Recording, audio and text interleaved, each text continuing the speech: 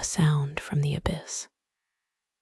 In 1997, underwater microphones detected a sound so powerful it traveled 3,000 miles through the ocean.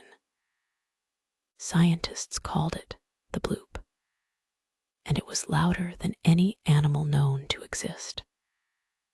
The sound emerged from the depths of the Pacific Ocean, captured by hydrophones deployed by the National Oceanic and Atmospheric Administration. These underwater listening posts, originally designed to detect Soviet submarines during the Cold War, now serve a different purpose, cataloging the symphony of sounds that echo through the world's oceans. But on that summer day in 1997, they recorded something unprecedented. The ultra-low frequency sound rose rapidly in pitch over just 60 seconds before falling silent. When researchers amplified and sped up the recording to make it audible to human ears, what they heard sent chills down their spines, a primordial bubbling, organic and alive, like some colossal creature calling out from the abyss. NOAA scientists were perplexed by both the pattern and the sheer volume of the sound. Its acoustic signature resembled something biological rather than geological, not the grinding of tectonic plates or submarine volcanic eruptions, but something living, something breathing. Yet the physics presented an impossible equation. For any living creature to generate a sound of such magnitude, it would need to dwarf even the blue whale, the largest animal ever known to exist. The blue whale's call can reach 188 decibels, loud enough to be heard hundreds of miles away. The bloop was several times louder. Scientists proposed various theories. Perhaps an undiscovered species of giant squid, though no known squid possesses vocal organs. Perhaps a new species of whale, though none approached the size necessary to create such a sound signature. Some speculated about prehistoric creatures surviving in isolated pockets of the deep ocean, like real-life versions of the megalodon or the mythical kraken. Years later, NOAA would officially attribute the sound to ice quakes, the cracking and fracturing of massive Antarctic ice shelves.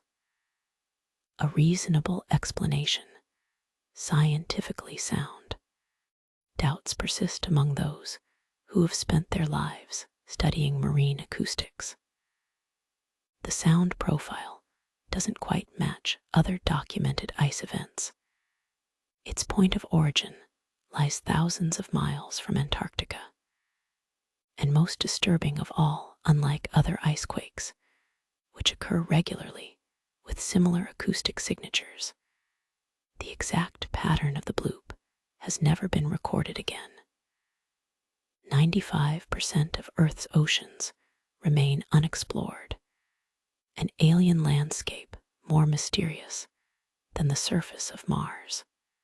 The crushing pressures and absolute darkness of the deep sea have birthed organisms with biochemistry and adaptive traits utterly foreign to our surface-dwelling understanding. Transparent bodies, bioluminescent lures, mouths larger than their bodies, chemical processes that don't require sunlight. These adaptations emerged over millions of years in what might as well be another world, one that covers most of our planet, yet remains largely invisible to us. The ocean's greatest paradox is that its darkest depths may harbor life beyond our understanding, entities that speak to us through sounds we can barely comprehend. And what's more terrifying is that whatever made the bloop stopped calling, was it silenced, or is it waiting? The Baltic Sea Anomaly. At the bottom of the Baltic Sea lies an object so perfect in its geometric structure that it challenges our understanding of what should exist in the natural world. On June 19, 2011, the Ocean X team, a group of Swedish treasure hunters, were scanning the Baltic seafloor for a sunken wreck when their sonar pinged back an image that stopped them cold. Peter Lindberg, the expedition's leader, initially thought they'd found a crashed UFO. The object appeared in the sonar as a perfect circle, approximately 200 feet in diameter, with sharp, straight edges rising nearly 30 feet from the ocean floor. Most disturbing were the right angles structures that rarely form in nature, but are the hallmark of intelligent design. When they returned with cameras in 2012, what they found only deepened the mystery. The formation resembled a massive mushroom-shaped stone with stairs, walls, and corridors. At its center loomed what appeared to be an entrance, a perfectly square opening leading into darkness.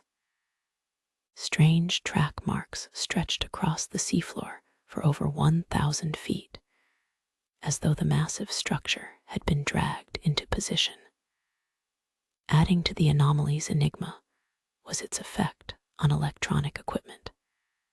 As the divers approached, their cameras malfunctioned. Satellite phones stopped working. Electrical devices experienced inexplicable failures until they moved away from the site. Professional geologist Frederick Klingberg examined footage and suggested the object might be a glacial deposit. Rock and sediment carried and shaped by ancient ice sheets. Yet glaciers rarely create perfect circles, sharp edges, or right angles. Others proposed it could be a World War II anti-submarine device, deliberately sunk to confuse Soviet sonar. The Nazi theory gained traction when divers discovered a second, smaller circular formation nearby, connected to the main structure by what appeared to be a 980-foot trail, like a crash site with debris scattered across the impact zone. The object rests at the bottom of a body of water that has remained a contested and strategically crucial naval territory for centuries. During both world wars, the Baltic seafloor became a graveyard for submarines, experimental weapons, and secret technologies. The location sits along known shipping routes dating back to the Viking era, yet predates the technology needed to place such a massive structure with such precision. What makes the anomaly particularly perplexing is the hostile environment in which it rests. The Baltic Sea's cold, oxygen-poor water limits biological growth that would otherwise cover and erode distinctive features over time. Yet the object shows signs of extreme age, with rounded edges and what appears to be sediment buildup, consistent with thousands, not hundreds, of years of submersion. Consider the physical forces at work in the deep sea, powerful currents that reshape the seafloor, constant erosion that softens all edges, biological processes that break down exposed surfaces. For any structure to maintain geometric precision under these conditions requires either continuous maintenance or materials far more durable than stone. The samples retrieved from the site have raised more questions. Analysis revealed unusual metal compositions, with limonite and goethite forming a coating over what might be sandstone. Scientists remain divided over whether these materials could form naturally in this configuration. The official scientific position remains cautious, an unusual but natural geological formation. Yet this explanation struggles to account for the structure's regularity, the electromagnetic anomalies, and the perfect circular shape. Perhaps the most unsettling possibility isn't that it's alien in origin, but that it's evidence of an advanced human civilization we've completely forgotten. One whose technology still interferes with our own from beneath the waves. The lost city of Atlantis. For thousands of years, humanity has been haunted by Plato's account of an advanced civilization that angered the gods and was swallowed by the sea in a single day and night. But what if it wasn't just a cautionary tale? The story first appears in two of Plato's dialogues, Timaeus and Critias, written around 360 BCE. With scientific precision, Plato describes Atlantis as a circular island larger than Libya and Asia combined, dominated by a central mountain surrounded by concentric rings of land and water. Its capital city boasted golden walls, silver-capped temples, and sophisticated canals and harbors that supported a maritime empire. Plato places Atlantis beyond the Pillars of Hercules, what we now call the Strait of Gibraltar, and dates its catastrophic sinking to 9,600 BCE, exactly 9,000 years before the time of Solon, the Athenian lawgiver who allegedly heard the story from Egyptian priests. For centuries, scholars dismissed Atlantis as pure allegory, a moral lesson about hubris and divine punishment, not a real place. But the specificity of Plato's account has fueled endless speculation. He names the kings of Atlantis, describes their economy and agricultural practices, their religious ceremonies and legal system. The level of detail seems excessive for mere metaphor. Modern archaeological discoveries have lent credibility to aspects of the Atlantis legend. Most compelling is the fate of Thera, modern-day Santorini, where around 1600 BCE, the catastrophic eruption of a volcano destroyed the heart of Minoan civilization.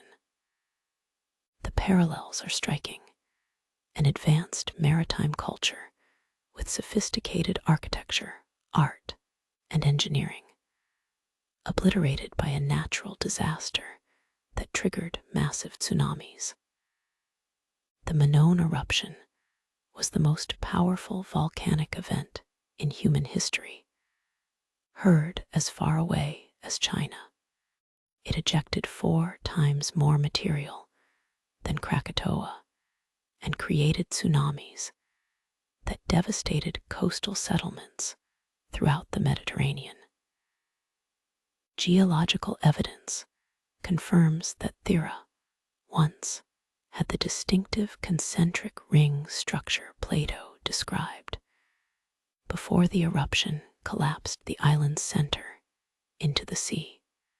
Other researchers point to Spain's Doñana National Park, where German physicist Rainer Kuhn identified satellite images showing rectangular structures buried in the marshlands near Cadiz, exactly where Plato placed Atlantis, beyond the Pillars of Hercules. Archaeological excavations in the region have uncovered evidence of a tsunami that struck around 9,000 years ago, precisely matching Plato's timeline. Cyprus offers another compelling candidate. In 2004, American explorer Robert Sarmast used side-scan sonar to identify what appears to be a rectangular walled city 1,500 feet beneath the Mediterranean, with dimensions matching Plato's description. The site includes what seem to be boulevards, canals, and massive temples, all buried under millennia of sediment. The eastern Mediterranean has experienced dramatic geological upheaval throughout human history. The Black Sea deluge theory, proposed by geologists William Ryan and Walter Pittman, suggests that, around 5600 BCE, rising Mediterranean waters breached the Bosporus, catastrophically flooding a freshwater lake to create the Black Sea and submerging over 100,000 square miles of land. The event would have displaced countless people and potentially inspired flood myths across multiple cultures. What makes the Atlantis legend particularly disturbing is the abruptness of its destruction. According to Plato, the entire civilization vanished in a single day and night of misfortune, suggesting a cataclysm of unimaginable speed and power. Modern science confirms such events are possible. Megatsunamis from underwater landslides, massive volcanic eruptions, or even asteroid impacts could indeed swallow coastal regions with little warning. In 2018, marine geologists discovered evidence of a massive asteroid impact crater beneath Greenland's Hiawatha Glacier, dating to approximately 12,000 years ago, suspiciously close to Plato's timeline for Atlantis's destruction. Such an impact could have triggered global flooding as ice sheets collapsed. Perhaps the most disturbing aspect of Atlantis isn't whether it existed, but what its fate tells us, that advanced civilizations can vanish so completely that they become myths, with only the sea floor keeping their secrets. And in our changing climate, what modern cities might follow the same path? What lurks in the darkest depths of the ocean, waiting to beckon unsuspecting sailors to their doom? In the vast expanse of the world's oceans, there is a legend that has stood the test of time, whispered among men who navigate the watery abyss, the tale of the Abyssal Siren. Sailors speak in hushed tones of her enchanting song, a melody that dances on the edges of sanity, calling forth their deepest desires while cloaked in a veil of peril. History tells of countless wrecks linked to her haunting harmonies, seducing the unwary to stray from their course, luring them toward unseen dangers beneath the waves. Aboard a weathered vessel, Captain Alaric and his crew set sail on a stormy night, the skies heavy with ominous clouds. Tales of the Abyssal Siren had already reached them, igniting a mix of excitement and trepidation. As the ship rocked on the tumultuous sea, an eerie stillness emerged, broken only by the occasional clap of thunder. It was then that a sound intertwined with the winds, a beautiful, haunting melody that cut through the chaos around them. It wrapped around the sailors like a tender embrace, stirring excitement in their hearts. As fear and curiosity danced in Alaric's mind, he felt the pull, the irresistible urge to venture deeper into the unknown. "Captain, it's a trick. The siren lures men to their doom." His first mate, Marcus, warned, eyes wide with terror.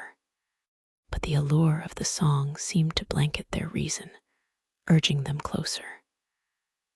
While the rest of the crew felt the pull of intrigue, Alaric, caught in a riptide of his ambition to explore, dismissed the warnings, a choice that would seal their fates. As they followed the serenade, the storm's winds began to howl, and the waves swelled violently. The once playful melody morphed into a cacophony, echoing the chaos around them. Alaric, entranced, directed the ship towards the mysterious sounds as panic overtook his men, dread creeping into their hearts like a creeping fog. The atmosphere on the boat turned thick, electricity crackling in the air, as if the sea itself held its breath. With each passing moment, the song grew louder, twisting into a melody that danced with despair, blending joy with terror. Alaric grappled with conflicting emotions, excitement mixed with an invasive thrum of dread, a flicker of instinct nagging at him to turn back. Yet, the siren's call rang sweeter than any instrument, and he pressed onward.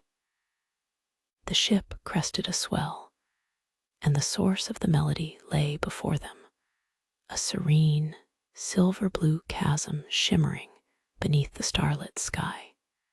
From the murky depths emerged the ghostly figure of the Abyssal Siren, long hair cascading like seaweed and eyes like deep caverns, inviting sailors with promises of treasures and dreams.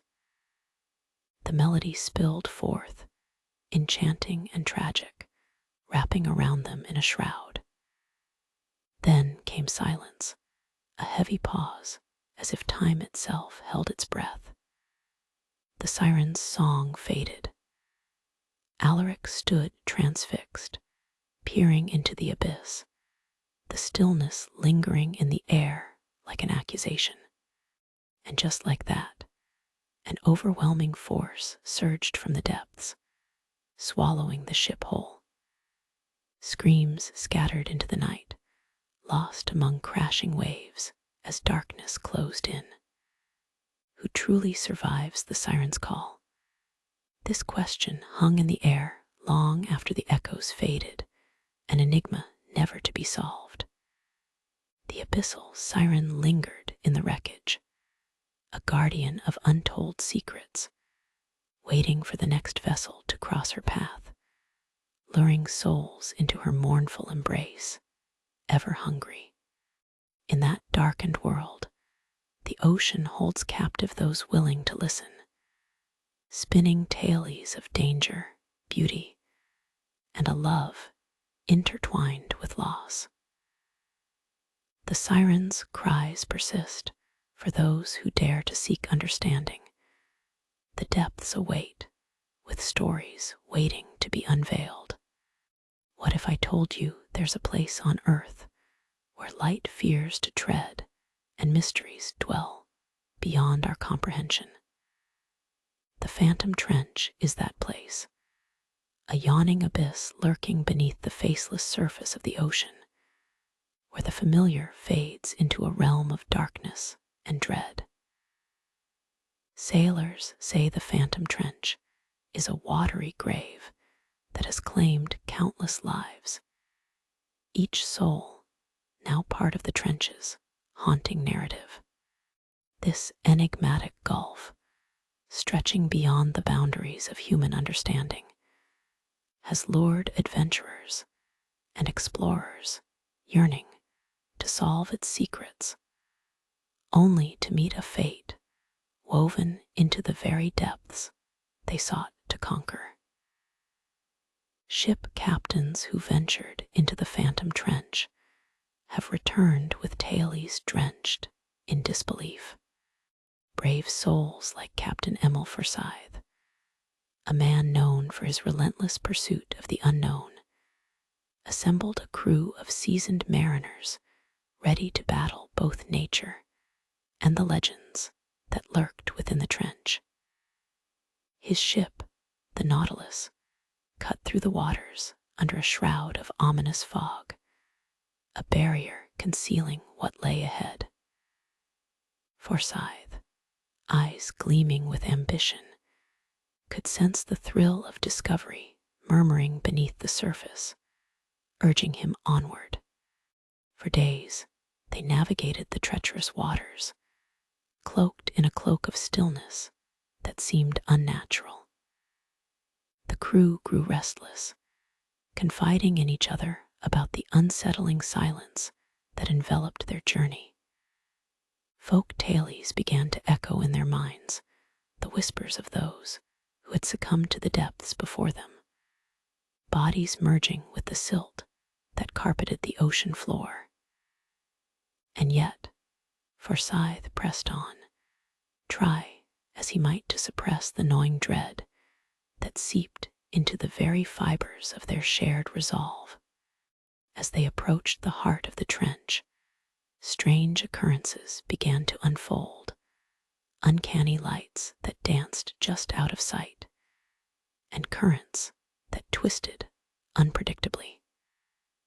Crew members reported odd vibrations resonating through the ship's hull, a reminder that they were not alone in this vast, watery void.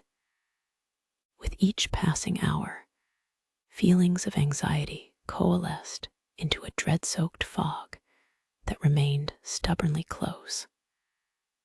The legend of the Phantom Voices and their beguiling melodies hung like a specter over the crew. Then came the fateful night. A violent storm surged from the depths, twisting the ocean into a maelstrom. Waves clawed at the hull, and the dark sky seemed to explode in flashes of lightning, revealing ominous shadows lurking beneath. In the chaos, the crew shouted warnings, shapes darting in the roiling water, figures gliding just below the surface, their forms inhabiting the spectre-laden tailies passed down through the ages. Forsyth felt it, too, that pull drawing them into the abyss, a call that surged temptingly alongside the shrieks of wind and rain.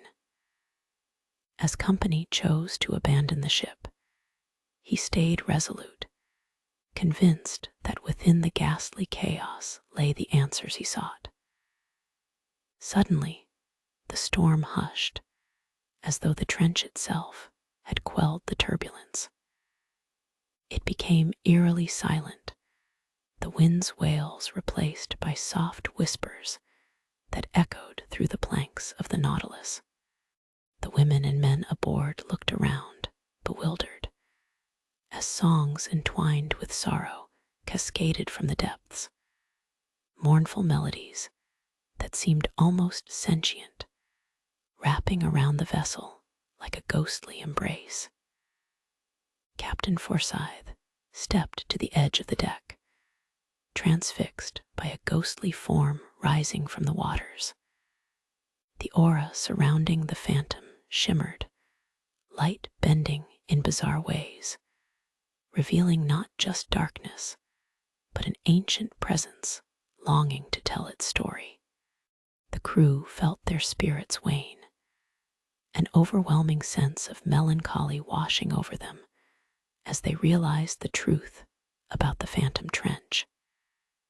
It was a graveyard of dreams, where the souls of those lost forever lingered, restless and unyielding. In their pursuit of truth and adventure, Forsyth and his crew became whispers themselves, entwined in the depths of the trench. Their ambitions faded into nothingness, just as those of countless sailors before them. The haunting question echoed among those who dared traverse the waters of the phantom trench. What price do we pay in our search for knowledge? Are we conquerors, or merely another thread in the fabric of a curse spun by the very abyss we seek to understand? What if beneath the gentle waves lies an ancient realm, where time has long since forgotten its inhabitants and their tragic tales? In the depths of the ocean rests a fabled place known only to a few, a realm whispered about by seafarers and fishermen. They speak of the forgotten depths, a mysterious zone where entire civilizations were lost to time, swallowed by the very waters that once nurtured their existence. The legends tell of a harmony between the sea and its people, until one fateful day, a cataclysmic event struck, pulling them under the waves and erasing their legacy from history. Many scoff at the tales, branding them mere fables spun in moments of boredom or fear. But those deeply rooted in the maritime communities know better. The tales are heavy with sorrow, echoing through the generations, a haunting reminder of lives that slipped away into the abyss. Fishermen who ply their trade near these haunted waters have long felt the weight of the forgotten souls residing below. It's said that the ocean bears not only beauty, but also darkness, an abyss where memories linger, tied to the watery grave of an entire people. It is on such shores that we meet Alexander Wilkes, a marine archaeologist driven by both curiosity and a profound quest for closure.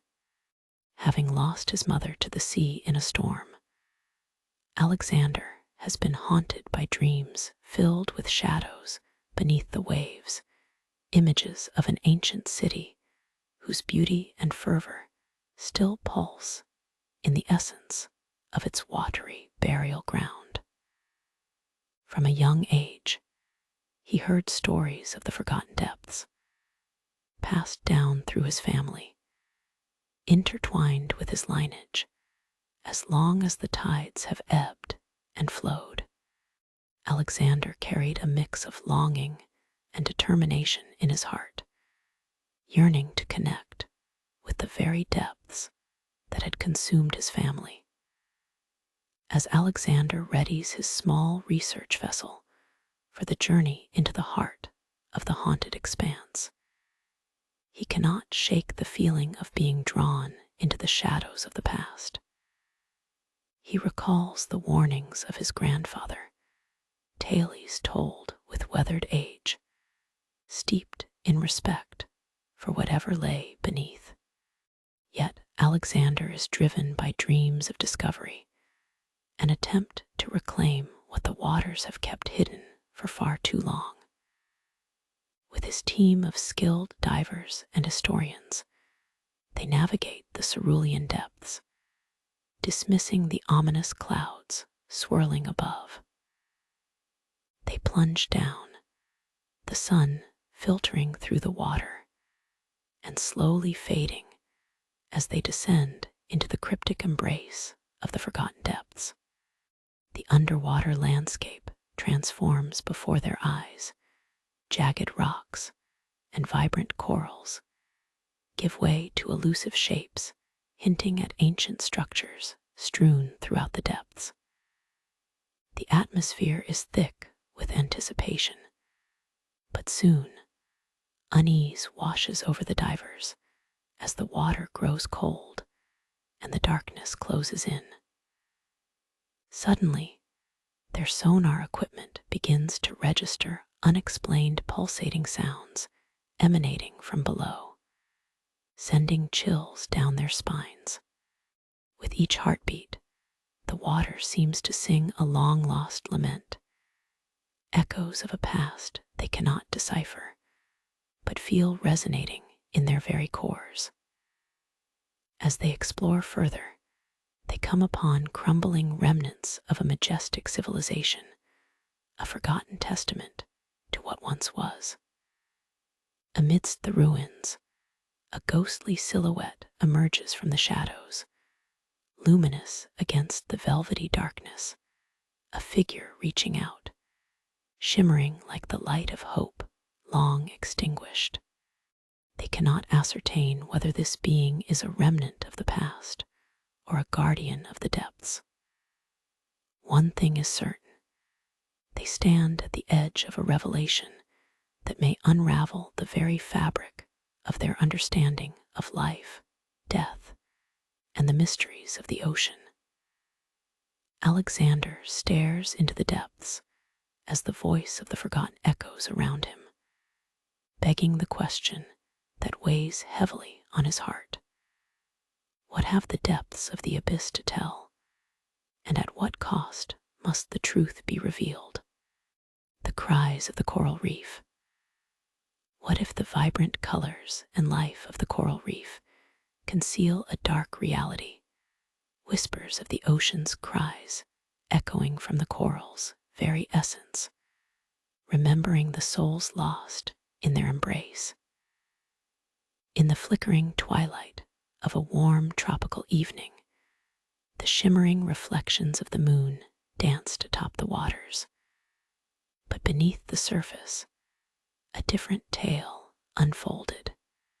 Coral reefs, vibrant in hue yet silent in their secrets, held not just the treasures of the ocean, but also the remnants of lives lost to the depths. These reefs, often celebrated for their beauty and biodiversity, gazed unflinchingly at the tragedies that occurred in their depths.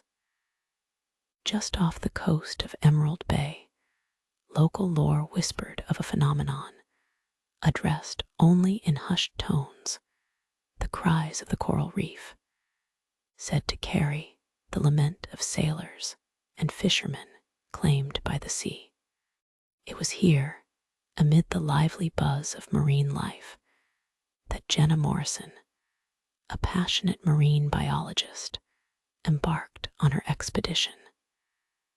For years, she devoted herself to the study of coral ecosystems, but it was more than the science that drove her deep into the embrace of the ocean.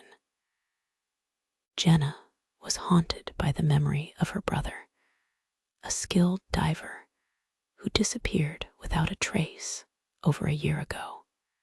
In the rounds of conservation meetings and the clamor of scientific inquiries, there resided a darker undercurrent, the deep sorrow of not knowing. The legends surrounding the reef told stories of spirits, each colorful shard of coral a token of those who had perished, their final cries melding with the rhythms of the tide. As Jenna's boat bobbed gently in the swells, she felt the weight of those unspoken stories pressing down upon her. If only I could understand, she thought, bracing herself to dive. Donned in her wetsuit, Jenna slipped into the crystalline waters, heart racing with both excitement and fear.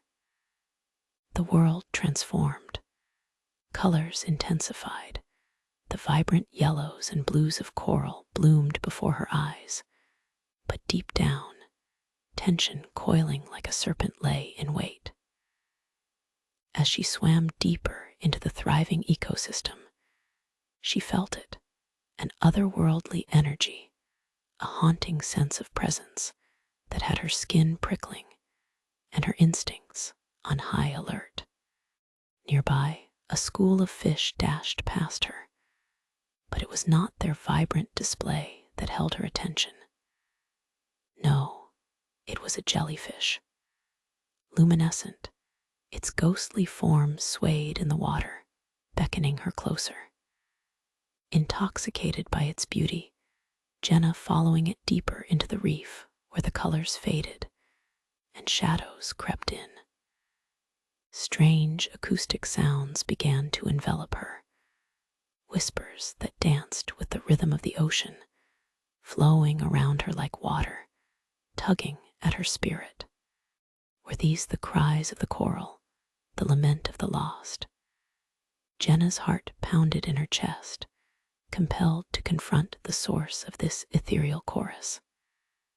As she rounded a massive coral formation, she recoiled, gasping. There were shards of coral, each piece resembling the shape of human hands reaching out. Her mind raced. Had this reef truly preserved the spirits of her brother and others? Suddenly, a jolt of despair struck her as she felt a deep sorrow wash through her, a wave that pulled her under. Desperate, she swam upward, overwhelming guilt crashing like a tidal wave upon her. Jenna realized the echoes were not merely of loss, but entangled with love, memories captured in bonds that death could not sever. Breaching the surface, Jenna gasped for air, staring at the marred horizon where the sunset bled into the sea. She understood now, as the last rays of light flickered against the waves. The reef's secrets were hers to carry. As she looked back at the fading underwater landscape, a final whisper caressed her ears, a serene farewell from the lost souls who had given her their story. And she knew that she would carry that song with her forever. In her journey for knowledge, had she found the voices of the coral? Or had she merely stumbled into a realm that both celebrated and mourned the depths of the ocean?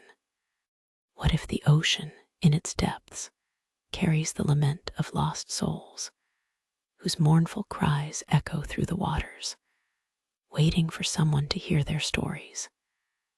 Beneath the serene surface of the ocean lies an abyss of sorrow, a realm where the echoes of lives once lived intertwined with the currents, their whispers barely perceptible, yet begging to be heard.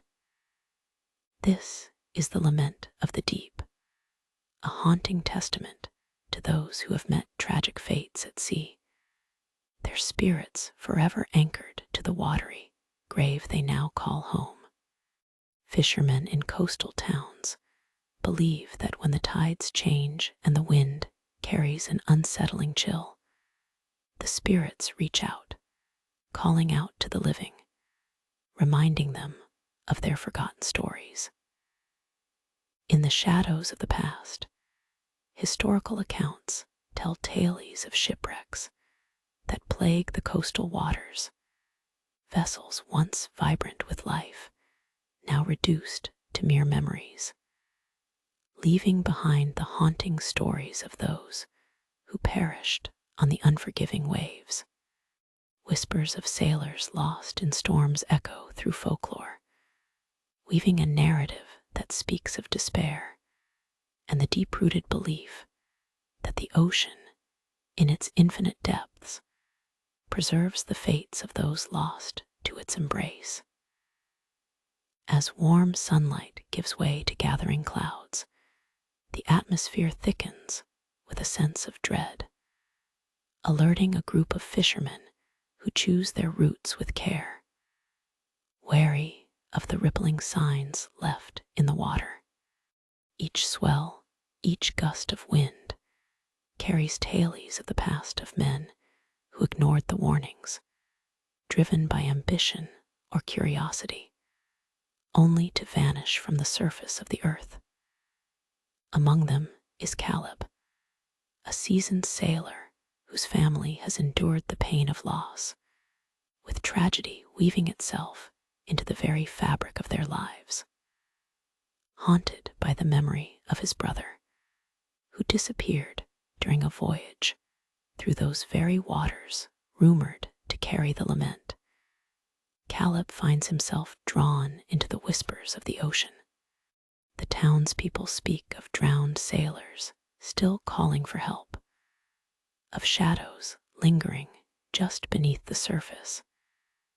But Caleb feels something uniquely personal, a connection to the depths that resonates within his soul. In a determined attempt to uncover the truth, Caleb vows to brave the waters that have brought him sorrow.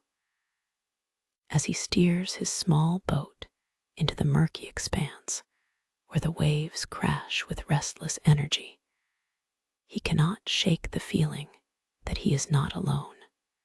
The air grows heavy as he nears the location where his brother's vessel was last sighted. Ocean foam rises, cresting and falling like the breaths of the abyss itself. With each passing moment, the melancholy melody of the lament grows louder, a sorrowful song that pulls at Caleb's heart, overwhelming his senses. He closes his eyes, listening intently, feeling the weight of the water surround him as spectral voices mimic the sounds of a stormy sea, warning him to turn back. But he presses on, hoping for a sign, a whisper of understanding that might bridge the gulf between both worlds. Suddenly, the tide shifts as darkness envelops him. An ethereal glow emerges from the depths, illuminating an area of the ocean that he cannot comprehend. For a fleeting moment, he feels his brother's presence, the whispers coalescing into one distinct voice that pierces the fog of grief. Caleb, it calls, weaving through the frigid depths, a final plea for recognition, connection, and release. In that moment, Caleb is faced with a haunting reality. In his quest to understand the lament of the deep, has he unearthed the spirits of the lost? As their collective grief echoes through the ocean, do the waters pulse with the weight of their stories? Or does he risk becoming part of the lament, a soul lost beneath the waves? As the ocean swallows the last remnants of light, the lines between life and death blur, leaving Caleb with a choice that will alter the course of his fate forever. What if a haunting melody, laced with a bittersweet sorrow, echoes across the waves, luring sailors to their doom with the promise of lost love? The legend of the Siren of Sorrow remains deeply etched in the hearts and minds of those who make their livelihoods by the sea. This siren, said to be a once beautiful maiden, transformed into a vengeful spirit, sings a mournful song that carries on the wind, captivating anyone brave or foolish enough to listen. The sailors who hear her voice describe it as both intoxicatingly beautiful and achingly sad, resonating with an otherworldly quality that leaves them feeling both drawn and terrified. Historical accounts float like spectral vessels on the tides, recounting how ancient mariners spoke of the siren's calls echoing through fog-laden nights before disaster struck. Their ships would veer off course, drawn to rocky shores by the shimmering specter of her voice, leading to shipwrecks and the loss of life. Moans of desperate sailors who could not escape the siren's grasp mingle with the crashing waves, creating an atmosphere thick with foreboding. Fishermen from coastal towns still tell tales of eerie experiences while sailing through waters known for their connection to the Siren of Sorrow.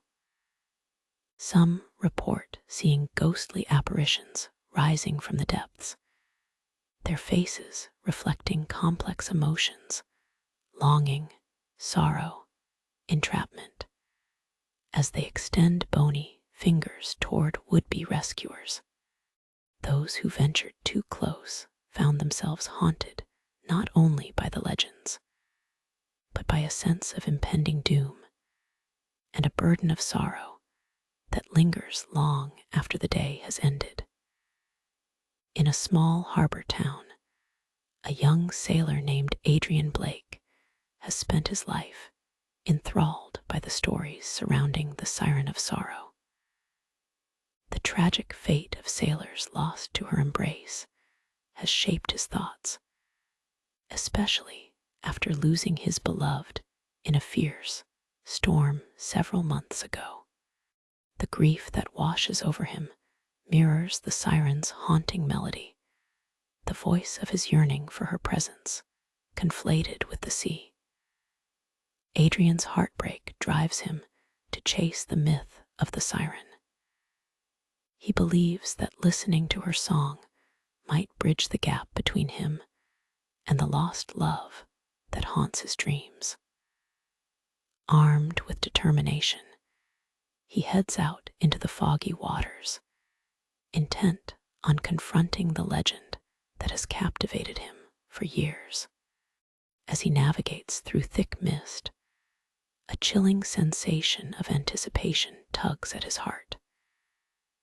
The ambient sounds of the sea blend into a single haunting note, a melody that unravels the very fabric of his memories.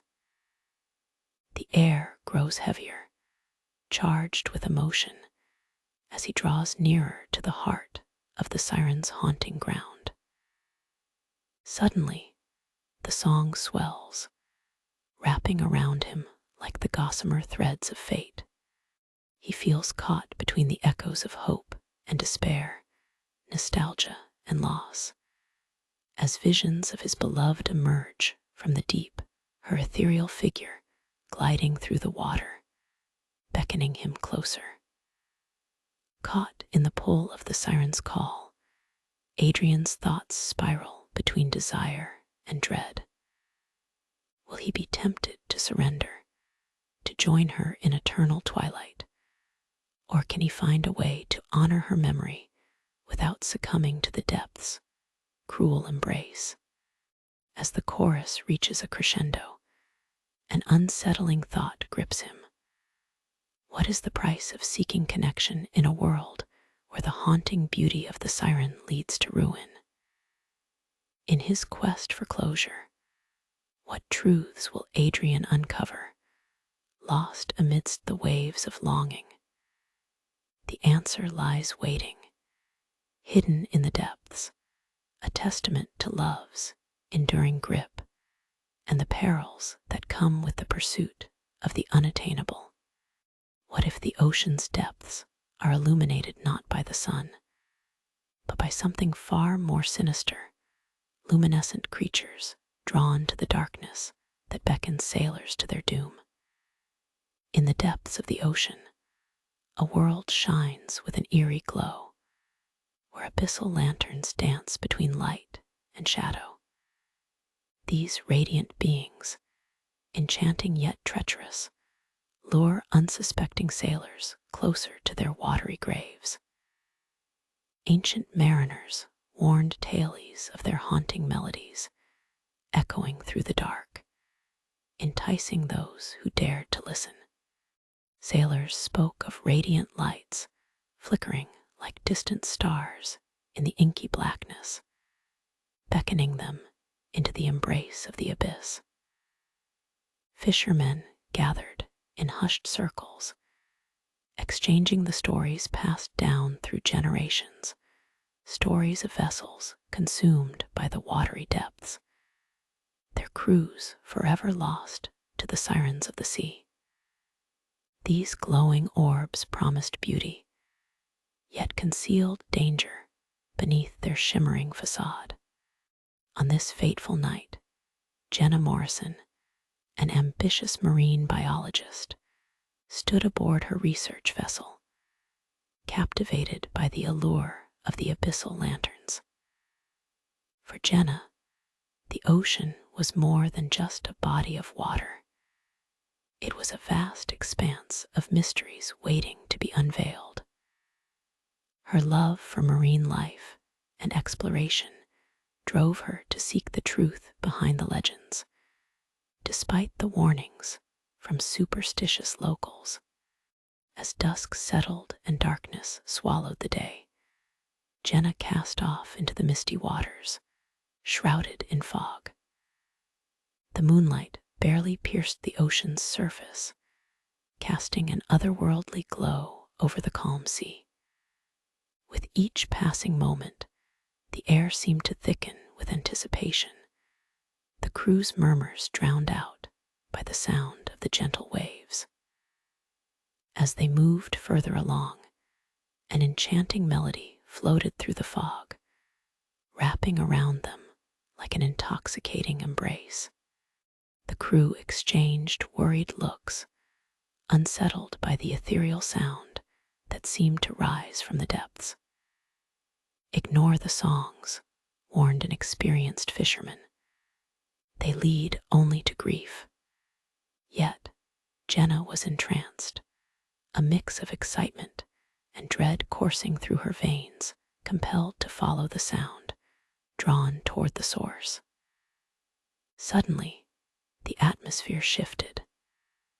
The calm waters turned turbulent as the abyssal lanterns began to materialize, glowing orbs illuminating the depths. With each flicker illuminating the darkness, the crew felt the pull of the enigmatic charms, but also a sense of foreboding.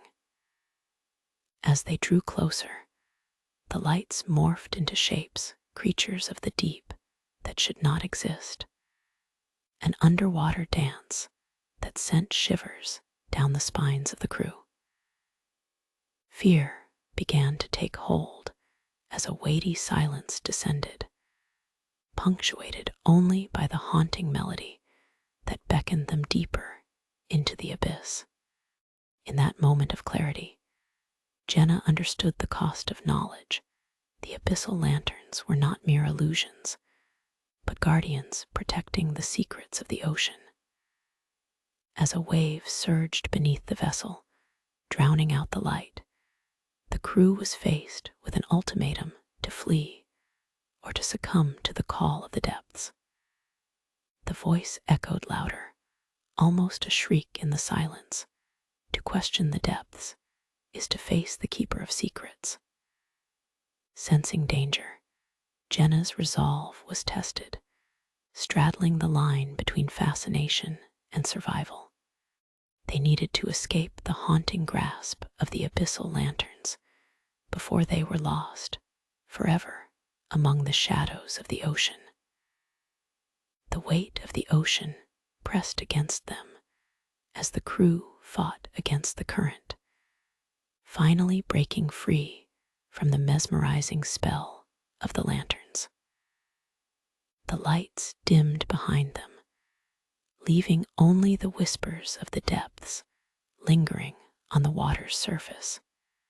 In the end, the abyssal lanterns remained hidden in the depths, promising knowledge and beauty for those brave enough to pay the price, leaving Jenna with a chilling truth.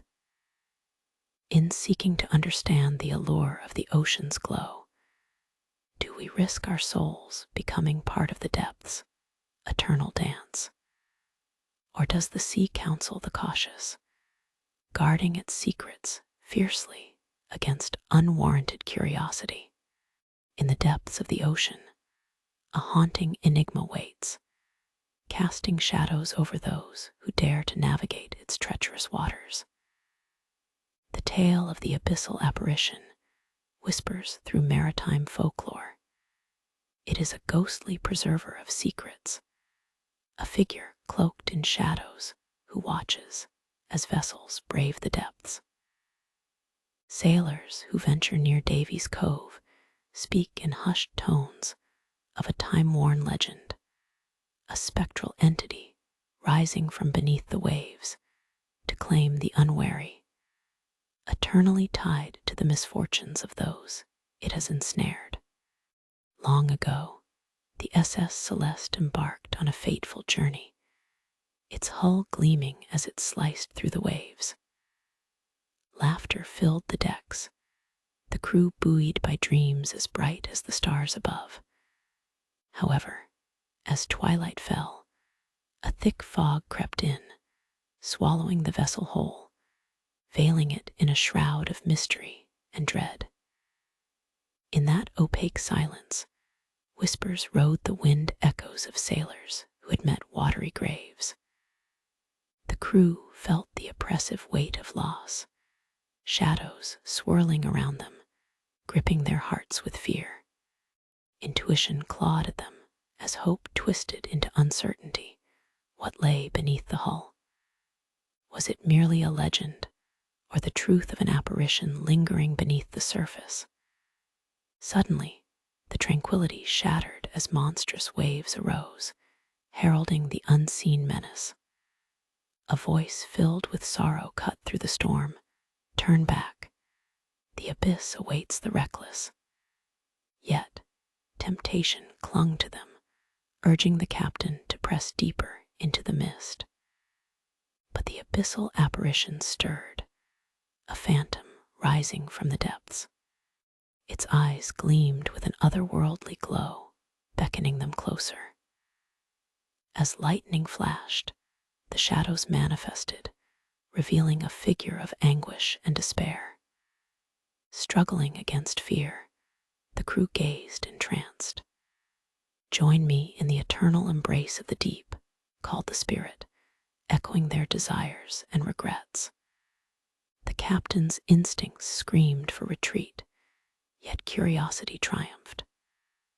One by one, the crew stepped closer, the seductive call drowning out reason as they neared the edges of their fate.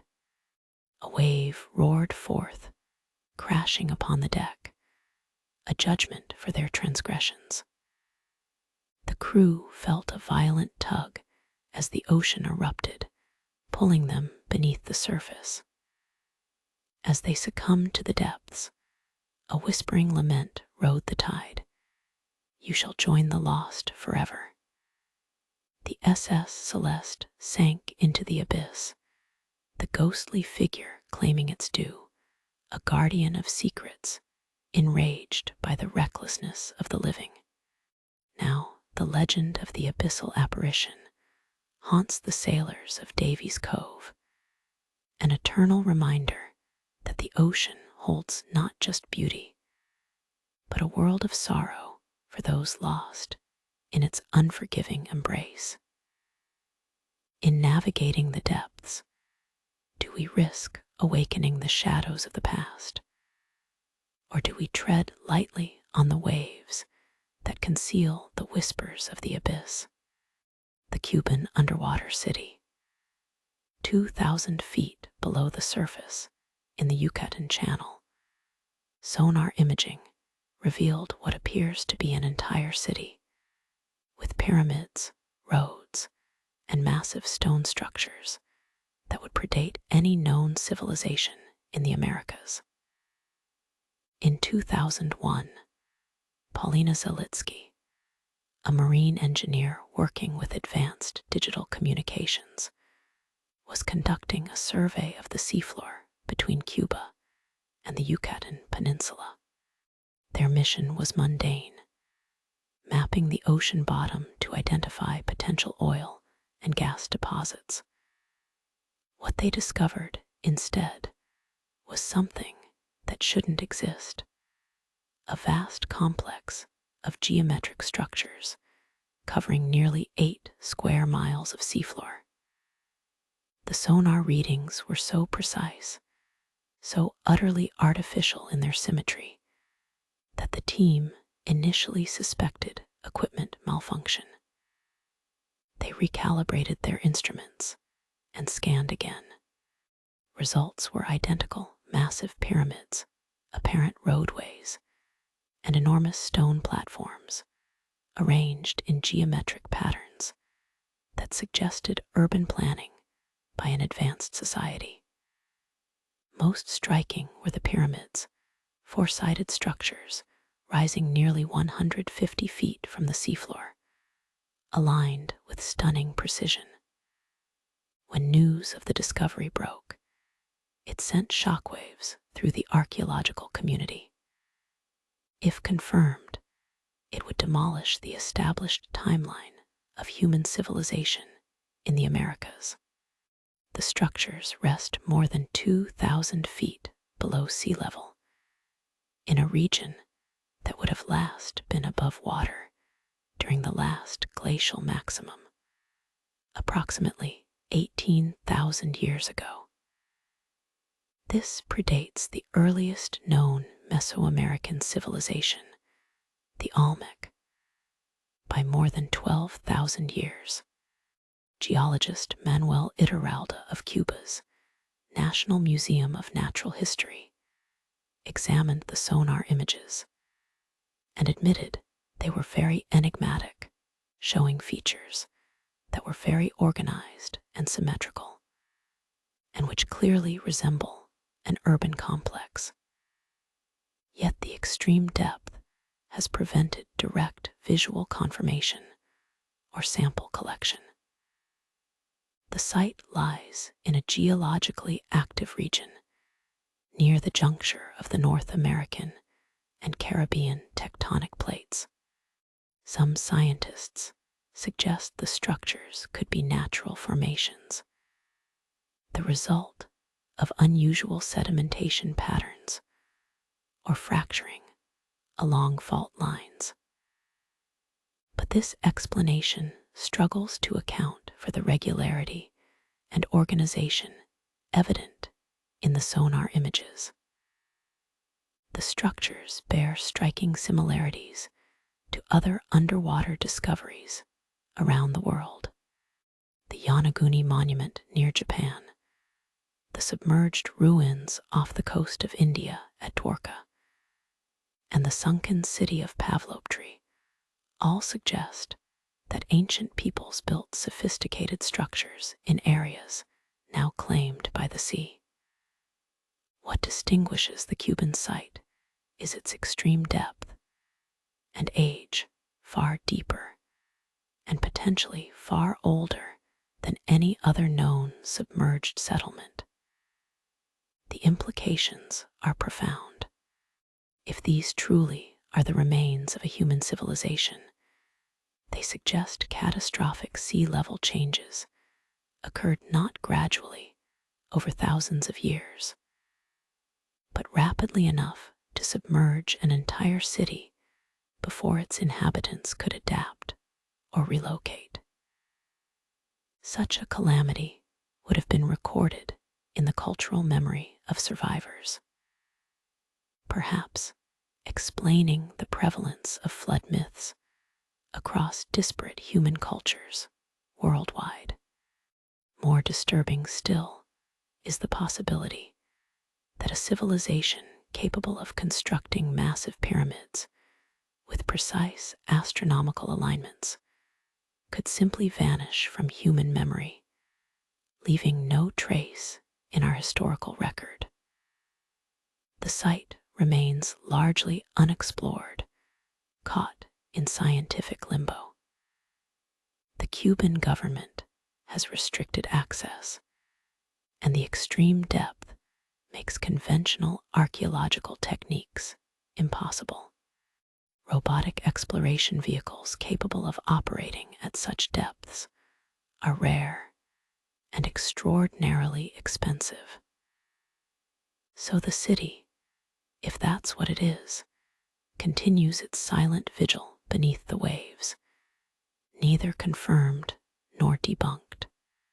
What keeps scientists awake at night isn't just the possibility that an unknown civilization once thrived where the ocean now rules, but the implication that catastrophic sea level changes might not be as gradual as we believe, that entire worlds can be swallowed by water, perhaps faster than their inhabitants could escape. What if, beneath the gentle waves and shifting tides, lies a realm of secrets, a world that shows neither mercy nor truth to those who dare to uncover its mysteries? The ocean's voice, The ocean has long been regarded as a keeper of mysteries, with ancient sailors often warning of strange occurrences in specific waters that seem to be haunted by the souls of the lost.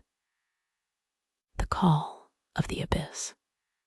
Many vessels have vanished without a trace in these depths, swallowed by the tides that support life, leading to numerous tales of woe and lamentation. The shadows beneath. Fishermen recount feelings of being watched while navigating certain waters, claiming the presence of shadowy figures beneath their boats, pulling them toward a fate away from the surface. Legends of the lost.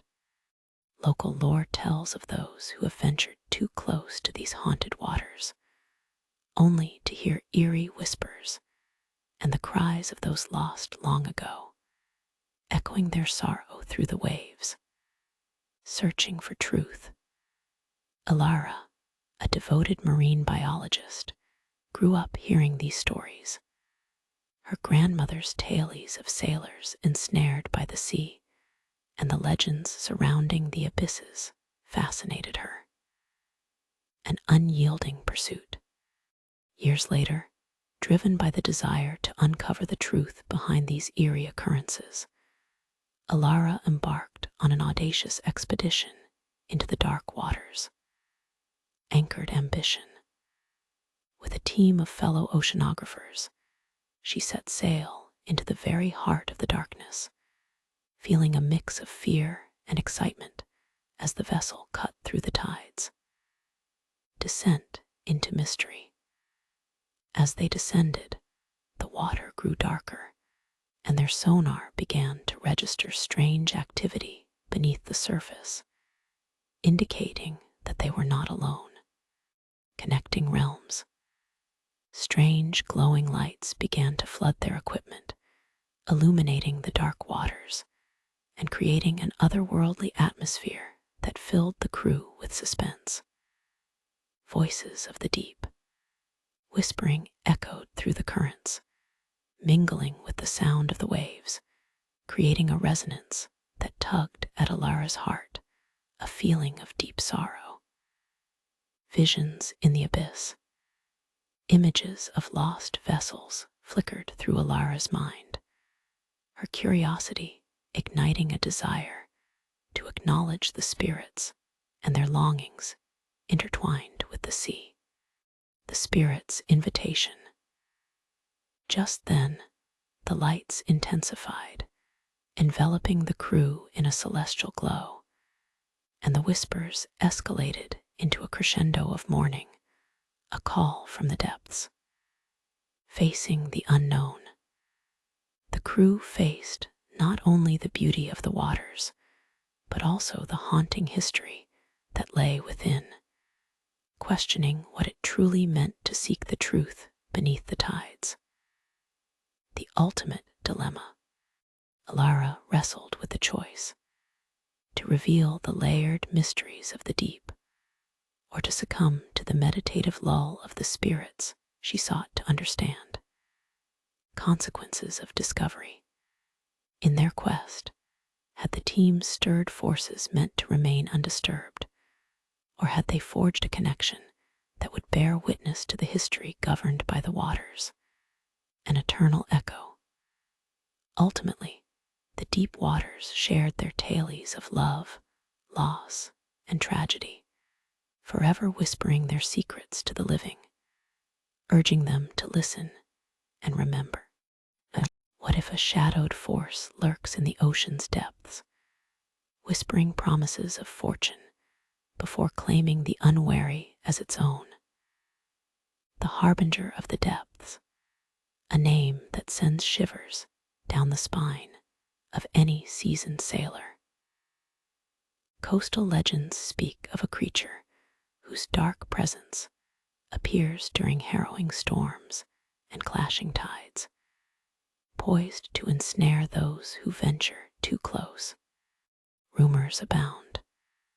Men driven mad by the calls of the unknown, ships that suffer mechanical failure mere miles from their destination, and mariners who, upon encountering the depths, feel an overwhelming weight of being watched by something ancient and powerful.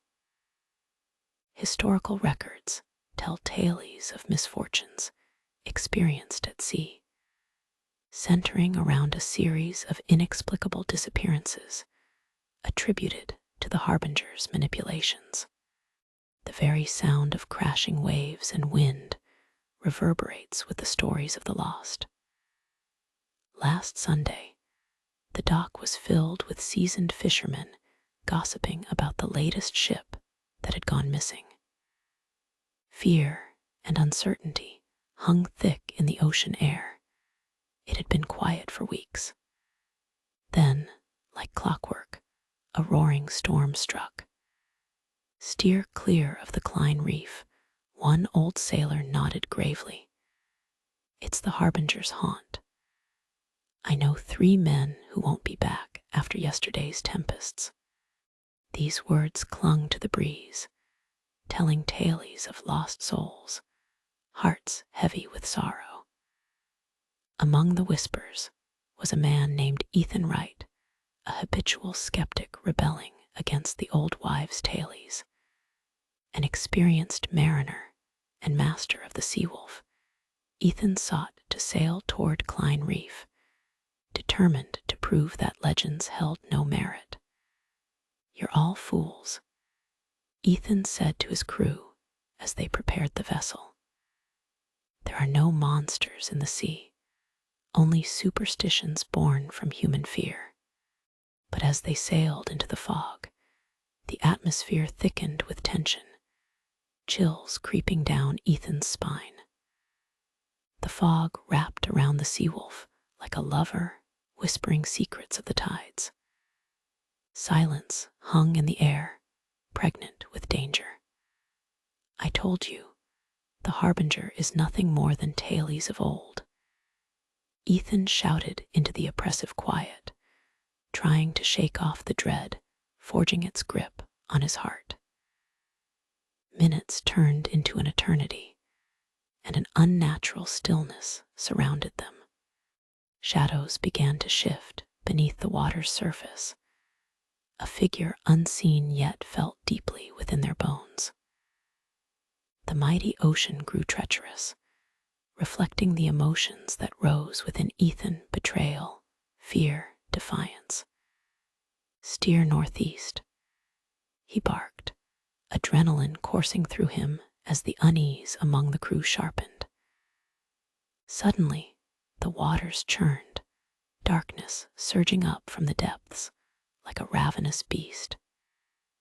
Ethan's heart pounded with primal terror. Then it struck, a monstrous wave crashing down upon them, capsizing the Seawolf with an intensely violent roar. As he plunged into the abyss, surreal silence engulfed him. Ethan found himself submerged in a realm of shadows, the fear that coursed through him intertwined with the disorienting sensation of drowning. Ghostly whispers surrounded him, distant echoes drawn from memories of mariners lost in these very depths, their final lamentations resounding in sorrow. Will he join them, lost eternally to the shadows of the ocean? In that harrowing moment, Ethan questioned all he once believed. With the weight of history pressing down, he saw visions flash before him, spectral figures calling for release, an invitation into their forgotten dreams. A choice loomed before him: to return to the world above or surrender to the sea's eternal embrace. As the whispers crescendoed, he grappled with the realization that perhaps the Harbinger was more than lore, more than mere myth. It was a force steeped in the fates of all who dared to navigate the ocean. The question remained haunting. In his pursuit of truth, would Ethan be claimed by the very myth he sought to undo? What if lurking beneath the waves, an apparition waits, casting a haunting shadow over those who dare to trespass in its watery domain? The ocean is a vast enigma, hiding numerous layers of secrets, but none are as chilling as the legend of the Abyssal Apparition. Under the veil of night, mysterious figures are said to emerge from the depths, weaving tales of tragedy and loss into the hearts of the unwary. Those who venture too close to the abyss might find themselves caught in the grip of an irresistible call, unable to resist the magical whispers carried by the currents, an enchantment that could lead to despair or madness. Local fishermen share stories of eerie sightings that have persisted through generations. The shadows beneath the surface are rumored to play tricks on the mind, leading sailors to madness as they hear the soft calls of the lost sailors beckoning them. Many of those who have navigated these treacherous waters report feeling as if they are being watched, with their very essence captured by an unseen presence lurking in the depths. Historically, ships have vanished near the Abyssal Apparition's domain. Tales of eerie occurrences suggest a powerful spirit is at play. These ships are caught by the current of the phantom, and their crews are drawn to the depths without a shred of hope for reprieve, consumed by the sea. Glimmers of light, ghostly sounds, and shadows lurking beneath the waves create an atmosphere of unease and despair that colors the local maritime lore. Among those influenced by these stories is Dr. Melody White, a marine biologist and passionate seeker of truth. Haunted by a sense of responsibility to uncover the truth, she has dedicated her life to peeling back the layers of the Abyssal Apparition legend. Years ago, her brother disappeared beneath these waves, lured by the call of the unknown. Dr. White is not merely a scholar, she is a woman on a mission, yearning to confront her past and discover what truly happened to him. As she prepares for her expedition, the weight of her family's loss hangs heavy. With a team of eager yet apprehensive scientists, Dr. White ventures into the mysterious waters that are home to the legends she wishes to investigate. They set sail on a sturdy vessel brimming with advanced technology, heading straight for the site of tragic shipwrecks drenched in myth and lore. As they descend into the dark depths, the sea envelops them in a shroud of silence, broken only by the rhythmic sound of their submersible. Strange readings flicker on their instruments, and the atmosphere grows heavier with each passing moment. Suddenly, phantasmal shapes glide through the darkness, almost as if aware of their presence. These ethereal figures echo the tales told by sailors, their whispers reminiscent of bygone tragedies left to linger in the waters. What is that? One of the divers gasps, pointing toward a shimmering figure rising before them, a soft glow emanating from the depths. Dr. White's heart races, caught between fear and a desperate longing to connect with her brother's spirit. As the echoes grow louder, entwined with emotional memories of loss, Dr. White realizes that venturing into the depths risks awakening the enigma of the Abyssal Apparition. The quest for truth is fraught with danger, demanding respect for the souls that dwell beneath, a reminder that the ocean holds treasures far beyond mere artifacts, entwined in the lives lost in its embrace. In uncovering these memories, have they dared to disturb the very spirits of those waiting to be remembered? Or have they become part of an ancient tale, eternally bound to the waves? Sure, here's the revised part following the correct format and ensuring it meets all specified requirements. The Forgotten Depths. What if the forgotten depths of the ocean conceal a realm where time stands still, harboring forgotten civilizations and their unspeakable secrets? Deep within the ocean's embrace, where even light falters, lies a legend that has haunted sailors and scientists alike. The Forgotten Depths, as they are called, are rumored to host an ancient city swallowed whole by the waves, a place where the very fabric of existence intertwines with enigmatic presences lurking just beyond the reach of perception. For centuries, narratives have intertwined with the fears and dreams of mariners, weaving cautionary tales passed down from one generation to the next. They recount stories of rusted ships that encountered sudden storms, their crew claiming to have glimpsed glimmers of something vast and otherworldly beneath the surface, the ghostly outlines of monumental structures rising from the abyss, concealed in darkness.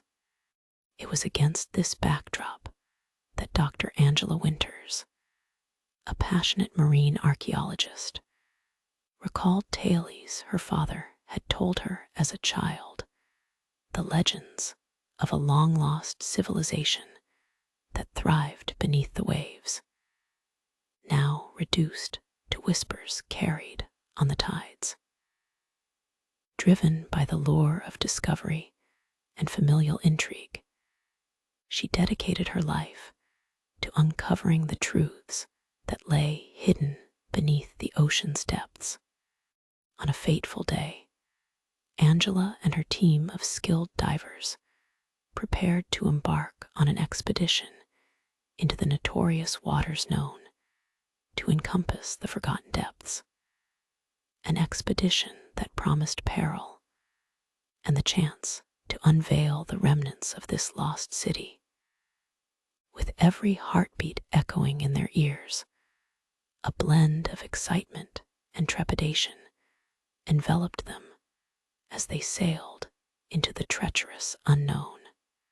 As they descended into the inky blackness of the abyss, a creeping silence took hold, punctuated only by the soft hum of their equipment. The ocean around them felt weighty, as though holding its breath in anticipation. The pressurized water enveloped them, squeezing tightly, the only motion the flickering of their lights against the oppressive darkness. Then they saw it. Their equipment detected something massive just beyond their reach, a structure emerging from the silt-covered floor. It bore an unnatural symmetry, the silhouette hinting at architectural forms that twisted and coiled inward as if guarding secrets long forgotten. Hope surged within Angela's heart as she glanced at her team, but a heavy anxiety weighed on her soul. Suddenly, the ambient sounds shifted, replaced by a faint thrumming that resonated deep within the water. Inexplicable currents swirled around them, pulling at their legs, as if the ocean itself yearned to reclaim what had once been lost. Fragments of the structure flickered in the pallid light of their lamps, revealing inscriptions on the stone, tantalizing in their mystery. Through the haze settled in the water, Angela felt an otherworldly presence. Shadows darted, suggesting movement just out of sight. It was as if the very spirits of the civilization were watching, intrigued, protective, or perhaps warning them to leave. In that moment, she understood the lore was true. She had trespassed into a realm meant to be left undisturbed. The atmosphere thickened, a magnetic pull drawing them deeper into the maw of the ancient ruins. Crippling fear surged within her, urging her to escape.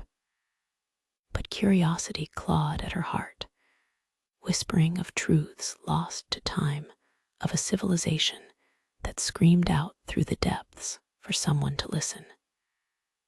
As the weight of history pressed down, Angela faced an eternity of choice between peril and revelation. What lies at the heart of the forgotten depths? She mused. And in the quest for secrets, what price must we pay for knowledge? The abyss awaited, deep and unforgiving, its phantoms stirring in the shadows, tantalizingly just beyond her grasp. What if there exists a mystical lodge hidden among the fogs of the coast, where the wailing of tormented souls echoes through the halls, waiting for the living to listen? The Wailing Lodge stood as a solitary guardian against the relentless waves, a weathered structure perched on the rugged cliffs. Its towering silhouette loomed over the churning sea, shrouded in an ethereal mist that curled like ghostly fingers around its stone walls. As the sun set behind the roiling clouds, the eerie glow of the fading light painted the lodge in haunting hues, beckoning seekers of truth and those drawn by tragedy. Local lore whispered of the lodge's tragic past, a refuge for shipwreck survivors that had since become a tomb for lost souls. Many believed that the cries of those who perished in the unforgiving waters lingered within its walls, echoing the lament of lives cut short. Shore fishermen spoke of ghostly figures seen in the twilight, wandering the shores, their ethereal forms dissolving into the mist like forgotten memories. Historical records spoke of a violent storm that had swept through the coastline many years ago, tearing apart vessels and claiming the lives of brave mariners. The lodge, once a beacon of hope, became tainted with sorrow, steeping its foundations with the weight of lost dreams and broken promises.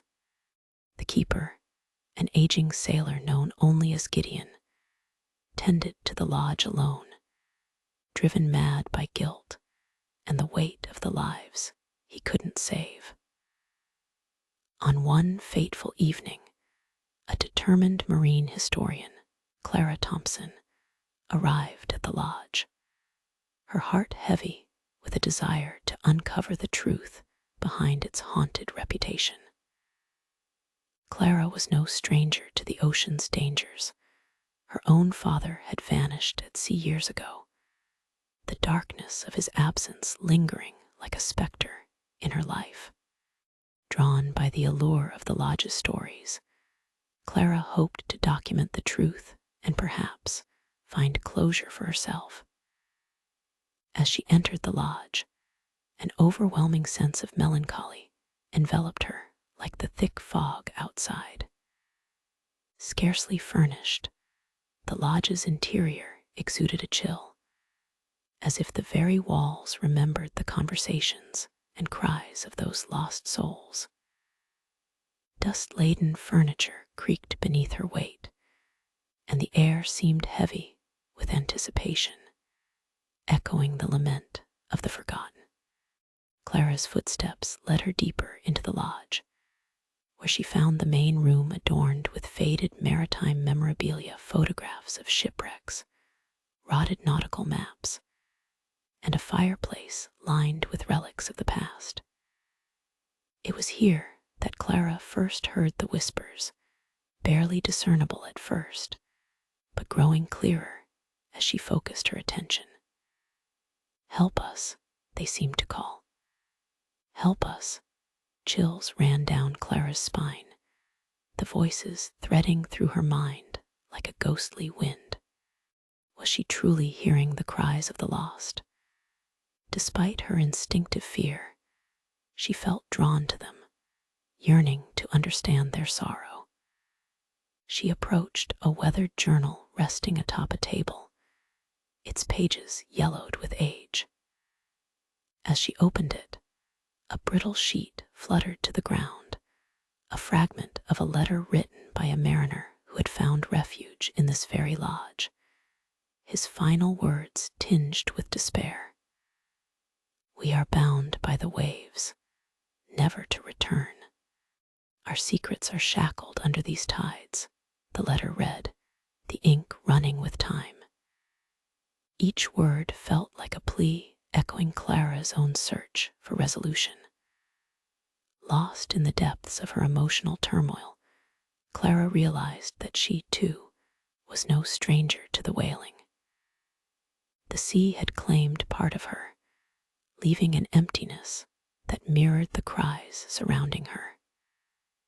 Suddenly, the temperature dropped, and she felt an overwhelming presence. The air thickened around her. Faint shadows flickered at the edges of her vision, and the whispers grew louder, echoing through the hallways. "Stay with us, stay," they chanted, filling Clara's heart with a chilling mix of desire and dread. As she turned to flee, the weight of the voices pressed against her mind, a visceral reminder of what she had lost. With one final look back, Clara felt a haunting pull toward the lodge, as if the Wailing Lodge itself was now a part of her story, a lament interwoven with her past, and those forever lost to the tides. What if humanity's quest for resources from the deep sea has stirred something ancient, awakening predatory forces lurking in the abyss? In the dim light of the research vessel, the hum of machinery provided a comforting backdrop as Dr. Ava Carter prepared for her deep-sea expedition. Yet, beneath that surface, hum lay an unsettling undercurrent, a thrilling yet unnerving anticipation brewed in her chest. Ava and her team were embarking on a mission to extract valuable minerals from the ocean floor, a venture many considered the future of marine resource harvesting. As the sun dipped below the horizon, casting a blood-orange hue over the rolling waves, the atmosphere thickened with ambition. Large screens aboard the vessel displayed sonar readings indicating the presence of unexplored mineral deposits, promising wealth untold. However, whispers of caution echoed through the crew, told in cautionary tales of the ocean's unknown depths. Local fishermen warned that certain areas were best left untouched, vigilantly guarding ancient secrets buried in the depths, while environmentalists spoke sternly about the ecological impacts of deep-sea mining. "Just think of what we could discover down there," Ava declared, her voice a blend of excitement and determination, rallying her team of researchers. They were all driven by the allure of knowledge and the potential for groundbreaking discoveries. However, as thoughts of treasure filled the air An unsettling feeling gnawed at the edges of Ava's mind. She'd read about accidents near deep-sea mining sites, strange happenings involving inexplicable equipment failures, and crew members disappearing without a trace. The ocean wasn't simply a source of resources. It was alive, reacting to human intrusions. The vessel's engines roared to life as they navigated toward the designated mining zone, encroaching upon an area notorious for its imprint on both the marine ecosystem and the human psyche. As the team prepared to submerge, Ava felt an eerie charge in the atmosphere, an energy that spoke through the silence, warning them of what might come. The descent into the abyss was both exhilarating and terrifying. Silvery beams from the submersible's lights cut through the blackness, revealing a breathtaking yet haunting landscape. A dark ocean floor encrusted with strange formations that seemed to pulse with an energy of their own. Enigmatic shadows danced just beyond the reach of their light, suggesting a world teeming with life and mysteries that were better left buried. Suddenly, the lights flickered and the depths shifted. The crew exchanged alarmed glances as the submersible jolted violently, the readouts spiking erratically. Ava's intense gaze scanned the darkness, and the familiar suggestion of dread fluttered in her stomach. What unseen gaze was watching them from the abyss? "Check the systems," she commanded, steadying her voice despite the rising tension. But as her crew scrambled to regain control, the entire vessel quaked, and strange sounds began echoing, an intoxicating melody that felt disarmingly familiar. It filled the cabin with an electric feeling as they instinctively leaned closer to the source of the enchanting song. "Is that music?" one of the team members whispered, eyes wide with disbelief. As the haunting melody surged within their souls, the crew felt the call of the ocean, a blend of hope and despair, drawing them into a trance. It spoke of lost sailors and whispered secrets that had awaited acknowledgement for centuries. Then, moments before they could react, the surroundings erupted in chaos as their equipment began to fail. The songs crescendoed, intensifying as a massive shadow shifted just below them. The translucent shape surged closer, revealing features that seemed otherworldly, a manifestation of the very legends they sought to explore. "Abort the mission," Ava shouted, panic evident in her voice. But her command seemed to vanish, swallowed by the siren's call lingering in the water. Chaos ensued as shadows began to swirl around them, the melody enveloping the small vessel, blurring the lines of reality and myth. Was the abyss protecting its treasures? Or were they inviting a fate entwined with the very souls they sought to exploit? In the heart of the darkness, they faced the chilling realization that the ocean's depths possessed a depth of secrets too profound to confront. Grappling with the imminent danger of awakening forces they may not survive. What if the ocean's waves carry both beauty and anguish, harboring the mournful song of a long-lost soul who lured sailors to their doom? The legend of the Siren of Sorrow has floated over the waves like mist on a quiet morning, whispered between fishermen as they cast their nets into the depths. A haunting tale, born of both dread and allure.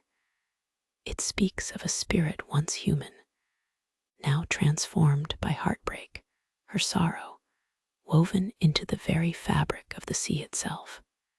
According to the stories, she sings a lament so melancholic, it has drawn many a wayward sailor into her watery embrace, without them ever seeing it coming. Some say that the siren was once a beloved among a coastal village, known for her enchanting voice that could soothe the storms and calm the restless ocean. It was on the eve of a particularly treacherous storm that she poured her heart into that voice, singing to the waves and calling back fishermen returning from days at sea, ensuring every vessel found its way home. Or the legends claim she tried to call back the love of her life, a sailor lost forever to the white-capped waves of the sea.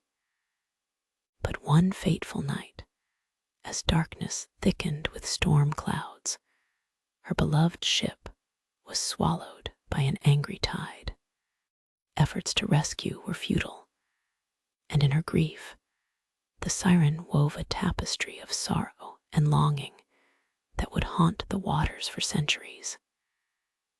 It is said that as soon as the realization struck, her lament became a song of both search and despair, a melody that spiraled through the currents, still echoing as a warning.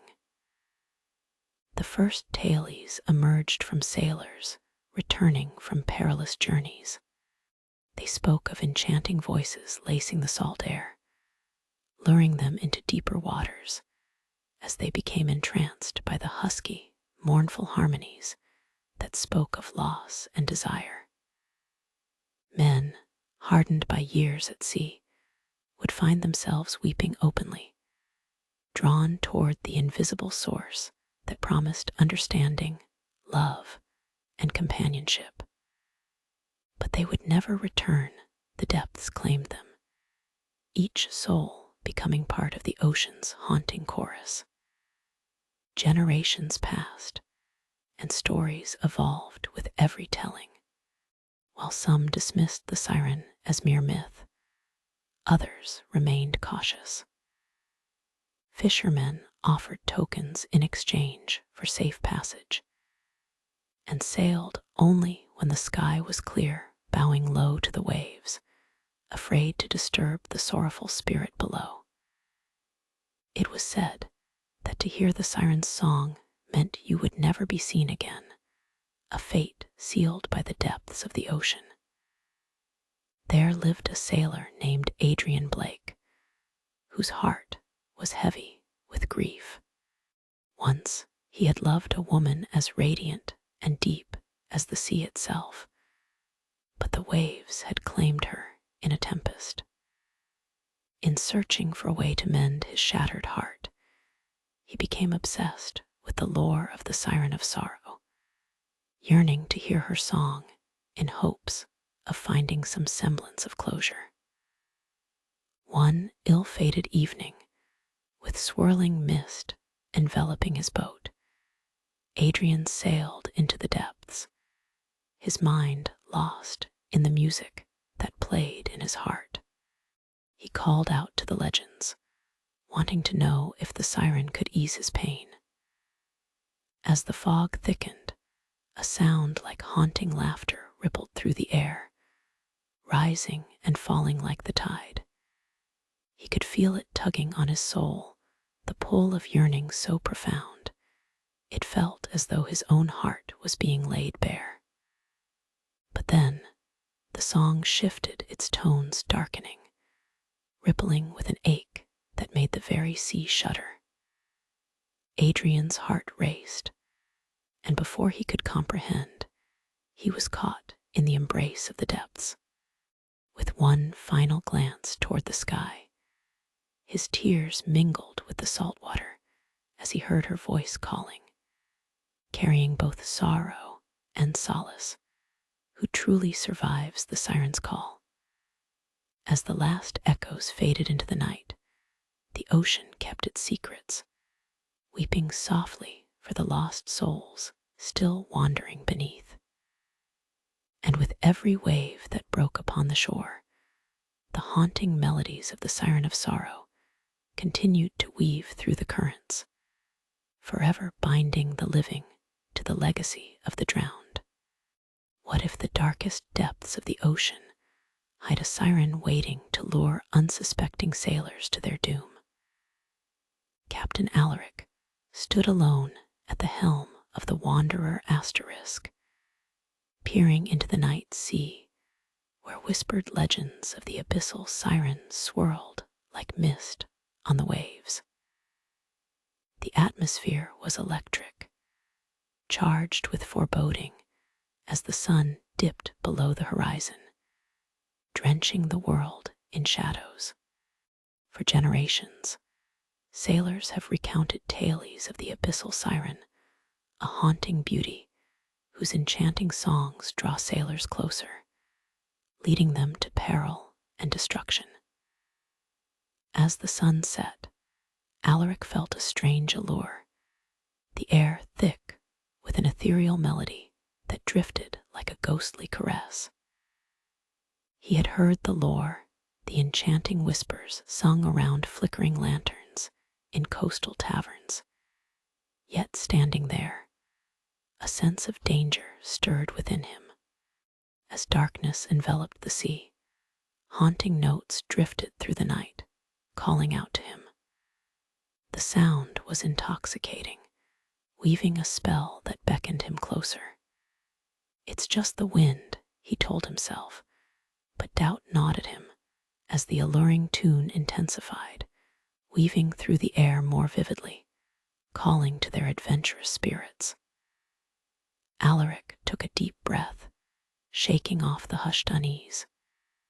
He instructed his crew to prepare to set sail toward the echoes of the song, intoxicated by the beauty hidden within the darkness.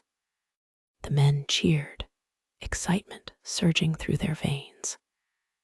Each voice harmonized with the melody, forgetting the cautionary tales of the past. Yet, as the vessel cut through the waves, the melody shifted to an imperceptible crescendo that roiled in the pit of his stomach.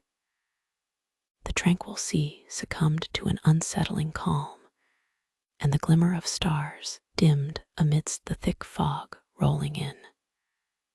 "Steady course," he commanded, but the siren's lure seemed to dissolve reason, gripping the minds of his crew. Strange whispers thrummed in the silence, echoes of joy intertwined with something darker, mingling with the sharp scent of salt water in the air. Alaric's heart raced, pulse quickening, as he felt an overwhelming urge to abandon the ship, to dive into the depths where the melody thrived. Suddenly, from the waves emerged a vision so captivating, it stole his breath.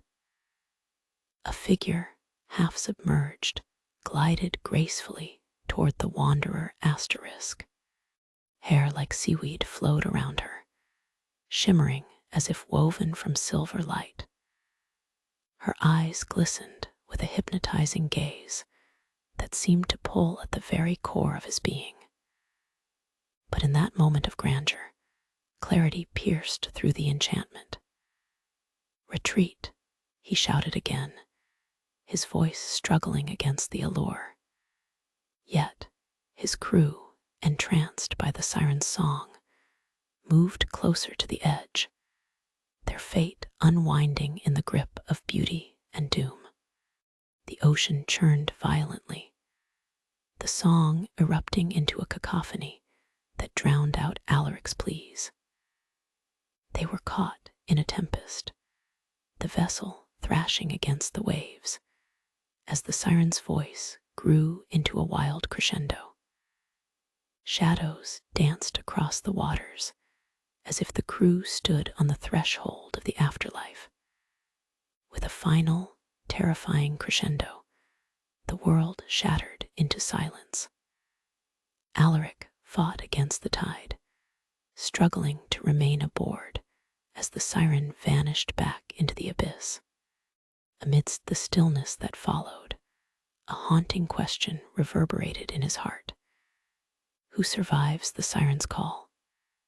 In that moment, the realization struck him. The Abyssal Siren was not simply a creature of legend, but a guardian of secrets, forever silenced by those who attempted to resist her enchanting song. As the moonlight bathed the waters, Captain Alaric was left to ponder the true cost of unraveling the mysteries of the deep, trapped forever within the siren's embrace. What echoes through the quiet waves of the ocean, carrying the mournful cries of lost souls who met their fates beneath the depths? The ocean is not merely water. It is a vast repository of untold stories, a realm where the lives lost to its depths linger like shadows, their tales begging to be remembered. Among the whispers of the sea lies the legend of the Lament of the deep. It is said that the ghosts of sailors who perished in storms or shipwrecks can be heard echoing through the water, calling out to the living to listen to their stories. Local fishermen describe eerie nights when the ocean seems to sing, blending the sound of rolling waves with soft, mournful songs that resonate like haunting memories. As the fog rolls in over the water, the air thickens with emotion, as if the ocean itself wears the sorrow of its lost inhabitants, a reminder of how swiftly life can vanish beneath the surface.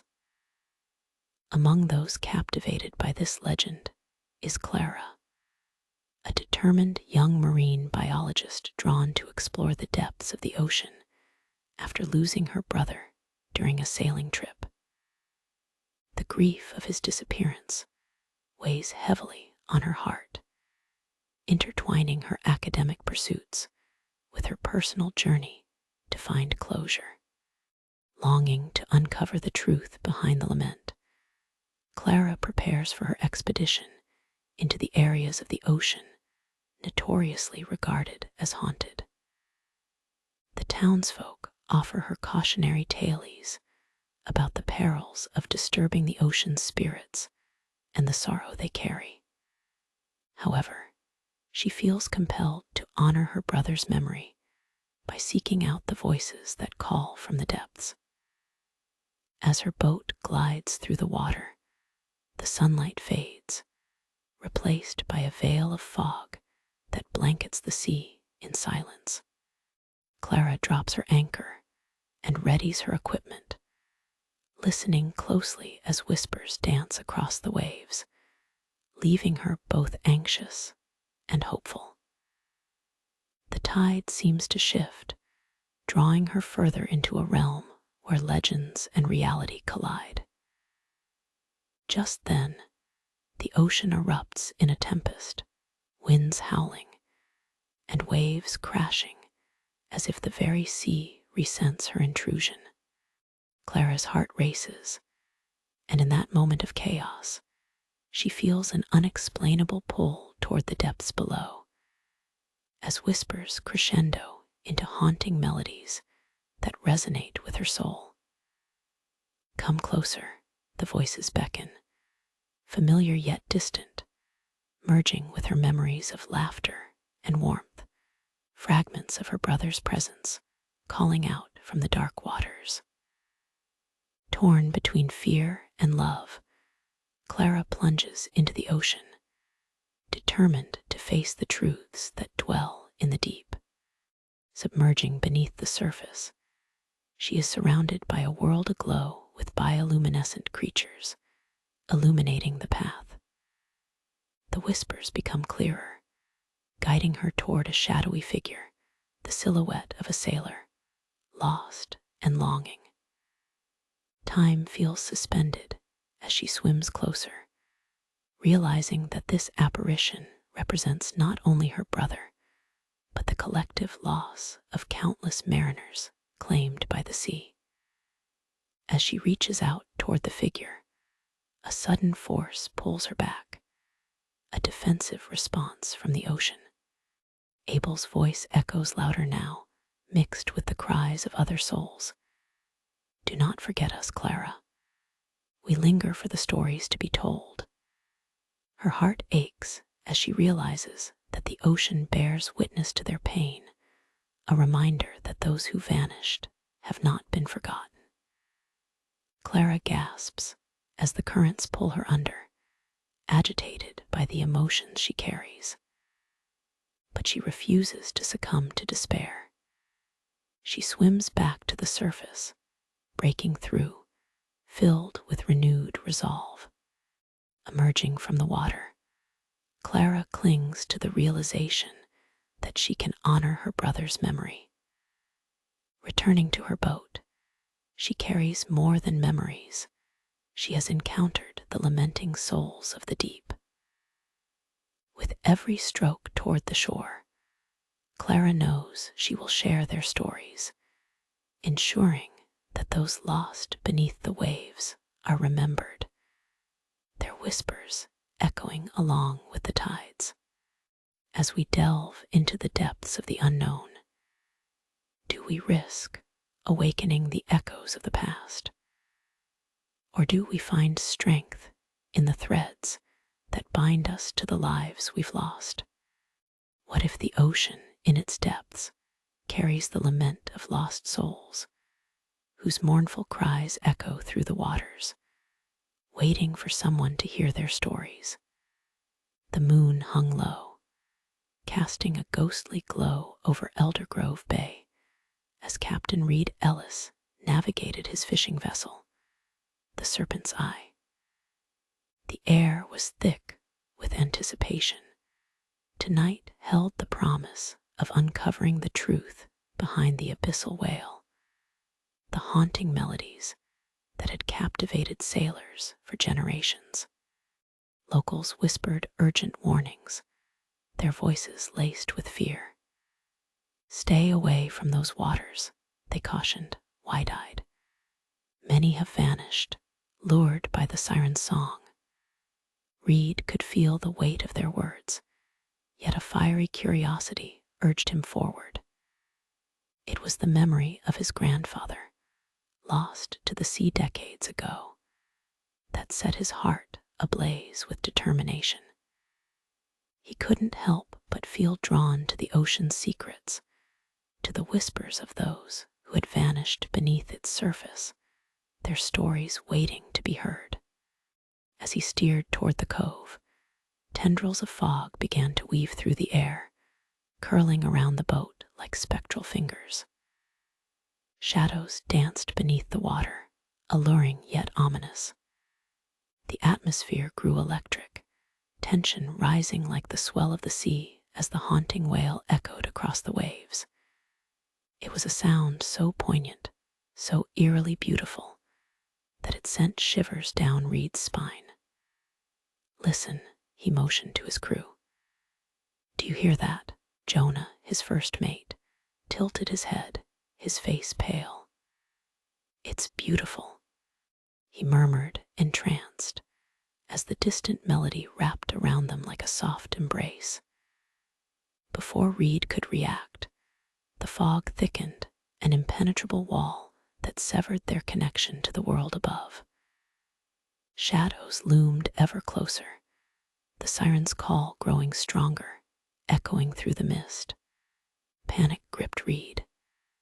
Jonah, we need to turn back, he shouted, urgency rising in his voice. But Jonah remained transfixed, peering into the shifting darkness. I have to find it, he whispered. I can hear her. As the enchanting melody rose to a chilling crescendo, the air vibrated with sorrow and longing, each note feeling like a lure to the edge of oblivion. Jonah, snap out of it. Reed's desperate calls fell on deaf ears as his mate leaned closer to the unknown, drawn by the siren's ethereal beauty. Suddenly, the ocean erupted in a rage, waves crashing violently against the boat as something colossal stirred beneath them. The mist lifted for a moment, revealing a glimpse of ghostly figures surfacing, lost souls haunting the bay, caught between grief and longing. The figures beckoned, their silhouettes hauntingly familiar. Reed's heart raced as the melody twisted through the wind, a lament woven with memories of those who had met tragic ends. "Return to us," they seemed to chant, the anguished cries resonating deep within his soul, a pang of recognition swirling through him. Fighting the mounting dread, Reed grabbed Jonah, yanking him back from the boat's edge. "We need to leave." But just as he shouted, a massive wave surged, rocking the vessel violently. The echoes crescendoed, cascading a cacophony of echoes through the mist, the ocean trembling with the weight of the lost. "Go, now," Reed urged. The boat seemed alive, thrumming with energy as they fought against the tide. Beneath them, shadows writhed, the lament intensifying, becoming a desperate scream that threatened to drown out their cries for survival. Amid the chaos, Jonah blinked as if awakening from a trance. "What? Where are we?" Confusion flooded his eyes. The song, it was so beautiful. "It was a trap," Reed yelled, gripping the wheel tight and steering toward clearer waters, the siren's song fading into the distance as they escaped the storm's grip. Breathless, they emerged from the mist, the tide settling and returning to its natural rhythm. But even then, a weight lingered in the air, a reminder of the souls left behind. Reed understood then that the Abyssal Whale was not merely folklore. It was a haunting echo of the ocean's history, a lament carried by the currents that swept away those who listened too closely. The underwater crop circles of Japan. In 1995, divers discovered perfect geometric patterns etched into the seafloor off Japan, intricate designs with radiating symmetrical lines that seemed impossible to occur naturally. The discovery sent shockwaves through both scientific and paranormal research communities. These circles, found primarily near Amami Ashima in southern Japan, feature perfectly circular perimeters, up to 6 feet in diameter, with elaborate geometric patterns inside, concentric rings, radiating lines, and symmetrical ridges arranged with mathematical precision. The patterns appear overnight, with new ones discovered regularly. They possess an unmistakable artistry, a deliberate quality that led initial observers to suggest alien origin, ancient technology, or underwater civilizations. The geometric complexity of these formations rivals the precision of crop circles found in fields across Europe and America. But unlike their terrestrial counterparts, these circles aren't easily dismissed as human pranks. They appear in deep water, far from shore and human access, in areas where currents and seafloor conditions would make sustained human work nearly impossible. For 7 years, their origin remained a complete mystery. Scientific expeditions photographed and mapped them, but could offer no credible explanation. Marine geologists confirmed they weren't created by underwater currents or geological processes. Their perfectly symmetrical design eliminated natural causes. Then, in 2002, underwater photographer Yoji Okada captured something extraordinary: a small pufferfish, no larger than a few inches across, laboring with meticulous precision to create one of these massive geometric masterpieces. The revelation was simultaneously mundane and profound. The circles weren't alien communications or remnants of forgotten civilizations. They were spawning nests created by male pufferfish of the species Torquigena albumaculasis, previously unknown to science. Yet, the complexity of the behavior only deepened the mystery. These tiny fish spend days working tirelessly, using only their fins to create mathematically precise circles with radiating grooves and valleys. They carefully select and place small pebbles to decorate the ridges, transport and remove unwanted debris, and maintain the geometric integrity of their creation against ocean currents and other disturbances. The precision is staggering. The pufferfish works without tools, without measurements, without any apparent means of maintaining perfect circular symmetry underwater. He swims tirelessly in arc-shaped motions, using his fins to carve precise furrows in the sand, occasionally pausing to examine his work from above before continuing. The purpose of this elaborate construction becomes clear only when complete.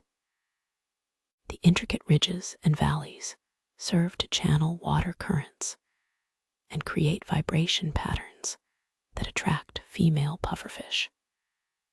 When a female approves of the construction, she lays her eggs in the fine sand at the center of the circle, where the male fertilizes them. The design isn't merely decorative, it's functional. The precise ridge patterns protect the eggs from being swept away by currents, while continuously funneling oxygenated water toward the center. Each geometric element serves a survival purpose, refined through countless generations of evolution.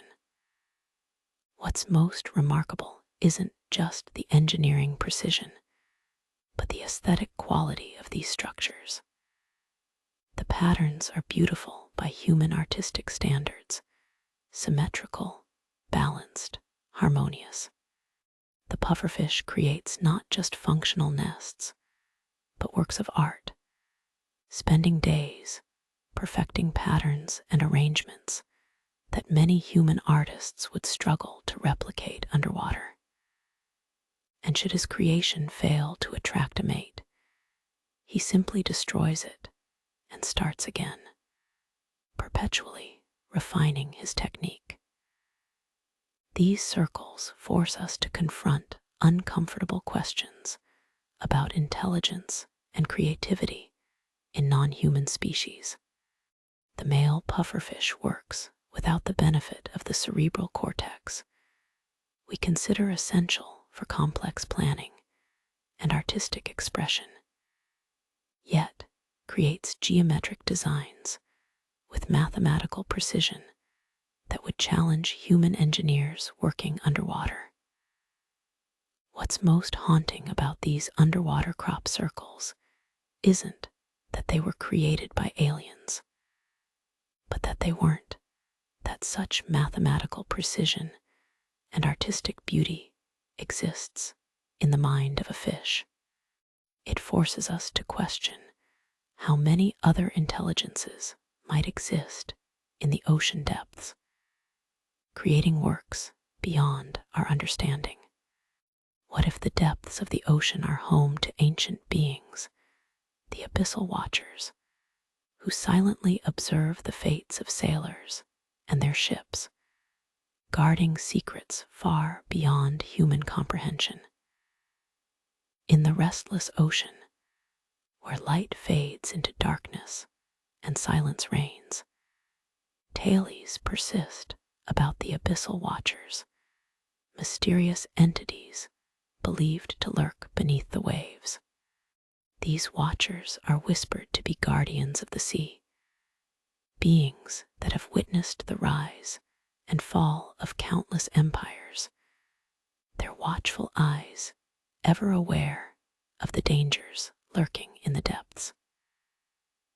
Mariners through the ages have spoken of strange occurrences, the feeling that they were being followed while sailing across the most remote waters.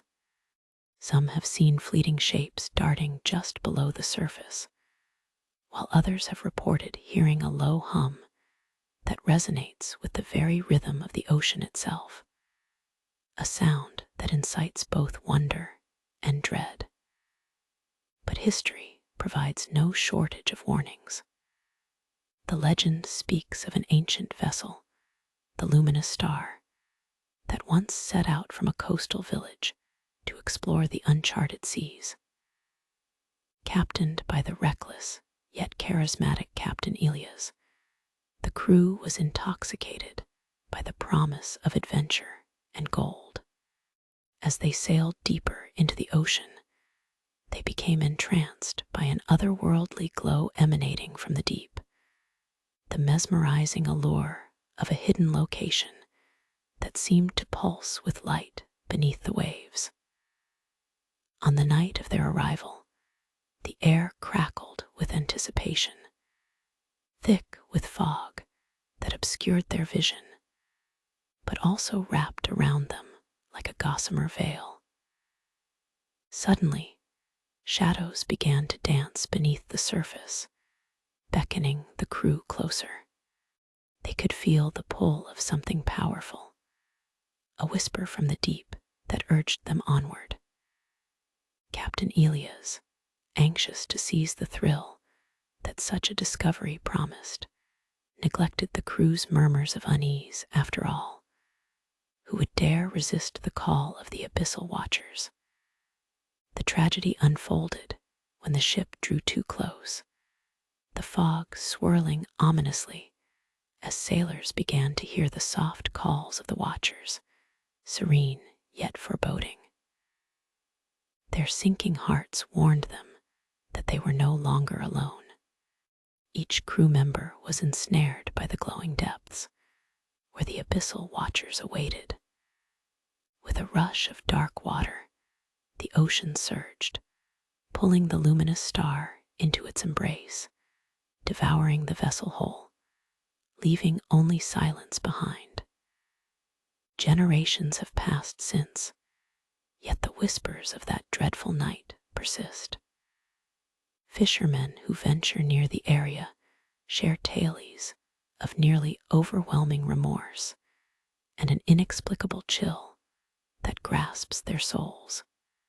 Among them is a sailor named Jonah, a hardened man who prides himself on his bravery, a reputation forged from years of battling the ocean's fury. But even he cannot dismiss the stories that propel a chill down his spine. Driven by an insatiable desire to discover the truth, Jonah sets out on a quest to the location where the luminous star once met its doom. Armed with courage and a small crew seeking fortune, he dismisses the ominous warnings echoed by locals, their hesitant glances hinting at fears interwoven with legend. As night falls and they cross into the infamous waters, the fog rolls in, thick and heavy. They feel it, an unsettling presence lurking beneath.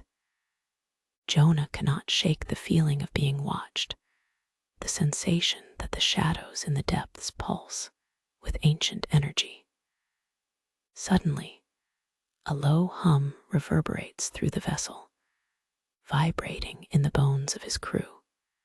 It crescendos, echoing from below, pressing in on their consciousness like a warning bell. Anxious murmurs spread among the sailors, doubts igniting amid the foreboding atmosphere. Then, the glow emerges, the haunting light of the Abyssal Watchers, drawing them closer, captivating and entrancing them as the ocean ponds swirl beneath the shimmering surface.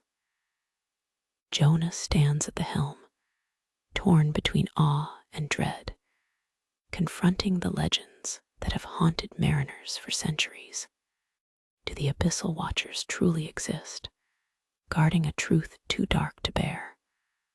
Or are they simply the manifestation of the ocean's greatest fears, the unknown resting just beneath the surface? As the waves swell and the horizon darkens, Jonah takes a deep breath, aware that he may be on the brink of an encounter that could alter the very fabric of his understanding of the sea. In seeking the truth of the Abyssal Watchers, has he merely stepped into their realm, challenging forces that should remain undisturbed? The suspense thickens as the ocean holds its breath, awaiting the arrival of another unsuspecting soul, eager to unveil secrets long kept hidden in its depths. What if a song echoes through the fog, drawing sailors into the depths with a melody so enchanting that it blurs the line between danger and desire? The Siren of the Mist. This supernatural being is said to weave through coastal fog, luring sailors to their doom with promises of love and treasure. In the thick evening fog that envelops the water, it's as if the ocean holds its breath, poised to give life to the whispered tales of the tide. The allure of the siren. Fishermen in coastal towns share cautionary tales about her mesmerizing song. Old sailors recount how her voice wraps around their hearts, drawing them toward fog-bound shores. The fate of those who follow is often grim. A ship lost in the mist is a ship erased from history. The tragic fate of Tom. One tragic tale speaks of a fisherman named Tom, who vanished a decade ago after being seduced by the siren's call. He was swept away from his boat, his last cry, a desperate plea for his lost love echoing, unanswered, into the abyss. The sight of Tom is still etched into the memory of fishermen today, who whisper prayers, hoping to keep his story buried. Historical accounts of the siren. Historical records indicate a pattern of disappearances linked to sightings of the siren. In 1689, the renowned ship Silver Star was swallowed by the sea after its crew reported hearing an alluring melody, captivating them until the end. Such tales have persisted through generations, shaping the community's perception of the ocean as both a source of life and treachery. The allure of danger.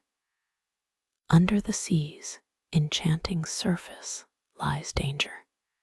Modern sailors recount eerie experiences in areas rumored to harbor the siren, where they encounter sudden drops in temperature and strange calls on the wind. Divers in these waters describe blurry shapes swimming beneath them, visions that inspire dread and wonder. The quest of Lee Harper. Amidst these legends stands a brave marine researcher named Lee Harper, who organizes an expedition to confront the myth surrounding the Siren of the Mist. Armed with audio recording equipment, Lee is determined to document her findings.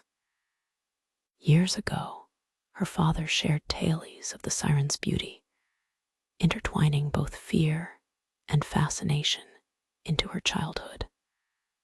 Following a family tragedy, the mysterious disappearance of her brother during a fishing excursion, she feels driven to uncover the truth. Sailing into uncertainty. As Lee and her team set sail into the fading twilight, anticipation saturates the air. The mists rise around them as they prepare to penetrate the darkness. Each crew member attuned to the tension, building in expectation of the unknown. The call begins. Their vessel drifts deeper into the fog, and soon the siren's melody emerges, an otherworldly beauty that wraps around their hearts and tugs at their souls. The crew exchanges nervous glances as the haunting sound fills the atmosphere, tempting them to abandon reason in search of the elusive allure. The choice. In that charged moment, they are faced with a heart-stopping choice: to heed the bewitching call or to resist the song that promises untold wonders. Lee knows their fate rests on her decision, for the boundary between reality and the abyss grows dangerously thin, entangled in the mist. As the crew nears the source of the sound, the fog thickens, cocooning them in an all-consuming silence. The ocean begins to swell, reacting to the haunting melody that intertwines with their very beings. Lee whispers, "In pursuit of truth, do we find fortune? Or will we simply become part of this tragic history?"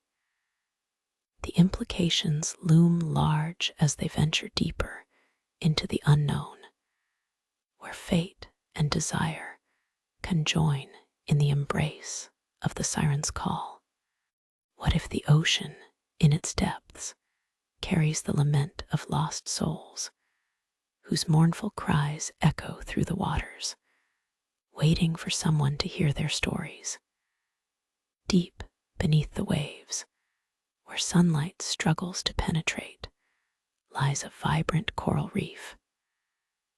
While it boasts undeniable beauty, teeming with colorful marine life, a hidden tragedy unfolds below the surface. Locals call it the Cries of the Coral Reef, a lament said to arise from the spirits of sailors lost at sea, forever tethered to the very structures that were once their final resting site.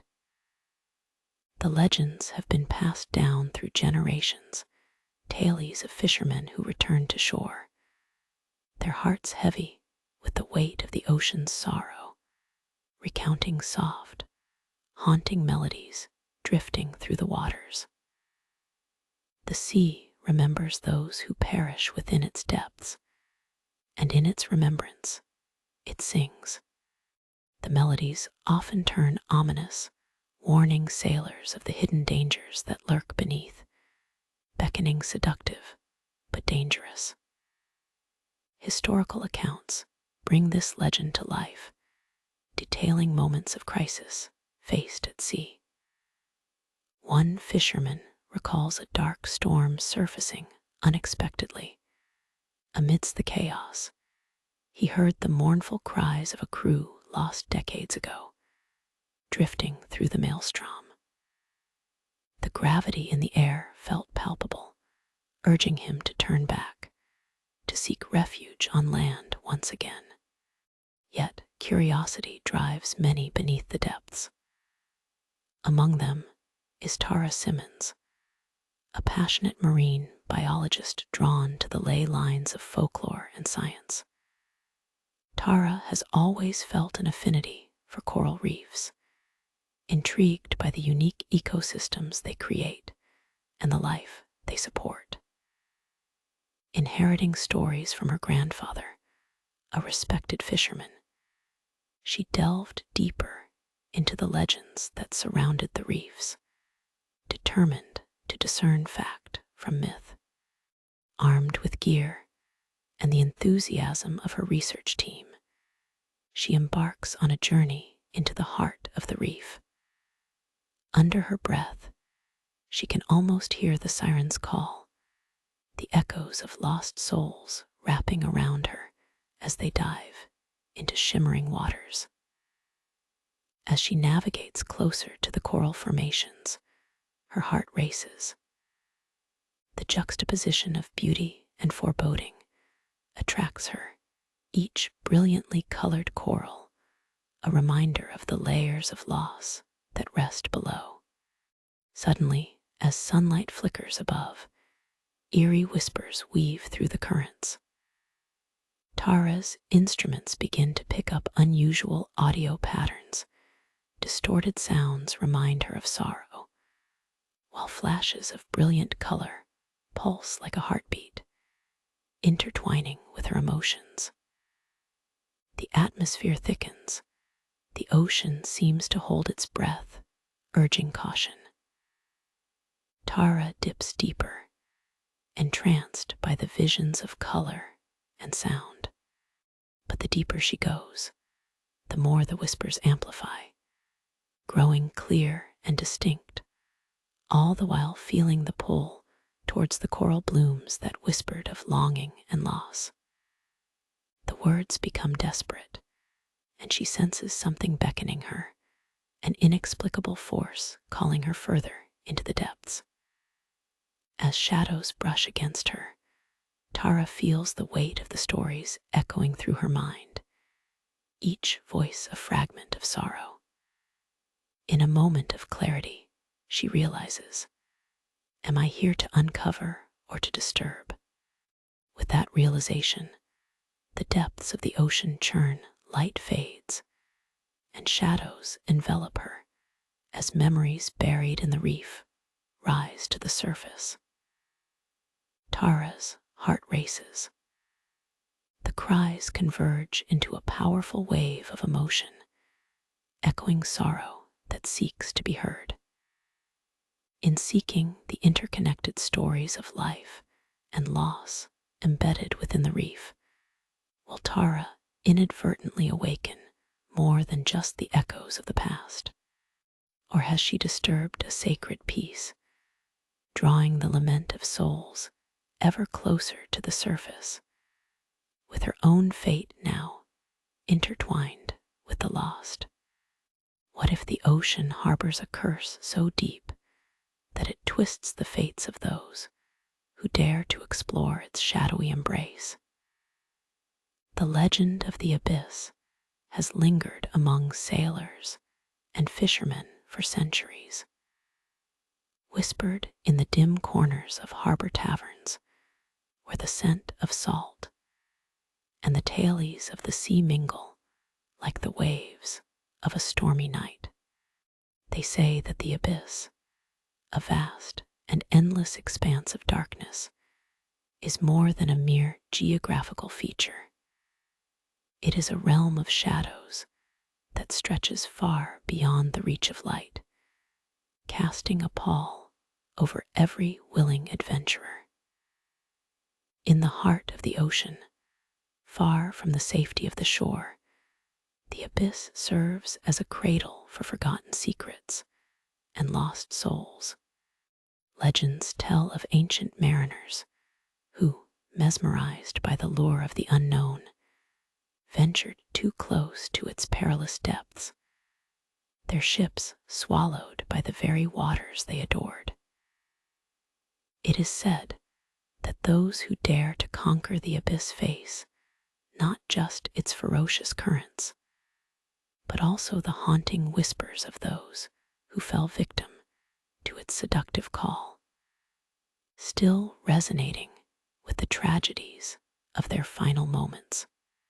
Historical accounts, flood records from sailors lost to the abyss, some claiming to have seen haunting figures rising from the deep as their ships succumbed to the weight of the ocean. During one harrowing expedition, the The crew of the vessel Horizon reported eerie sounds accompanying them on their course. The seamen claimed it was a symphony of lament, a ghostly song of souls tethered to their watery graves, calling out desperately for release. It was a melody that hung in the salty air, heavy with sorrow, drawing them closer to the cursed depths.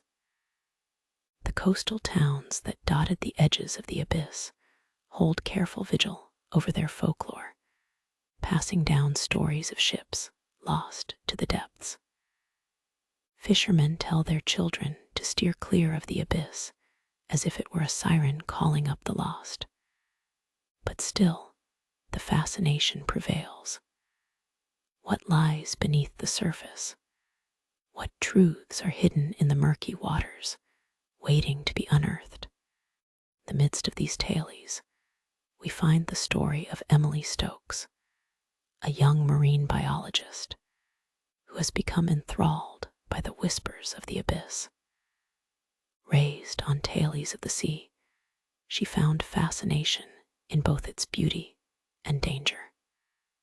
The stories of sailors lost to the depths only ignited her determination to unravel their mysteries.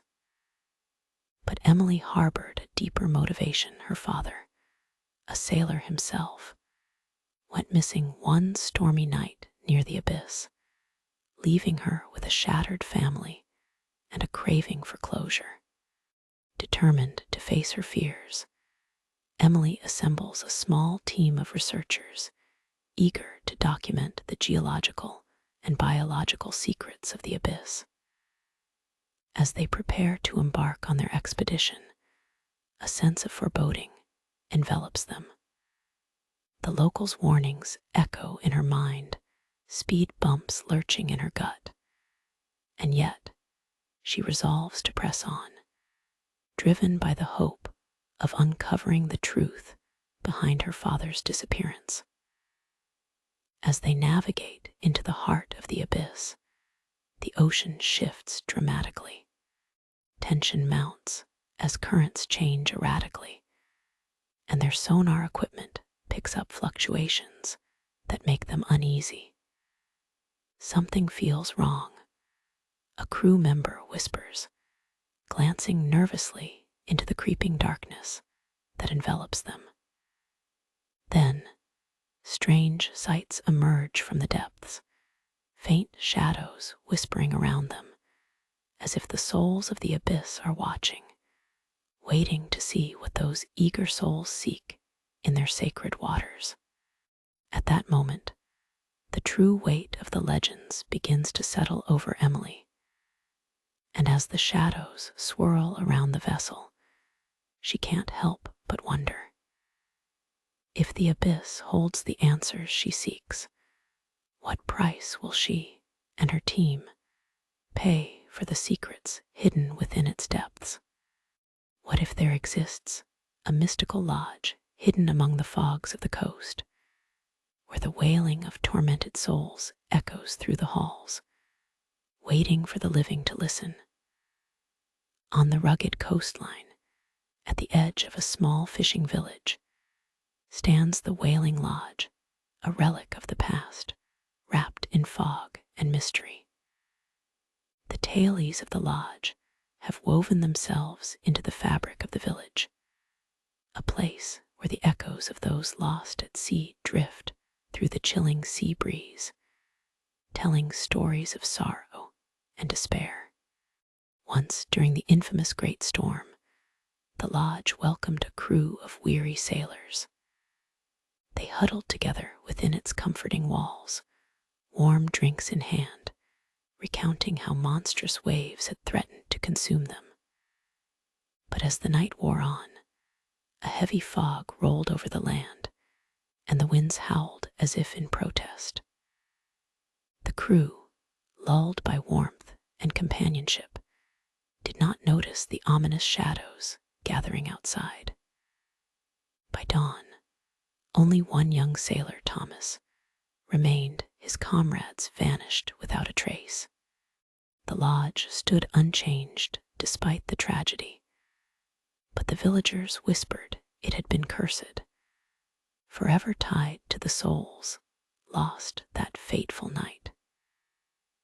Thomas recounted the heavy wails he heard echo through the fog, lamenting voices calling his name, tempting him to join them in the abyss. Now, many years later, the Wailing Lodge towers over the coast, its dilapidated facade hosting a sense of despair. Few dare approach it, for those who do often talk of disorienting sounds, haunting melodies, and sorrowful cries carried by the winds and echoing from the depths of the ocean as though mourning lives lost.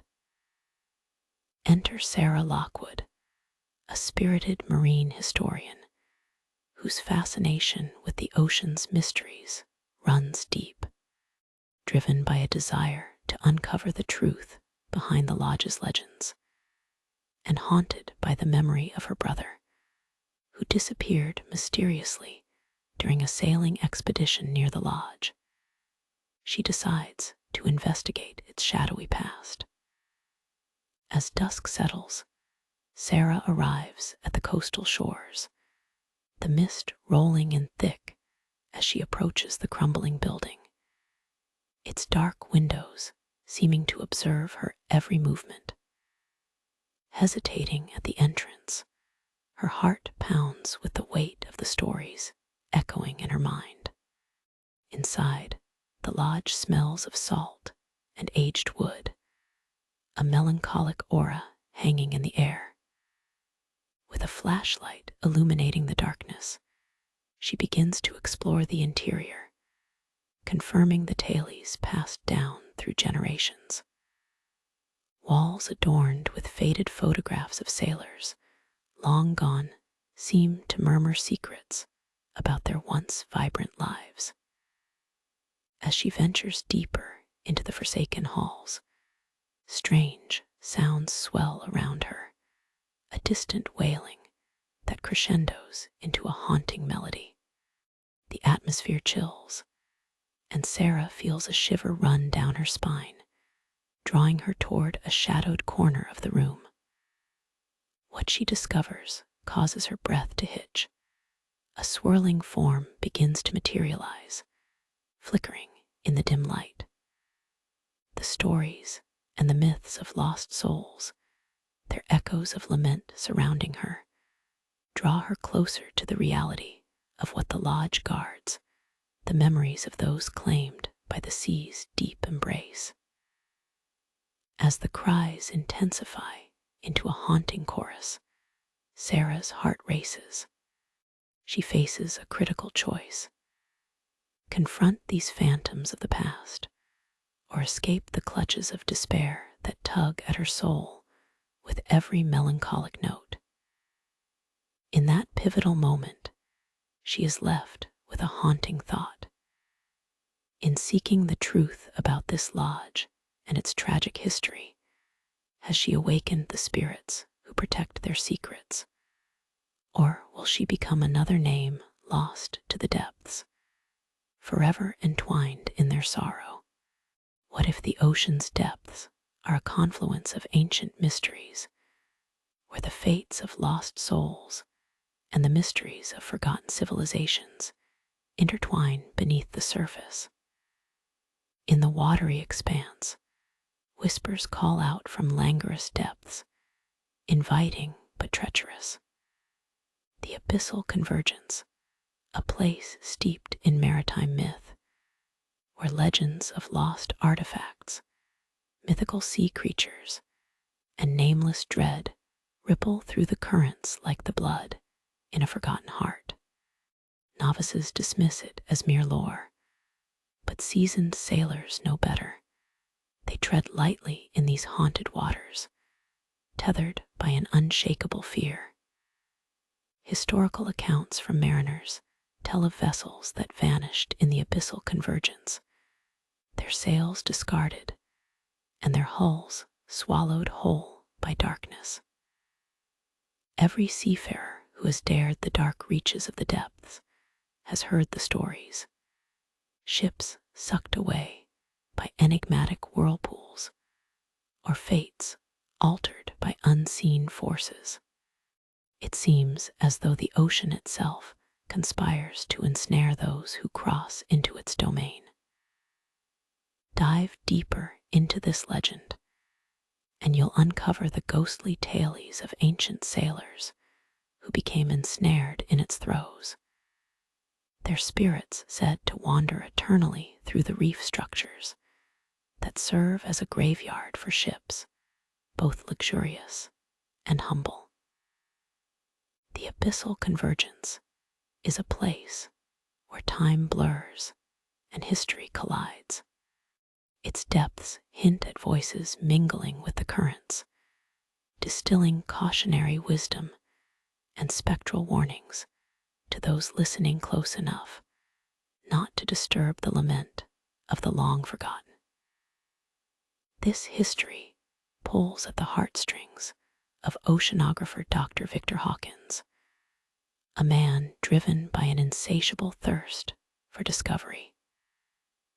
After years spent in research, his longing for the truth behind the myths spurred him into the darkened depths of the Convergence. Years passed. His younger sister had taken her first voyage to the ocean's edge, only to vanish without a trace in waters long cursed by whispers of danger. Her absence cloaked Victor in a shroud of guilt, a tension forged from the legends he dismissed, but could not forget. With a small crew aboard the research vessel Ocean's Whisper Asterisk, Victor set sail towards the Convergence, a mix of scientific ambition and dread guiding their course. As they approached the coordinates, the ocean became eerily still, breathing a thick silence that washed over them like a velvety fog. Tension rippled through the air as the crew exchanged wary glances, uncertainty mingling with unspoken fears, a tangible energy that hinted at what lay ahead. As they descended into the murky depths, the light grew dimmer, the waters encasing them in an embrace that felt both inviting and suffocating. And then it began, faint echoes reverberating through the hull, a harmonious melody threading through the heart of the abyss. An unnameable feeling washed over Victor. The song felt familiar, yet wrong. It beckoned them further into the dark. Through his instruments, Victor detected unusual formations amongst the underwater flora. Shadows danced against the canvas of the ocean floor, shapes reminiscent of once great structures, long forgotten by the sunlight above. But as excitement surged in him, the melody shifted. The notes grew ominous, growing louder, distilling a cacophony of sorrow that washed over them like waves. Victor gripped the console hard. The melody morphed, threading through the currents with an undercurrent of despair, and he felt his resolve hemmed with dread. Suddenly, the depths roared to life, a glimpse of movement among the shadows. A hint of brilliant colors flared, disappearing just as quickly as they had emerged, fluttering like a memory just out of reach. An intense chill flowed through Victor as he felt the weight of history pressing upon him, as though the anguished spirits of those lost at sea surrounded them, awaiting their moment to be heard once more. In one split moment, the vessel shook violently. A surge of energy erupted around them, where shadows writhed in an unfathomable dance through the depths. The Abyssal Convergence announced its fury, the cries of the lost rising in a crescendo, echoing against the submerged walls of the past. How long do we have?" A crew member shouted above the clamorous uproar.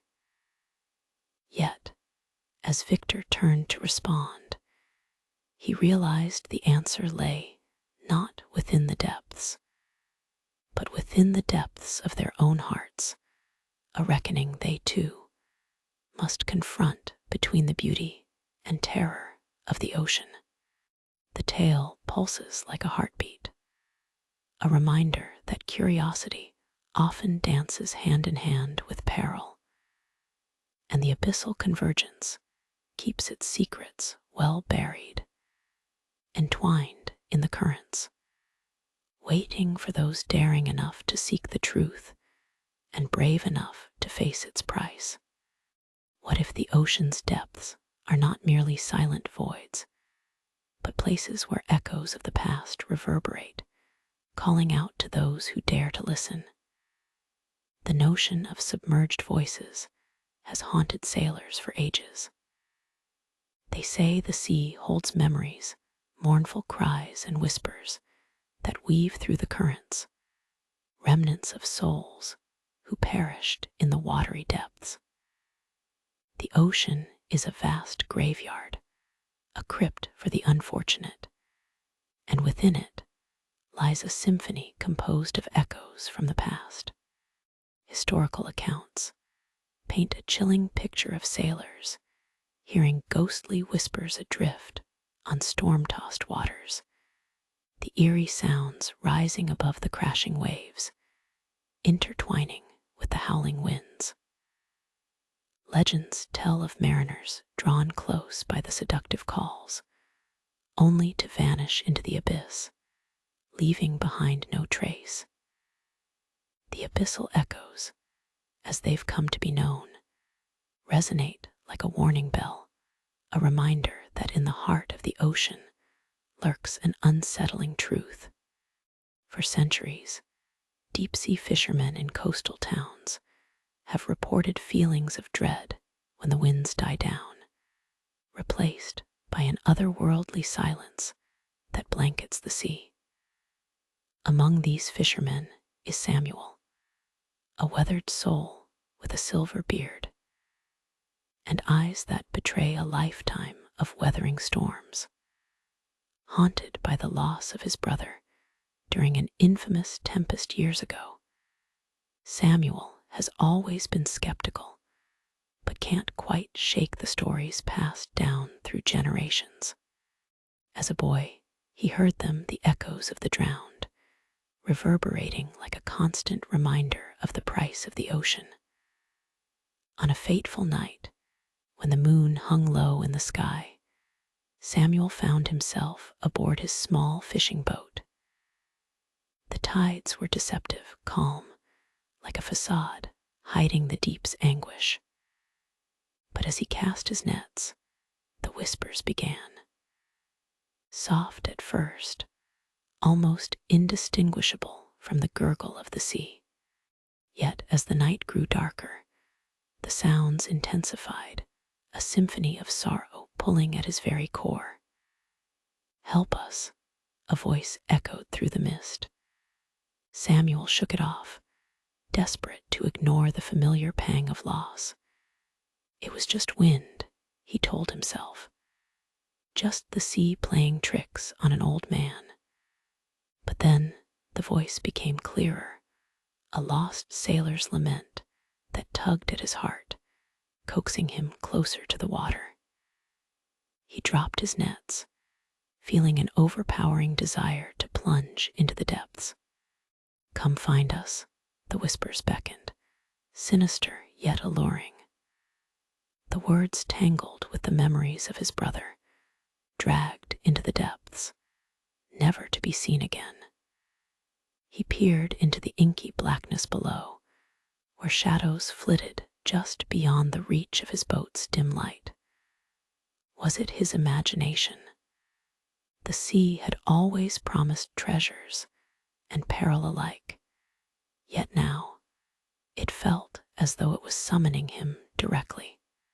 Every fiber of his being urged him to dive into the unknown, into the depths where answers lay hidden. As the waves rocked the boat gently, he could have sworn he caught a glimpse of something, perhaps a hand.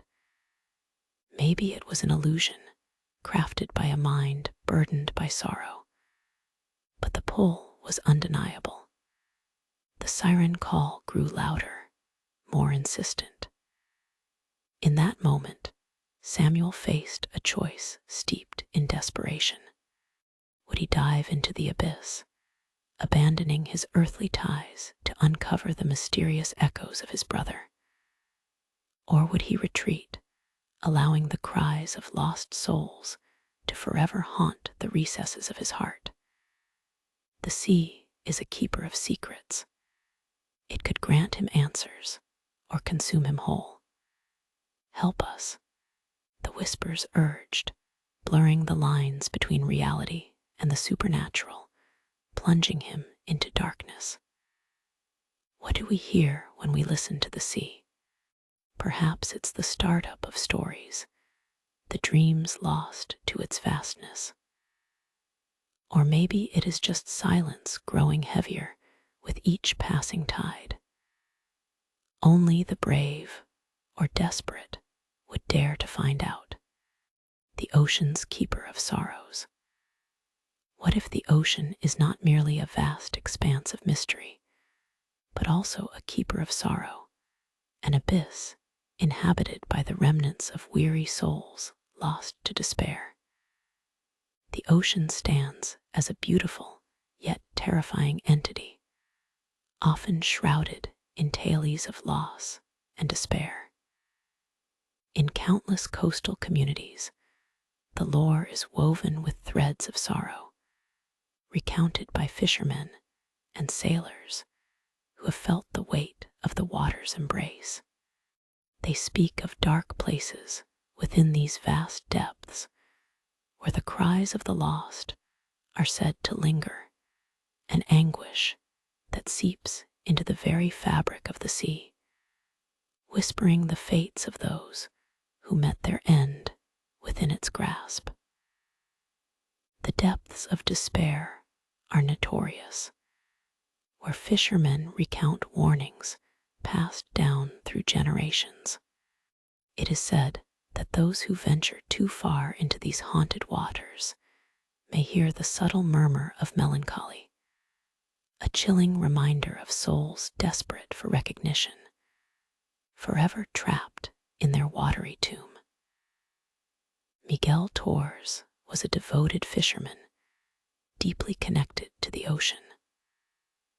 Over the years, he endured a tragedy that ripped his heart apart, the loss of his family during a storm that ravaged their boat. Ever since, he has navigated these same waters, wrestling with grief and guilt for surviving when those he loved could not.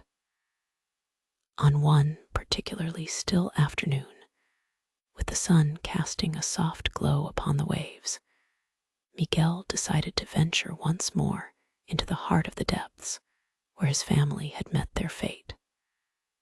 The waters sparkled invitingly, yet beneath that radiant sheen lay an ominous current that twisted at his core, recalling the memories that tormented him day and night. As he sailed further, an unsettling fog began to creep in, swirling around his vessel, transforming the atmosphere from serene to eerie in moments. Whispers drifted through the air, like the gentle tease of a memory just out of reach, familiar voices beckoning him, urging him to come closer to the edge of despair. Stay with us, they seemed to call, echoing from the depths, awakening a flood of memories of laughter and love shared. But there was also an acute sense of foreboding, as if the very ocean conspired to remind him of their tragic departure.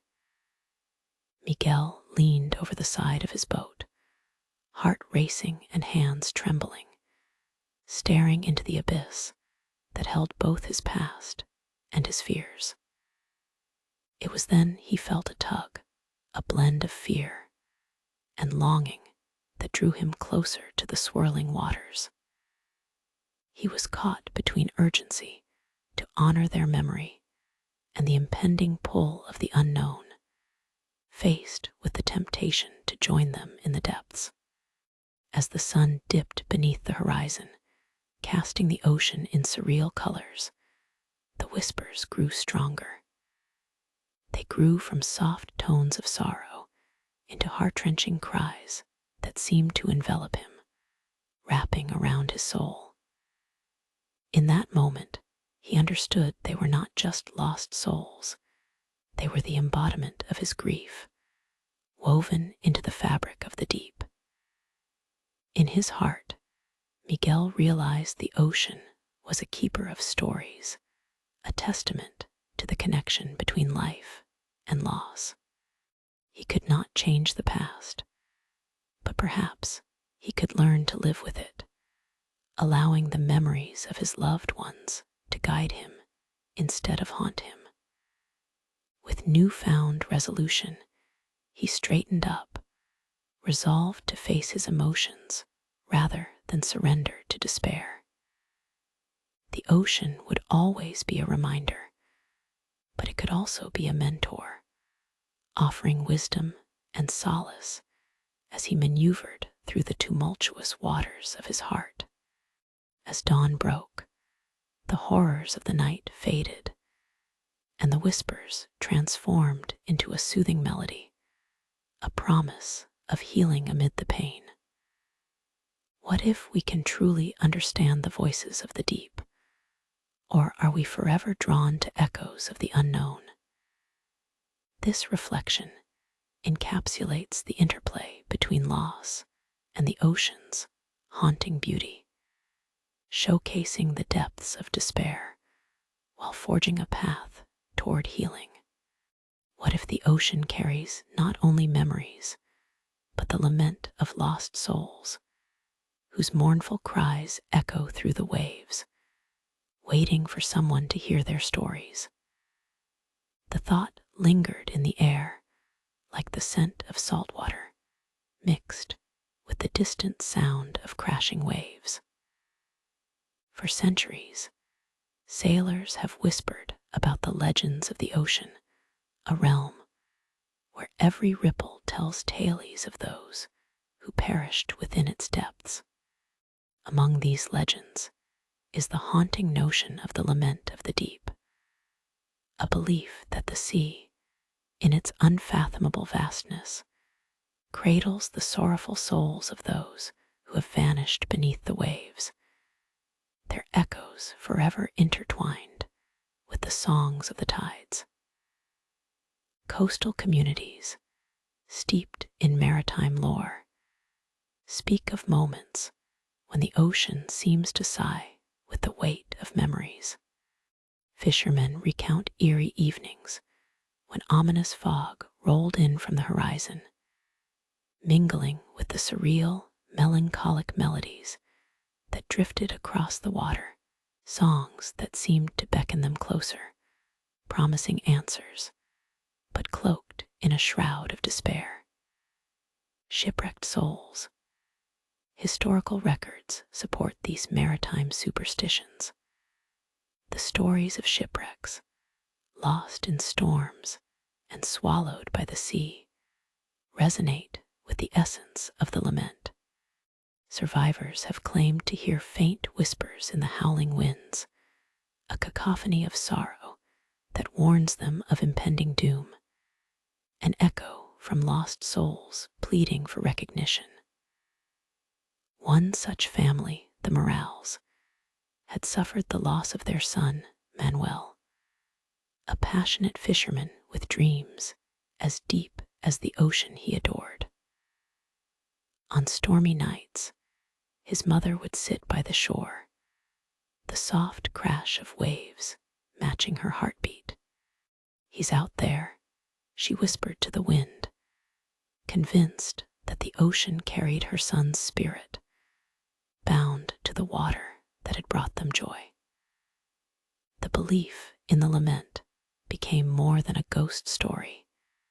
It became a lifeline for those in mourning, Those who ventured into the haunted waters, a local fisherman here, an adventurous diver there, often felt an inexplicable weight when reaching notorious spots known for past tragedies. Their hearts heavy with the need to remember, they listened carefully, hoping to hear a familiar voice or a warning from the depths. Determined seeker. Enter Alina, a petite marine biologist with fierce ambition that belied her size. Determined to advocate for marine conservation, she set out to explore the waters connected to the Lament of the deep, fueled by her desire to understand the ocean and its stories. However, Alina was also driven by a personal quest to reconnect with her late father, a sailor who had vanished during a storm. His absence was a burden that hung over her, one she sought to dissolve with answers. As Alina prepared for her expedition, discussions among her team grew heavy with lore. Some members were enthusiastic about the potential discoveries. Others carried skepticism, tinged with nervousness about invoking the ocean's spirits. But Alina was undeterred.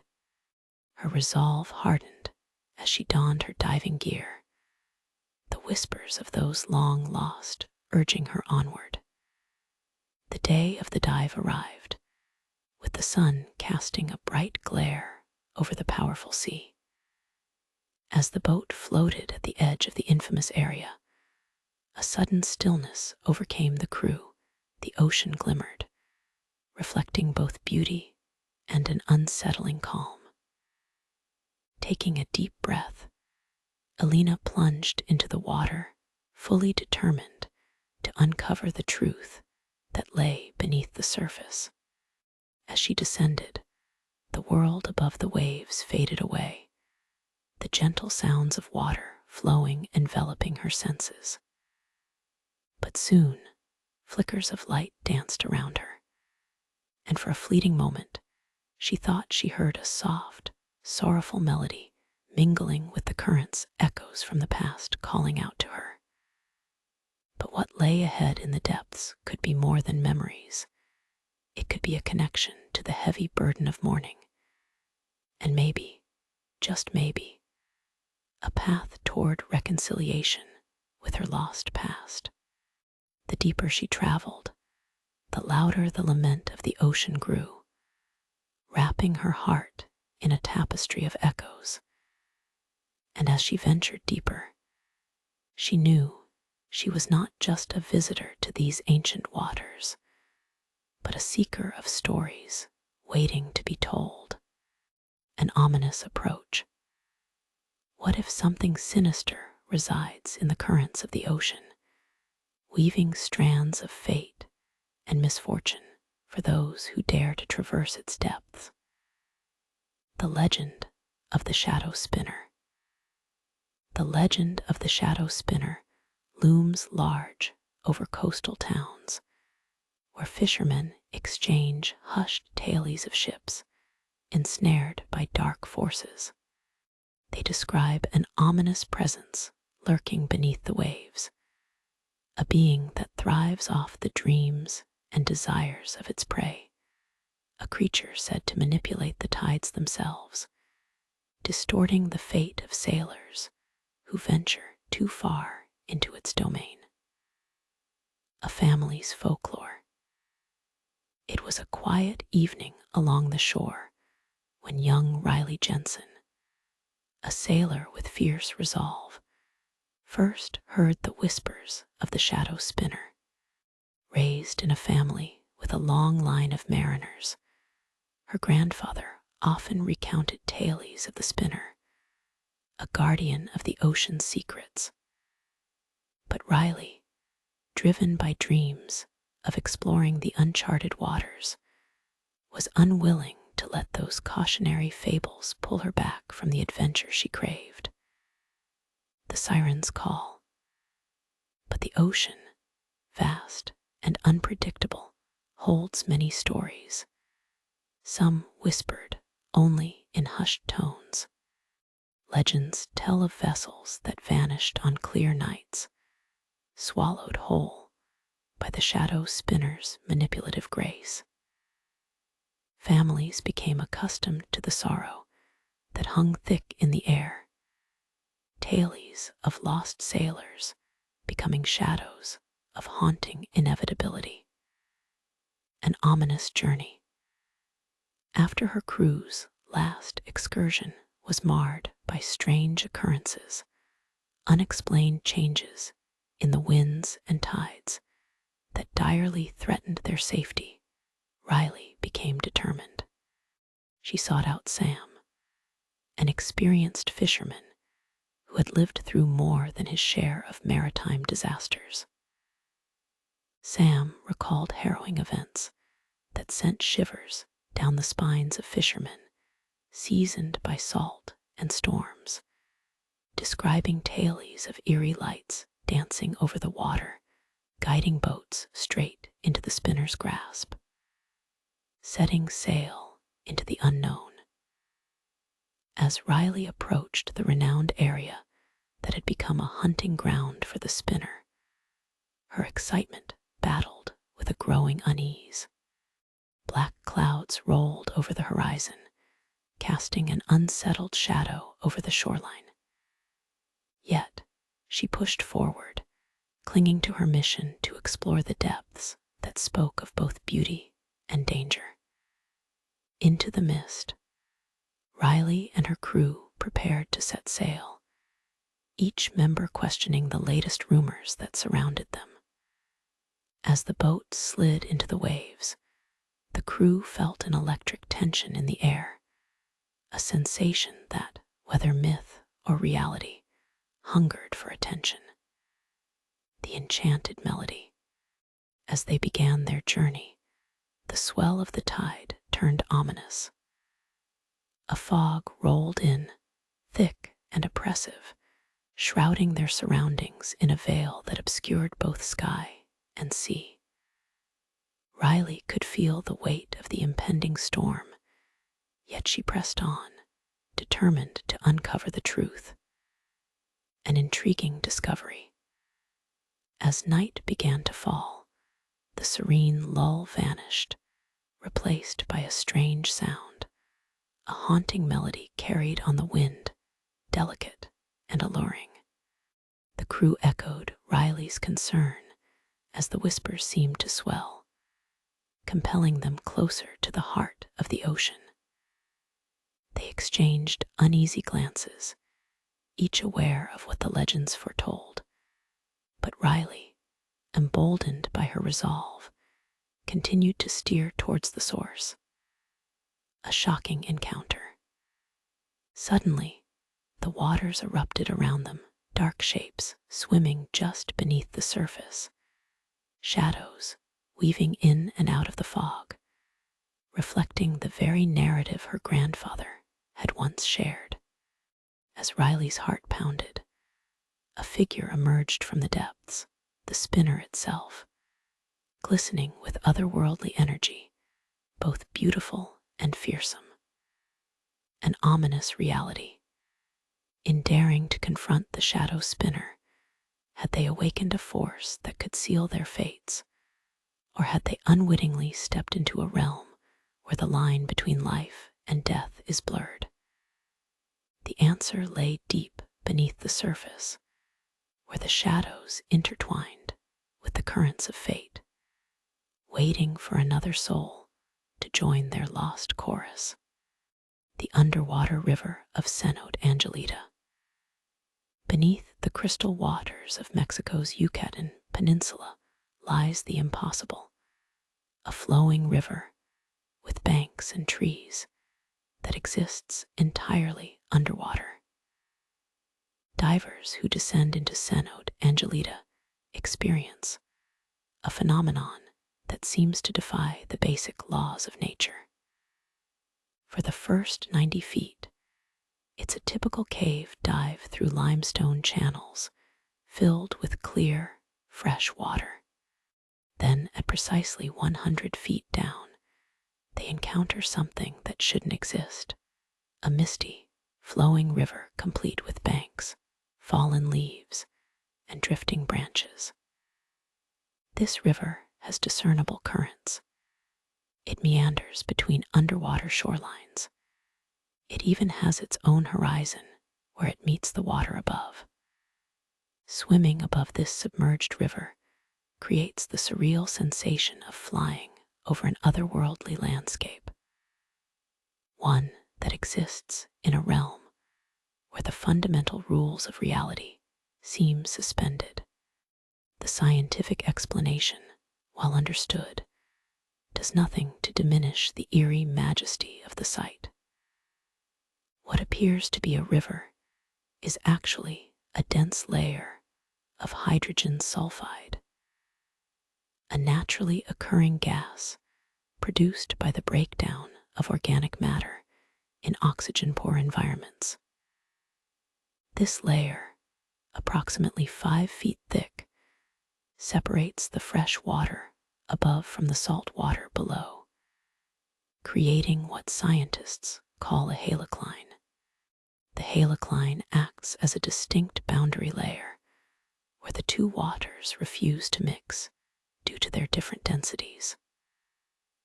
Light refracts differently through this chemical boundary, creating the illusion of a separate medium entirely, not water, not air, but something in between. The hydrogen sulfide layer appears cloudy and opaque, with a flowing, smoke-like quality that mimics the movement of water over a riverbed. Fallen trees and leaves that sink through the upper layer of fresh water come to rest along this boundary, further enhancing the illusion of a submerged river landscape. What makes Cenote Angelita particularly disturbing is the implications of this seemingly impossible phenomenon. The hydrogen sulfide layer is highly toxic. Inhaling even small amounts can be fatal to humans. Yet within this poisonous boundary dwell microorganisms that have evolved to thrive in an environment that would kill most Earth creatures instantly. These extremophiles metabolize sulfur instead of oxygen, representing a form of life so fundamentally different from surface biology that they might as well be alien. The Yucatan Peninsula is honeycombed with thousands of cenotes, sinkholes formed when limestone bedrock collapses, exposing the groundwater beneath. The ancient Maya considered these cenotes sacred portals to Xibalba, their underworld. They performed sacrifices and religious ceremonies at these sites, believing them to be entrances to the realm of the dead. Looking at the ghostly river flowing through Cenote Angelita, it's easy to understand why. The underwater river appears sentient, moving with purpose through a landscape that exists in a twilight zone between worlds.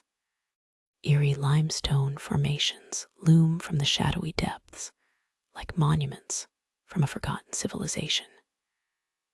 Fish and other marine creatures avoid the toxic hydrogen sulfide layer, creating an unnatural dead zone in an otherwise vibrant ecosystem. Ancient Maya texts describe Xibalba as a place of fear, a labyrinthine underworld of rivers flowing with blood and pus, where the lords of death tested those who entered. The spectral river of Cenote Angelita, with its toxic flow and otherworldly appearance, bears an unsettling resemblance to these mythological descriptions. This river within a river serves as a reminder that what we define as impossible is merely limited by our experience. In the deep sea, even our most fundamental understanding of how water behaves can be turned inside out, creating worlds within worlds that defy logic. The secrets of the icebergs. What if the ocean harbors a realm of frozen giants, each iceberg holding ancient stories, echoing the fates of those who dared traverse its depths? The legends of Aligium. Among them is Aligium, famed not just for its beauty, but also for the chilling tales surrounding it, stories of lost sailors and forgotten treasures. The historical context. Local Inuit tribes believe that the spirits of the drowned reside within the ice, their whispers infused in its crystalline structures, reverberating through time. The disappearances. One cannot mention Aligium without recalling the cursed shipwrecks that have occurred nearby, where crews vanished mysteriously, leaving behind a trail of grief. The tempting allure. Fishermen who navigate these treacherous waters tell tales of encountering ethereal melodies, luring them ever closer to the icy grave. The variables in nature. Historical weather patterns have shown that Aligium often appears surrounded by fog, a shroud that can enchant or trap the unwary. The expedition begins. Dr. Elena Graves set her sights on Aligium, drawn not only by its beauty, but by the haunting rumors that entangled her family's history with the iceberg. The increasing tension. As her research team approaches Aligium, the air thickens with anticipation and trepidation, each member acutely aware of the legends that precede them. The shifting waters. Just as the sun fades behind gathering clouds, their vessel begins to vibrate with an energy that feels both electric and foreboding. The first encounter. Suddenly, eerie sounds resonate through their sonar, mapping an anomaly beneath the water, signals that suggest the presence of something extraordinary. The warning came too late. Before they can react, a tremor reverberates from the iceberg. A massive chunk of ice breaks away, crashing into the waves with a deafening roar. The call of the lost. Amidst the chaos, a melody emerges from the depths, a spine-chilling siren song that captivates and ensnares the hearts of those aboard. The vision of the past. As the waves swirl violently, the team glimpses a shimmer below, an artifact of an ancient ship, lost long ago, forever entwined in Aligium's embrace. The melancholic truth. As a haunting chill spreads through the air, Dr. Graves realizes Aligium embodies loss, holding the echoes of those who are forever ensnared by their tragic fate. The unveiling of Aligium. Amidst the chaos, amidst the sinking of the ship, a realization dawns. Some stories should remain buried beneath the waves, while others serve to warn the adventurous at heart. The echoing silence. When the storm subsides, Aligium stands again, the remnants of the past woven into its ice, guarding the memories of those who dared to sail too close. The final reflection. In pursuit of beauty, have they awakened the guardians of the depths, or have they simply unearthed ancient echoes waiting to be remembered? This will reflect the haunting nature of Aligium, the rich history surrounding its legend, and the unsettling truths etched into the fabric of the ocean, prompting deeper reflections from your audience. What if a song echoes through the fog, drawing sailors into the depths, with a melody so enchanting that it blurs the line between danger and desire? The legend of the Siren of Sorrow spoke of a figure whose haunting voice slipped through the mist, beckoning those at sea closer to the depths. Her song resounded like a siren call, both beautiful and filled with despair. Fishermen whispered warnings of her melodies, tales thick with terror that echoed in coastal villages. They said that if you followed the song, you would find your heart's greatest desire, but also a watery grave. Historical accounts told of mariners lost to the whims of the siren's melody, drawn toward treacherous shores where waves crashed hungrily against the rocks. Their final moments were often described as blissful ecstasy, entranced by her voice, unaware of the darkness pooling beneath the surface. In Windermere, a quiet coastal town, the whispers of the siren echoed through taverns, the local legend captivated yet terrified sailors. Among the townsfolk was Clara, a spirited young woman intrigued by the myth. Clara roamed the craggy cliffs, sharing her dreams of adventure, unaware that they would soon twist into something darker. Years prior, her brother had vanished during a storm, leaving their family shattered. When Clara discovered her brother's last journal entry, mentioning a siren's song leading him to a fateful decision, her curiosity morphed into obsession. She needed to understand the whispers that had claimed him. On a foggy evening, Clara resolved to sail to the spot of her brother's disappearance, where the waters were said to carry the siren's call. Under the ethereal moonlight, she sailed out on her modest boat, feeling trepidation and excitement as the shoreline faded. Silence enveloped her, interrupted only by the gentle lapping of waves against the hull. As she ventured farther from shore, the air grew dense with fog, painting the world in muted gray. Clara felt her heart race as she remembered the siren's tales, coaxing sailors closer, chasing the thrill of the unknown. Hours drifted by until she heard it, a haunting song. The enchanting tune threaded through silence, beckoning her closer. Following it without realizing it, her hands tightened around the oars, instinctively paddling toward the serene notes that seemed to guide her. The melody grew louder, wrapping around her in intoxicating embrace. Clara's mind conjured visions of her brother's smile, his laughter guiding her back to safety. But with hope came anguish, and she sensed an overwhelming pull as shadows appeared beneath her boat, mingling with the melody.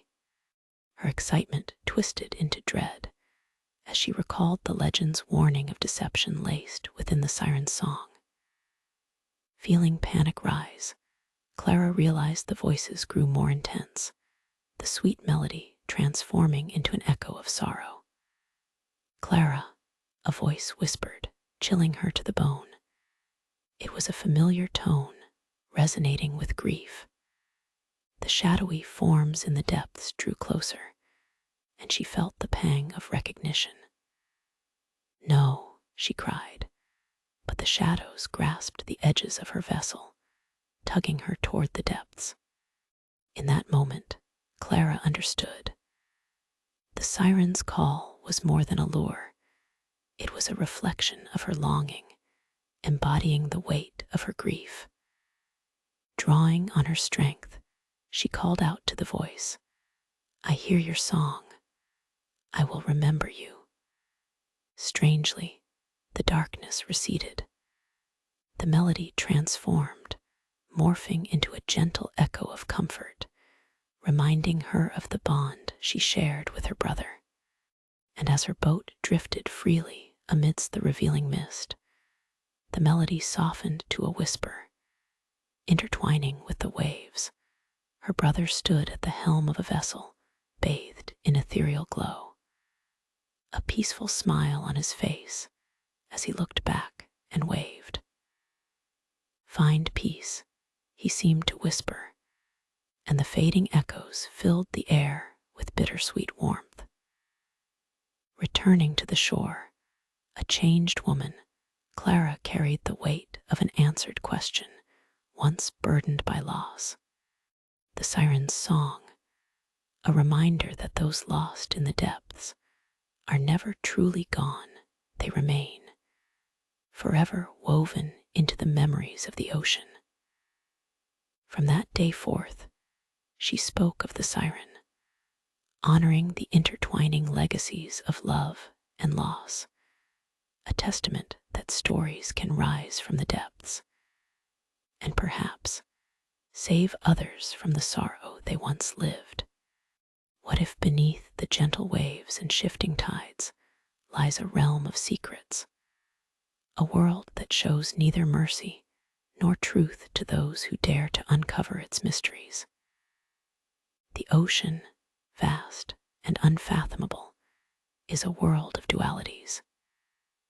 Its beauty captivates, yet its depths conceal horrors unimaginable.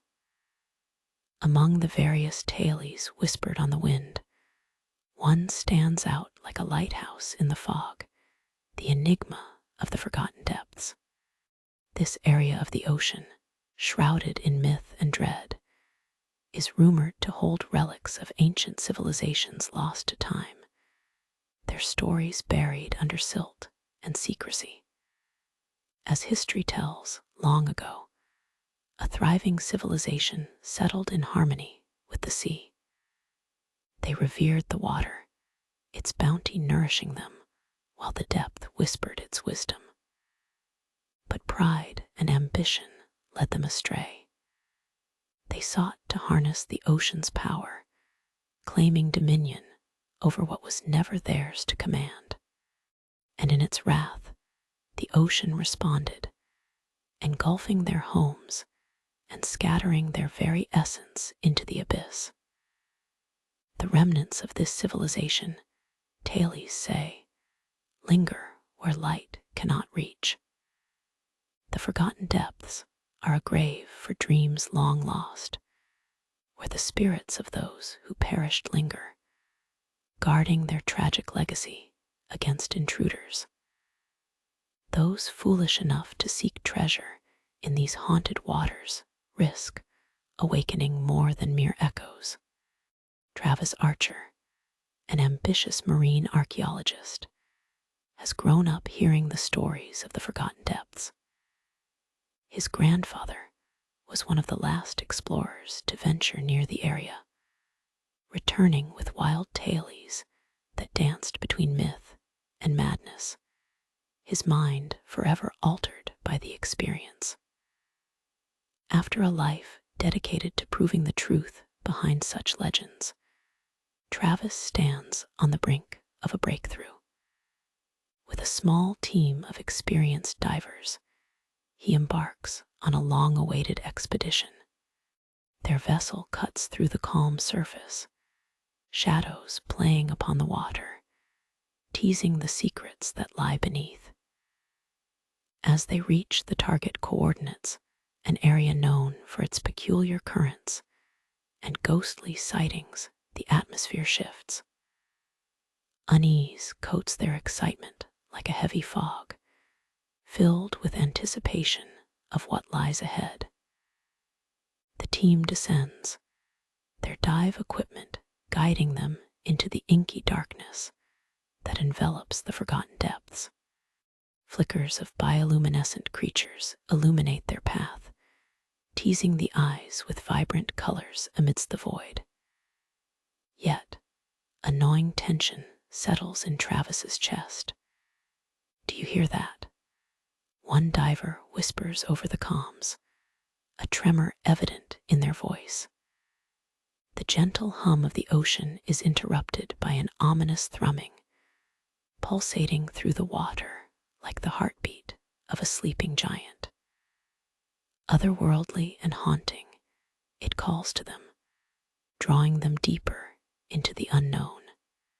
As they navigate through the ruins of what appears to be structures draped in coral, strange murals etched on the stone speak of the civilization that once thrived here. They depict tales of joy and prosperity, mixed with foreboding images of their downfall, a chilling juxtaposition. Suddenly, shadows dart through the corners of their vision, fleeting but undeniable. Travis feels the weight of ancient eyes upon him, a guardianship that both warns and beckons.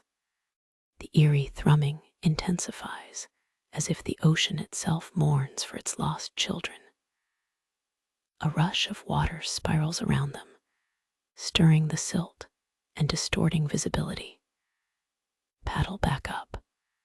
Travis barks, panic thrumming in his veins as they tumble in the tempest created by the awakening spirits. The cameras capture swirling images of transparent silhouettes, almost human-like, beckoning with outstretched arms. Are we intruders? Travis wonders as he fights against the pull of despair gripping him. In that moment, the siren's call of lost souls echoes in the depth of his heart, asking him not to leave, but to understand. He glimpses what remains of the kingdom, entangled in an ocean's embrace. This place holds more than history. It holds memories, Travis thinks. As they ascend, the realization grips him, and an insatiable curiosity ignites anew. Perhaps the depths should remain undisturbed, lest the weight of the past reclaim its narrative anew. The machine's alarms blare as they breach the surface, their hearts pounding in reverberation with the shadowed truths they dared to confront. As they look back over the waves, the depths seem to sigh. What had they uncovered? And more importantly, what price would be required for the stories they yearned to reveal? The ocean protects its secrets fiercely, Travis whispers. But maybe some tales are better left untold. The waves lap against the vessel as the sun dips low, casting shadows that dance over the surface. And in that moment, the forgotten depths seem more alive than ever. What if, hidden beneath the waves, lie remnants of a forgotten civilization, their stories entwined with the currents, waiting to be discovered by those brave enough to dive into the abyss? The ocean's surface glistens under the sun, a deceptive tranquility cradling mysteries that pulse in the deep.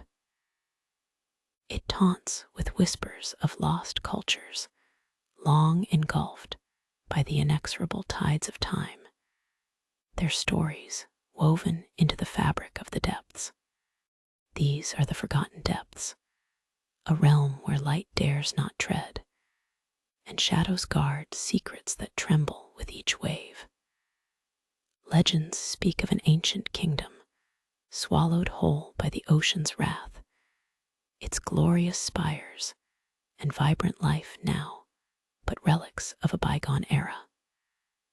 The few who dared to explore these depths returned with fragments of tales, of spirits haunting the ruins, soft melodies echoing through the water, calling out to adventurers with promises of treasure and peril.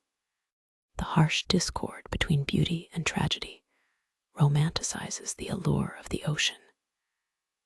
Tales from old mariners and modern fishermen collide, a tangled web of fear and fascination bind them, instructing sailors to heed the siren's song in the winds, but reminding them of the inevitable price for curiosity. Those who venture here feel a heavy weight, an awareness of eyes watching them from the depths, an ancient surveillance by a force beyond understanding. Drifting beneath the shimmering surface, marine archaeologist Dr. Claire Lewis grapples with her own obsessions. Since childhood, she heard tales of the treasures hidden beneath the ocean, stories passed down through generations. The long-lost civilization calls to her, its siren song a promise she cannot resist. Recently, a shimmer of hope emerged, a sonar reading indicating an uncharted territory. The blueprints of her childhood dreams now materialized as she gathered a team of diving professionals, their excitement palpable as they set their course into the abyss. As the expedition begins, Claire feels a mingling of anticipation and unease. The ocean's breath shifts like an uninvited guest. They plunge deeper into the blue, submerged in silence, the submarine's powerful engines the only sound disturbing the ancient tranquility. Beyond the thick glass, shadows twist and dance in the distant dark, hinting at the silenced truths buried below. Suddenly, their instruments flash, indicating movement beyond the sonar's grasp. The crew exchanges uneasy glances, their fascination turning to apprehension.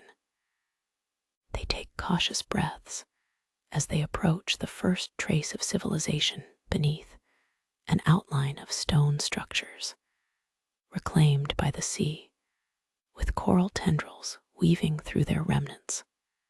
But as they close in, an inexplicable chill fills the chamber. The ocean shifts, and electricity crackles in the air, an unspoken warning reverberating through the vessel. In the unfolding tension, Claire's heart races. She wonders if they have disturbed the echoes of history, the guardians of the depths awakened by their intrusion. As they venture closer, bioluminescent organisms pulse with eerie light like fallen stars trapped within the ocean's embrace. The beauty is overwhelming. It enchants and terrifies. Just as they prepare to document their findings, the submarine shudders violently, its lights flickering as an unearthly roar reverberates through the hull. It could only be the fury of the forgotten depths, a growling reminder they are not alone. Without warning, the shadows collide into the light, revealing unmistakable shapes intertwined with living coral, spectral defenders rising from the depths. The ancient spirits arise, weaving around the vessel as their echoes fill the water, whispering forgotten truths. Turn back, they seem to cry, merging with the currents, pulling Claire and her team deeper into the heart of their long-lost kingdom. In that moment, Claire realizes she's no longer merely an explorer. She has crossed into a sacred realm, where every memory preserved by the ocean holds the weight of sacrifice. The depths have awakened, and their story, intertwined with the living, demands to be told. What if the vibrant colors and life of the coral reef conceal a darker reality? Whispers of the oceans, cries echoing from the coral's very essence, remembering the souls lost in their embrace. In the turquoise waters of the Pacific, coral reefs pulse with colors and sounds, a tapestry of marine life hiding stories woven with tragedy and sorrow. Beneath the beauty lies a truth where whispers of lost sailors linger, eternally waiting to be heard. Legend surrounds these coral reefs, where fishermen speak of the spirits of those caught in storms, their souls mingling with the living waters. Tales abound of ships that vanished nearby, their crew swallowed by the ocean, their voices merging into the siren songs carried across the tides. Local lore thrives on the spirits believed to dwell in the coral, where the vibrant colors mask their darker stories. Sailors echo accounts of visages swirling beneath them, a glimmer of lights that haunt as they draw near. Young marine biologist Jenna Morrison listened intently to these tales, nurturing her fascination with the ocean's mysteries. Her grandmother's stories of the captivating corals ignited her spirit of adventure. Yet the loss of her brother, a fisherman claimed by the sea, cast a shadow of grief over her journey. Determined to confront the ocean's mysteries, Jenna organized an expedition to the coral reef. Armed with cameras and recording devices, she gathered a team of divers, hoping to uncover not just marine life, but any traces of the spirits tied to the corals. The boat cut through the waters under a warm sun, and with every wave, Jenna felt the weight of local lore echoing in her mind. As they reached the site, whispers wound around her, strange sensations stirring beneath the calm surface. Diving into the cool depths, they were met by vibrant fish, but the lively symphony felt tinged with melancholy. Suddenly, the currents shifted, the lively ocean sounds fading into a suffocating silence, leaving only Jenna's heartbeat ringing in her ears. An unfamiliar melody drifted through the water, compelling her deeper into the reef. Surrounding her, corals began to glow, a bioluminescent shimmer illuminating the darkness. Jenna instinctively followed the light, drawn to something glimmering below. She reached into the depths and felt cold metal, a pearlescent object embedded within the corals.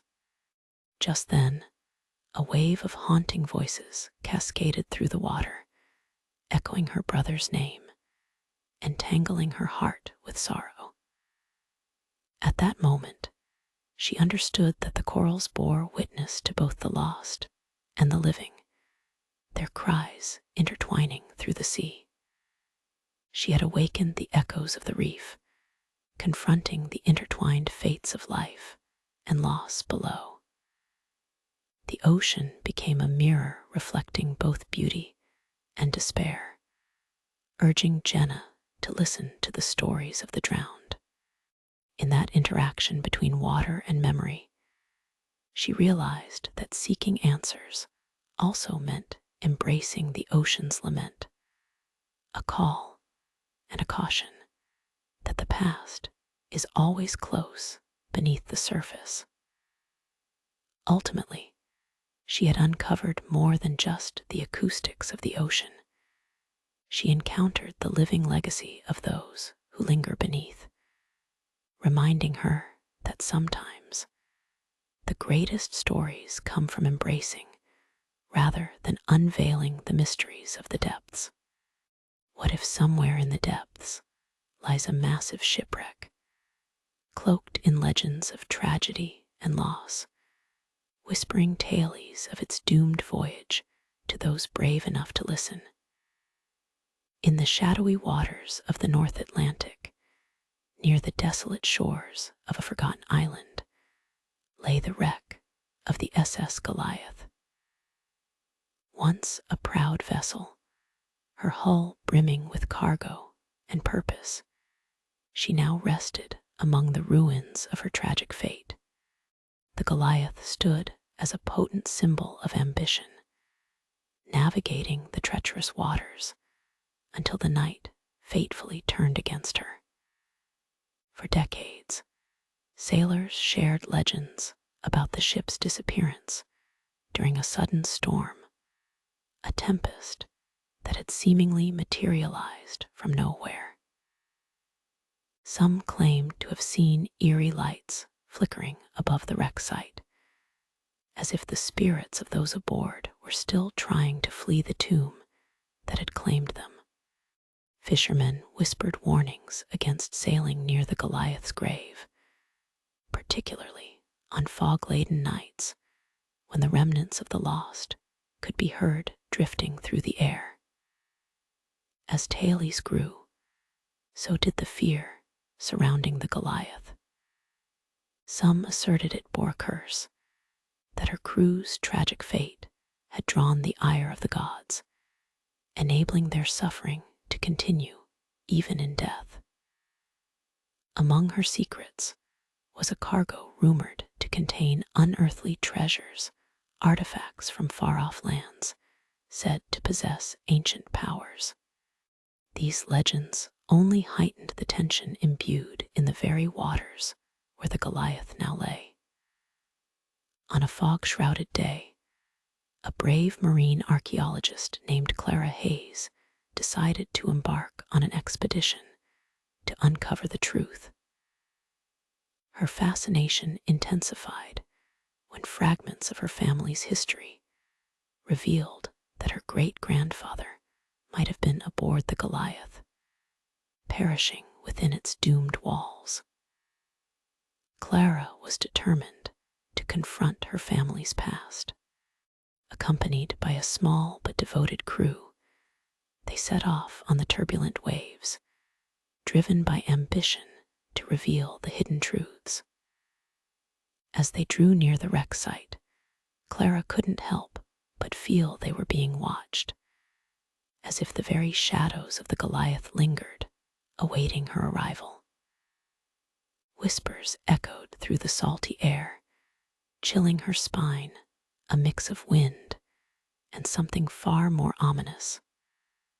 Once they dropped anchor, preparations for the dive began. Anxiety crackled through the air like static electricity. Clara's heart raced as she donned her diving gear, being swept away with excitement and dread.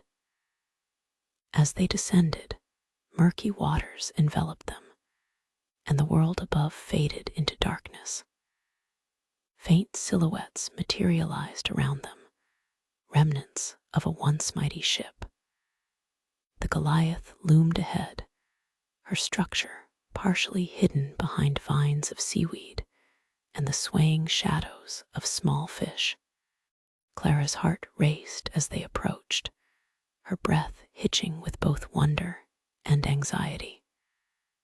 A chill swept through the water as an eerie, soul-touching melody filled the space, captivating, yet filled with an undertone of sorrow. Clara faced her team, wide-eyed, recognition dawning upon her. Were they hearing the cries of lost souls trapped within the wreckage? As they examined the haunting remains of the ship, Clara's instincts warned her to retreat, but an unyielding pull toward the secrets that lay within her heart compelled her forward, a vessel of sorrow that begged her to uncover truths. In that moment, Clara realized this exploration was not just about discovery, but a reckoning with her family's haunting past.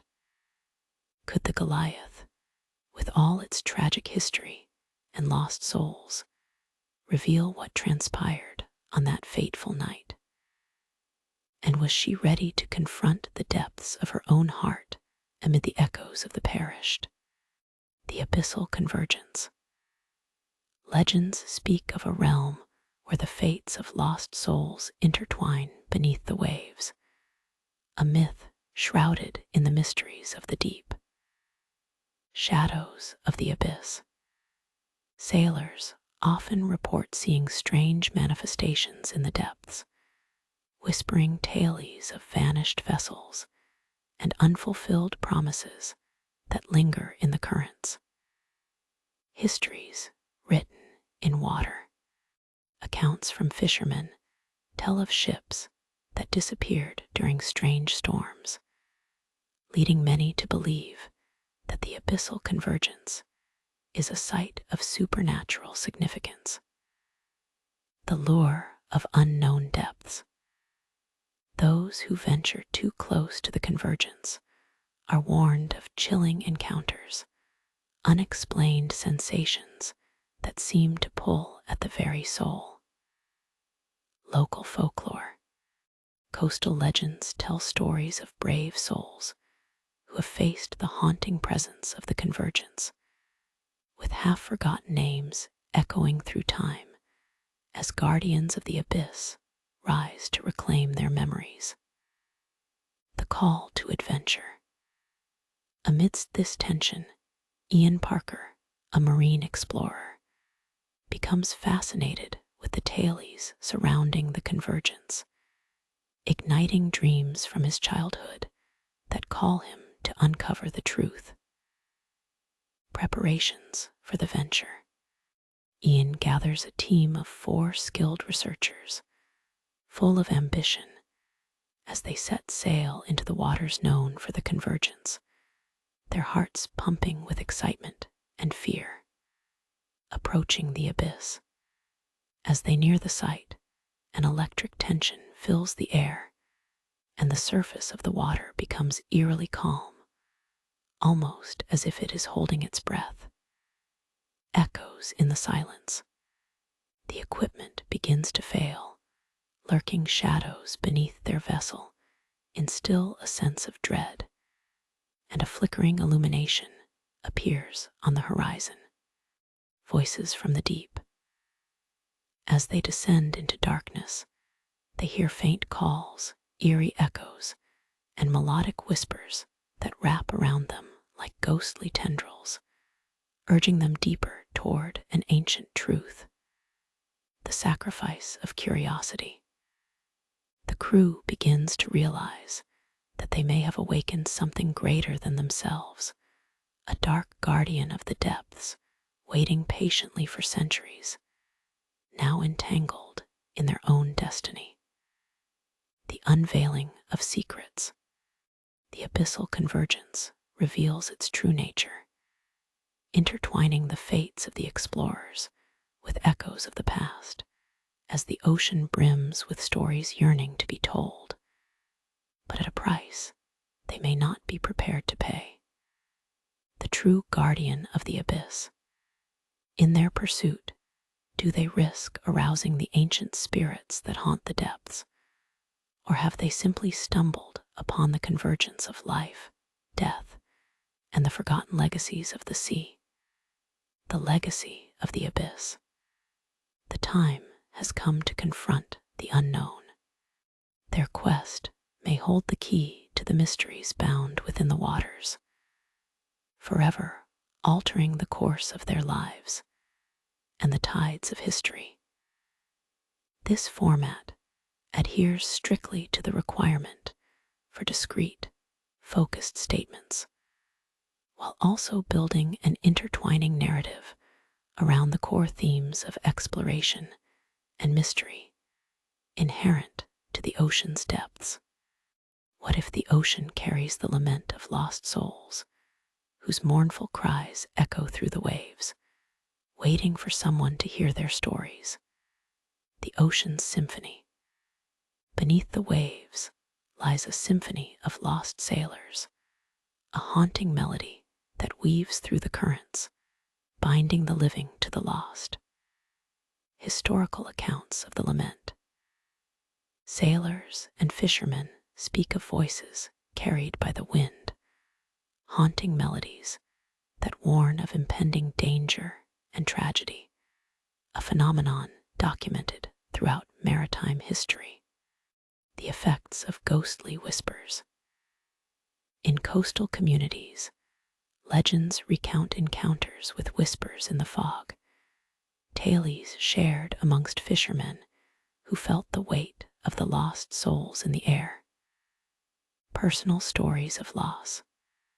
Families of the missing often recall the last moments shared with loved ones, intertwining their grief with the belief that the spirits of the drowned still sing in the depths. Abigail's quest for truth. Dr. Abigail Moore, a marine biologist, is drawn to the stories of the Lament after losing her brother to the sea, determined to uncover the truth behind the whispers.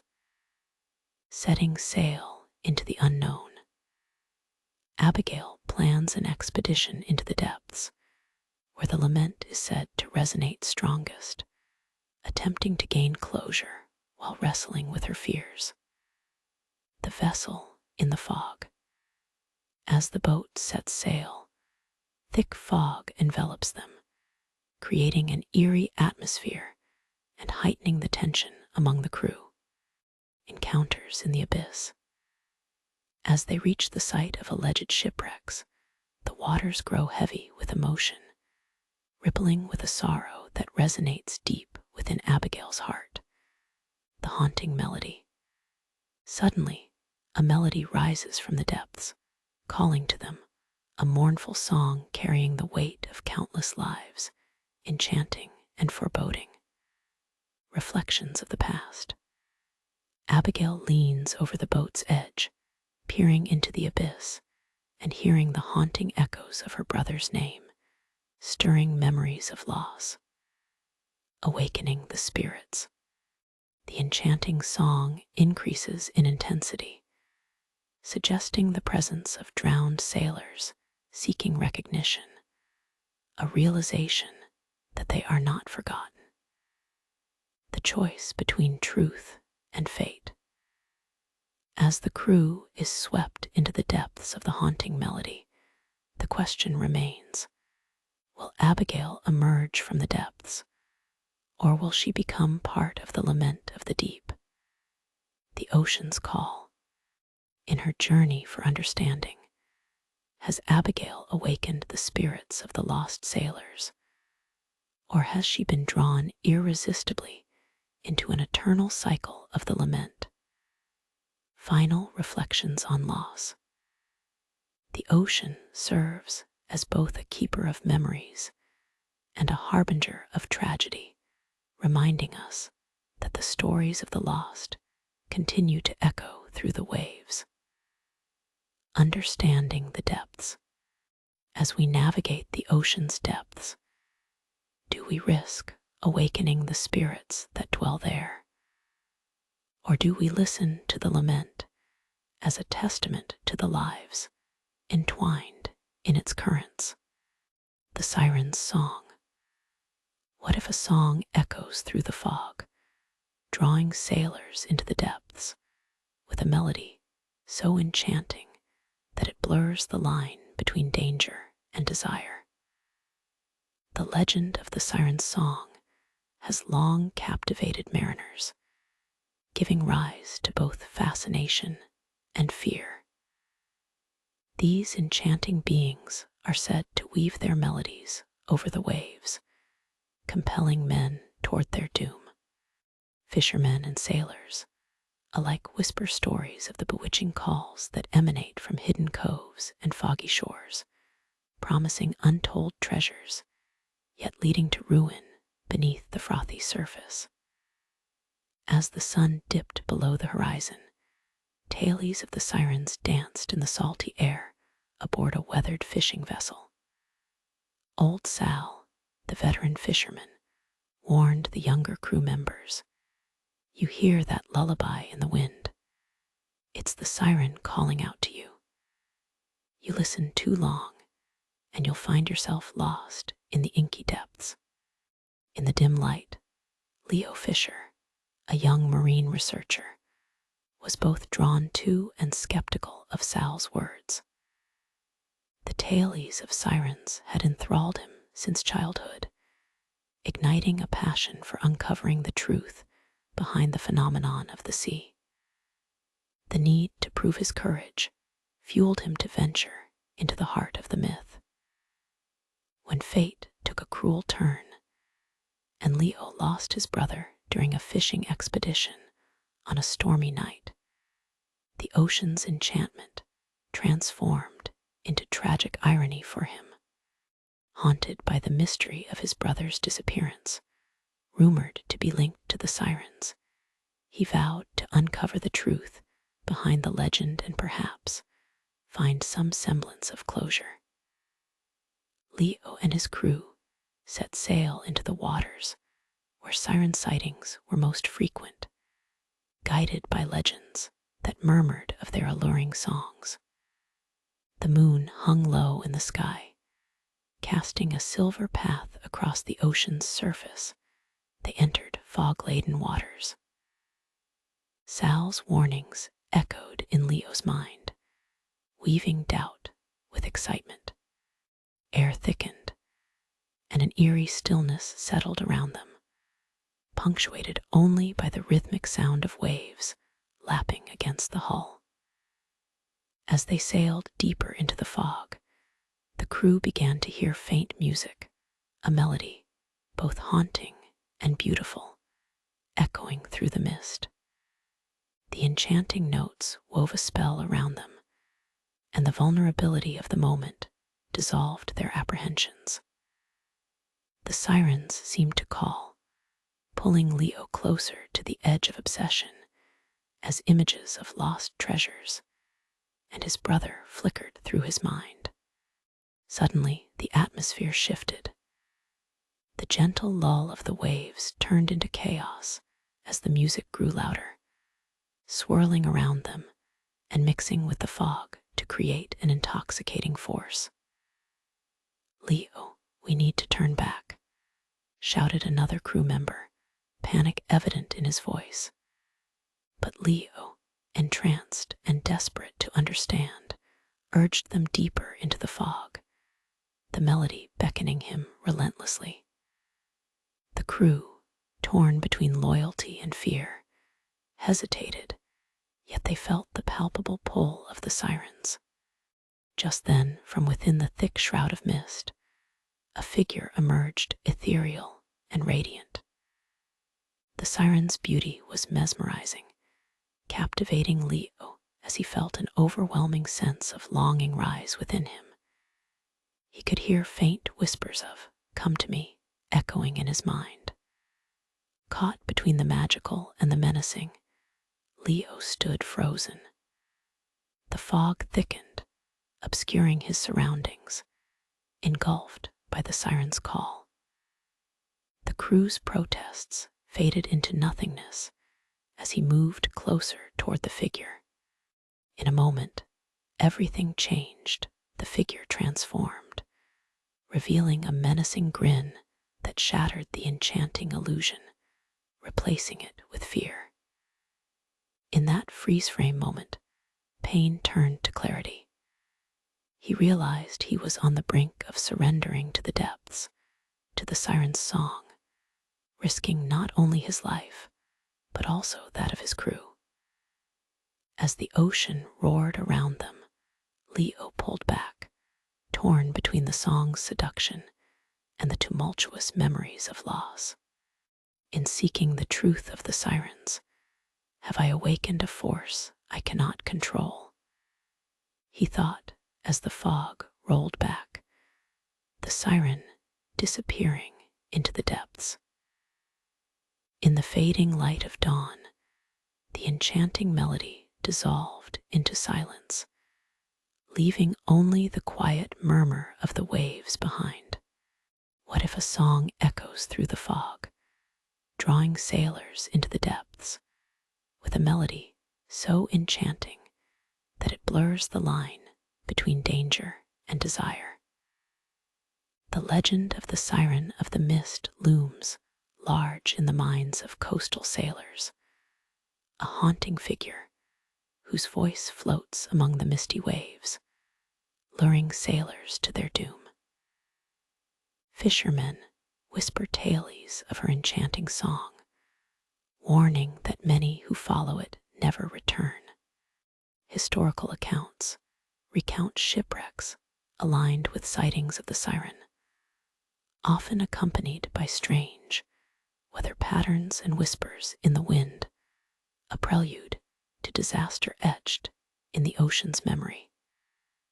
For generations, mariners have spoken of her alluring melodies that beckon them into treacherous waters, embodying both beauty and peril. Survivors' tales tell of a last haunting refrain, echoing in their minds long after they've made it to safety. Zoe Fairchild's life changed when her brother vanished while sailing through those foggy waters, consumed by his obsession with the siren's allure. Determined to uncover the truth, she set out on a journey fraught with peril. With a small crew, Zoe ventured into the fog, armed with recording equipment, hoping to document the ethereal song. As they sailed deeper, the veil of mist thickened, and the atmosphere grew heavy with expectation. Then, as the sun dipped below the horizon, the haunting melody began to rise from the depths, an enchanting lullaby filling the air. The crew exchanged nervous glances, gripped by the irresistible call. Zoe felt a pull in her heart that felt achingly familiar. Time seemed to stretch as the siren's voice crescendoed, engulfing them in its ghostly embrace. It wove through the air, promising a reunion with her brother, drawing her dangerously close to surrender. In that moment of clarity, Zoe fought against the seductive pull.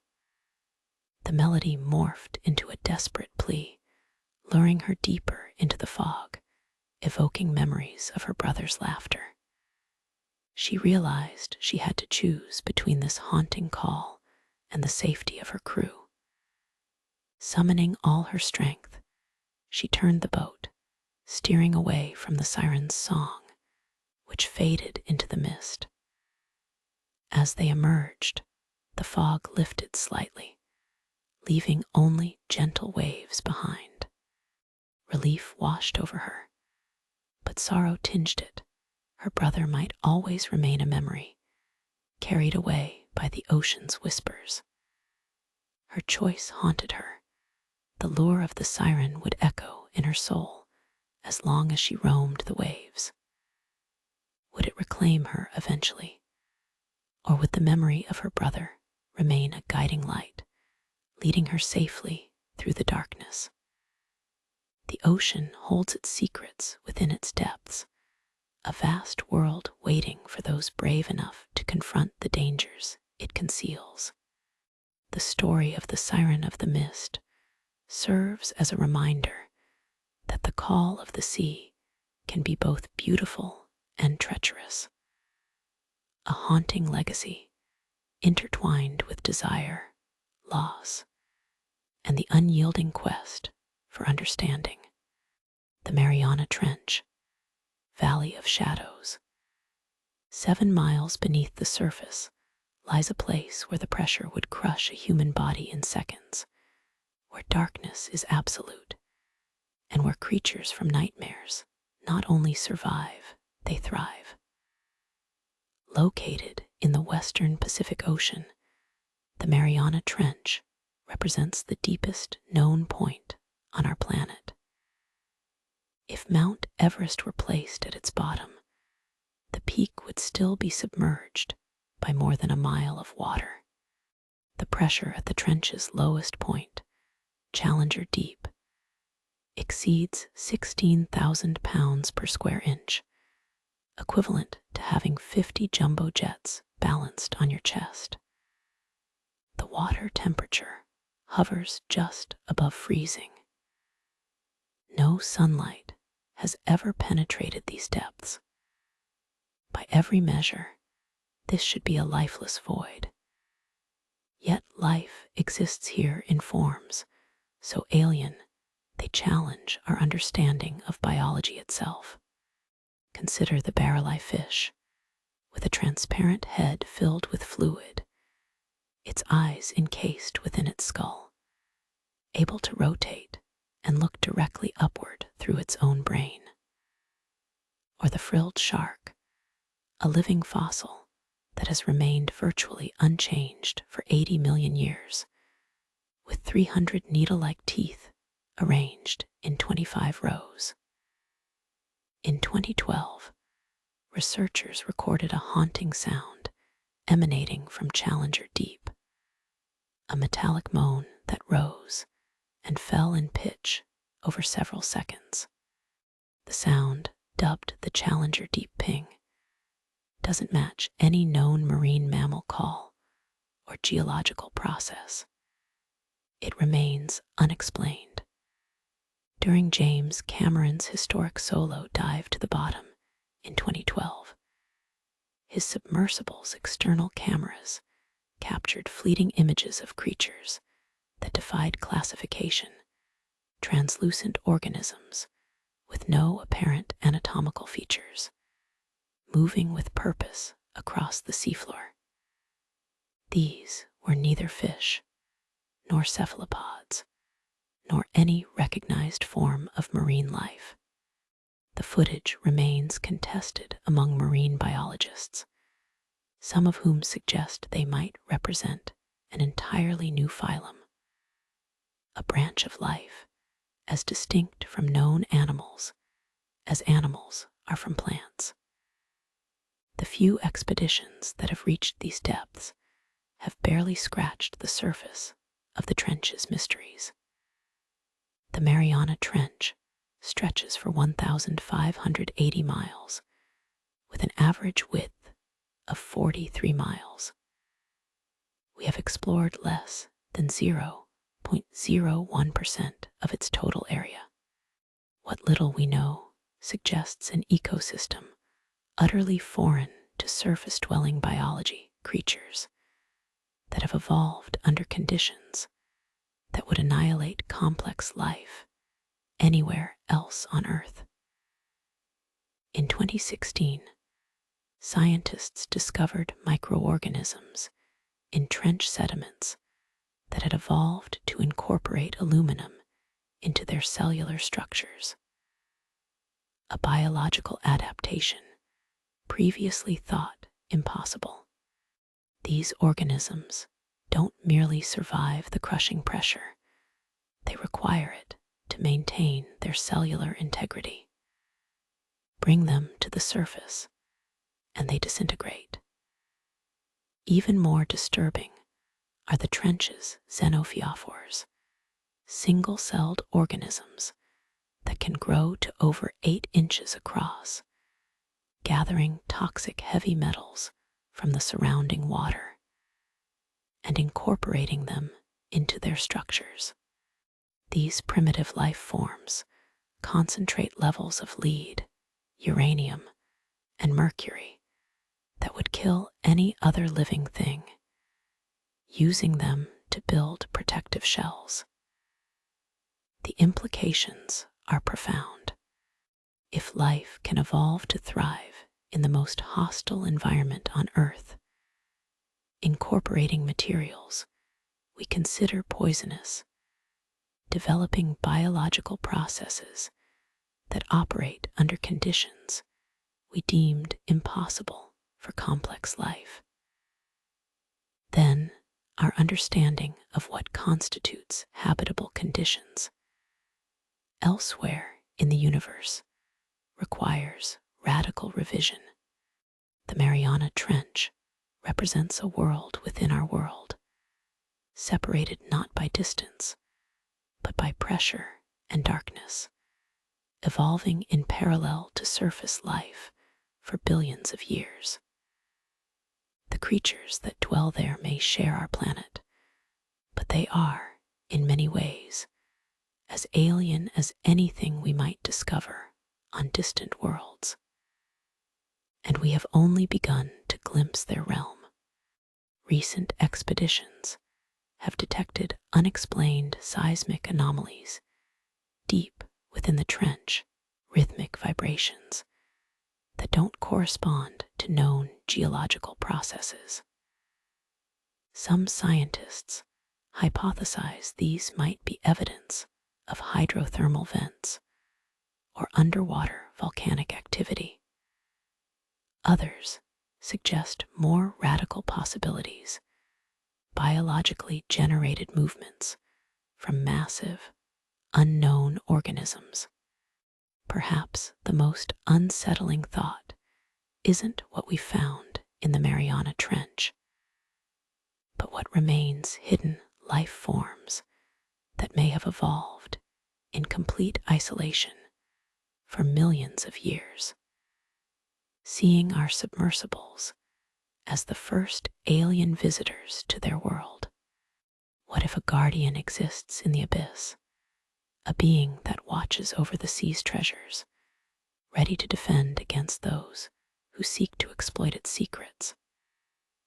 In the heart of the ocean lies a vast expanse known to few as the abyss, an unsettling realm where light rarely penetrates and shadows dance in the deep. The waters here are darker, filled with secrets long forgotten. Rumors whisper of the keeper, said to be a colossal creature resting among the ruins of ancient civilizations that thrived long ago. Its form is undulating and magnificent, exuding an energy that commands reverence from sea travelers twisting along its paths. For generations, fishermen and sailors have shared stories of the keeper, cautioning each other to pay respect to the ocean and its guardian. Those who hunt for treasure often speak in hushed tones, warning of vessels swallowed whole by monstrous waves, driven rogue by the keeper's ire.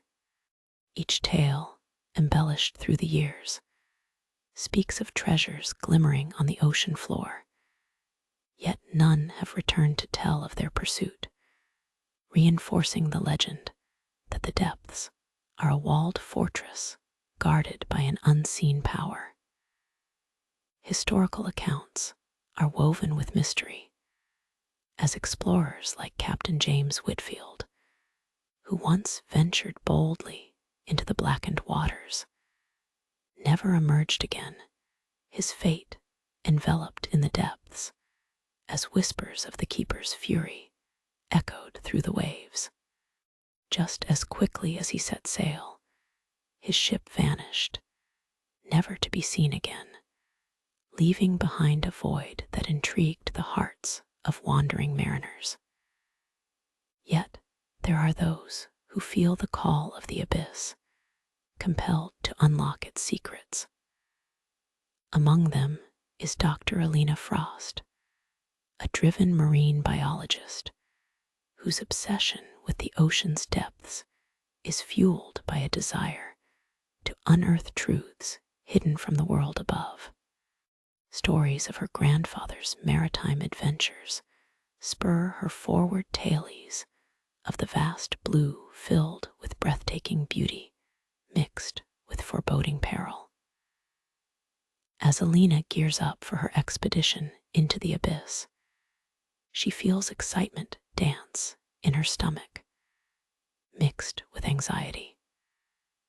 The prospect of unveiling the truth about the keeper draws her in. It's said that if one approaches with an open heart and pure intentions, the keeper will reveal its wonders. Yet, she can't ignore the weight of caution pressing on her mind, the stories recounted by those who have come before her. Descending into the depths, sonar echoes and distant sounds fill the water, grabbing her attention.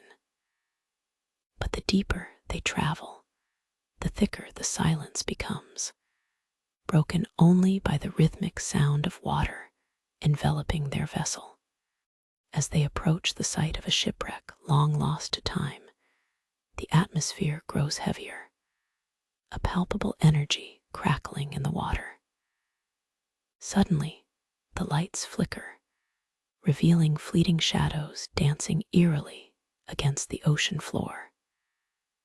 Amidst the swirling darkness and strange murmurings, a massive shape breaches the depths, a shadowed silhouette gliding gracefully through the water. The creature, impossibly grand, emanates an aura that challenges all notions of fear and respect. Its eyes, brilliant and deep, lock with Alina, sending shivers down her spine as she realizes she has encountered the Keeper. In that moment, awe fills her heart, but so does the haunting belief of the legends she long pursued. The whispers of the past thrumming in her bones, she must face the truth. In seeking the Keeper's truth, have I opened the door to ancient wisdom, or unwittingly disturbed the guardian of the abyss? The ocean answers only with silence, echoing a chilling response that may decide her fate. What if the ocean, in its depths, carries the lament of lost souls, whose mournful cries echo through the waters, waiting for someone to hear their stories? The vast expanse of the ocean has always been a duality of beauty and danger, a vast playground cradling unspeakable mysteries beneath its surface. Yet deep below the shimmering waves lies an unsettling truth, the lament of the deep. This ancient belief suggests that the ocean holds the voices of those lost to its depths, their tales of shipwrecks and heartbreak intertwined in the tides. In the small coastal town of Eldermere, tales of the ocean's sorrowful songs are shared around flickering fires. Old fishermen speak in hushed tones of ghostly figures appearing amidst the crashing waves, of haunting melodies carried gently on the breeze. Each tale reminds them that these enchanting sounds may not mere illusions, but echoes of souls captured by the sea, forever tied to its unfathomable currents. Historical records are filled with accounts from mariners who reported an otherworldly presence just before disaster struck.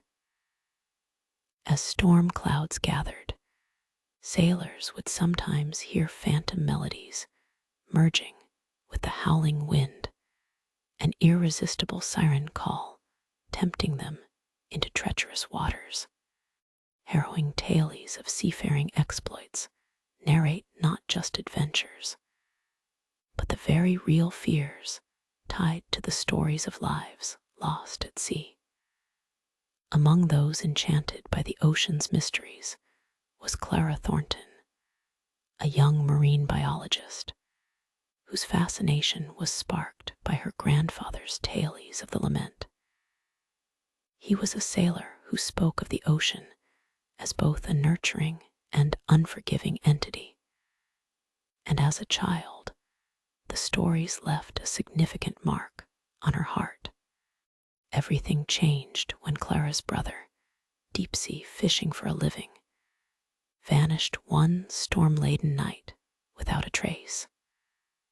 Haunted by her brother's disappearance, Clara became determined.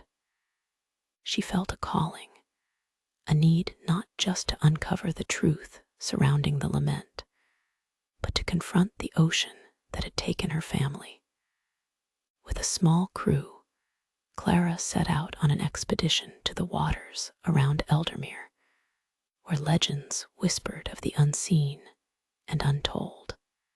As they prepared for the journey, she caught a glimpse of the ocean, its surface glistening under the sunlight.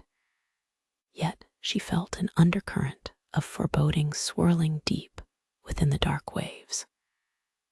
The air thickened with anticipation as they ventured into the ghost waters, a notorious stretch known for its shadowy murmurs.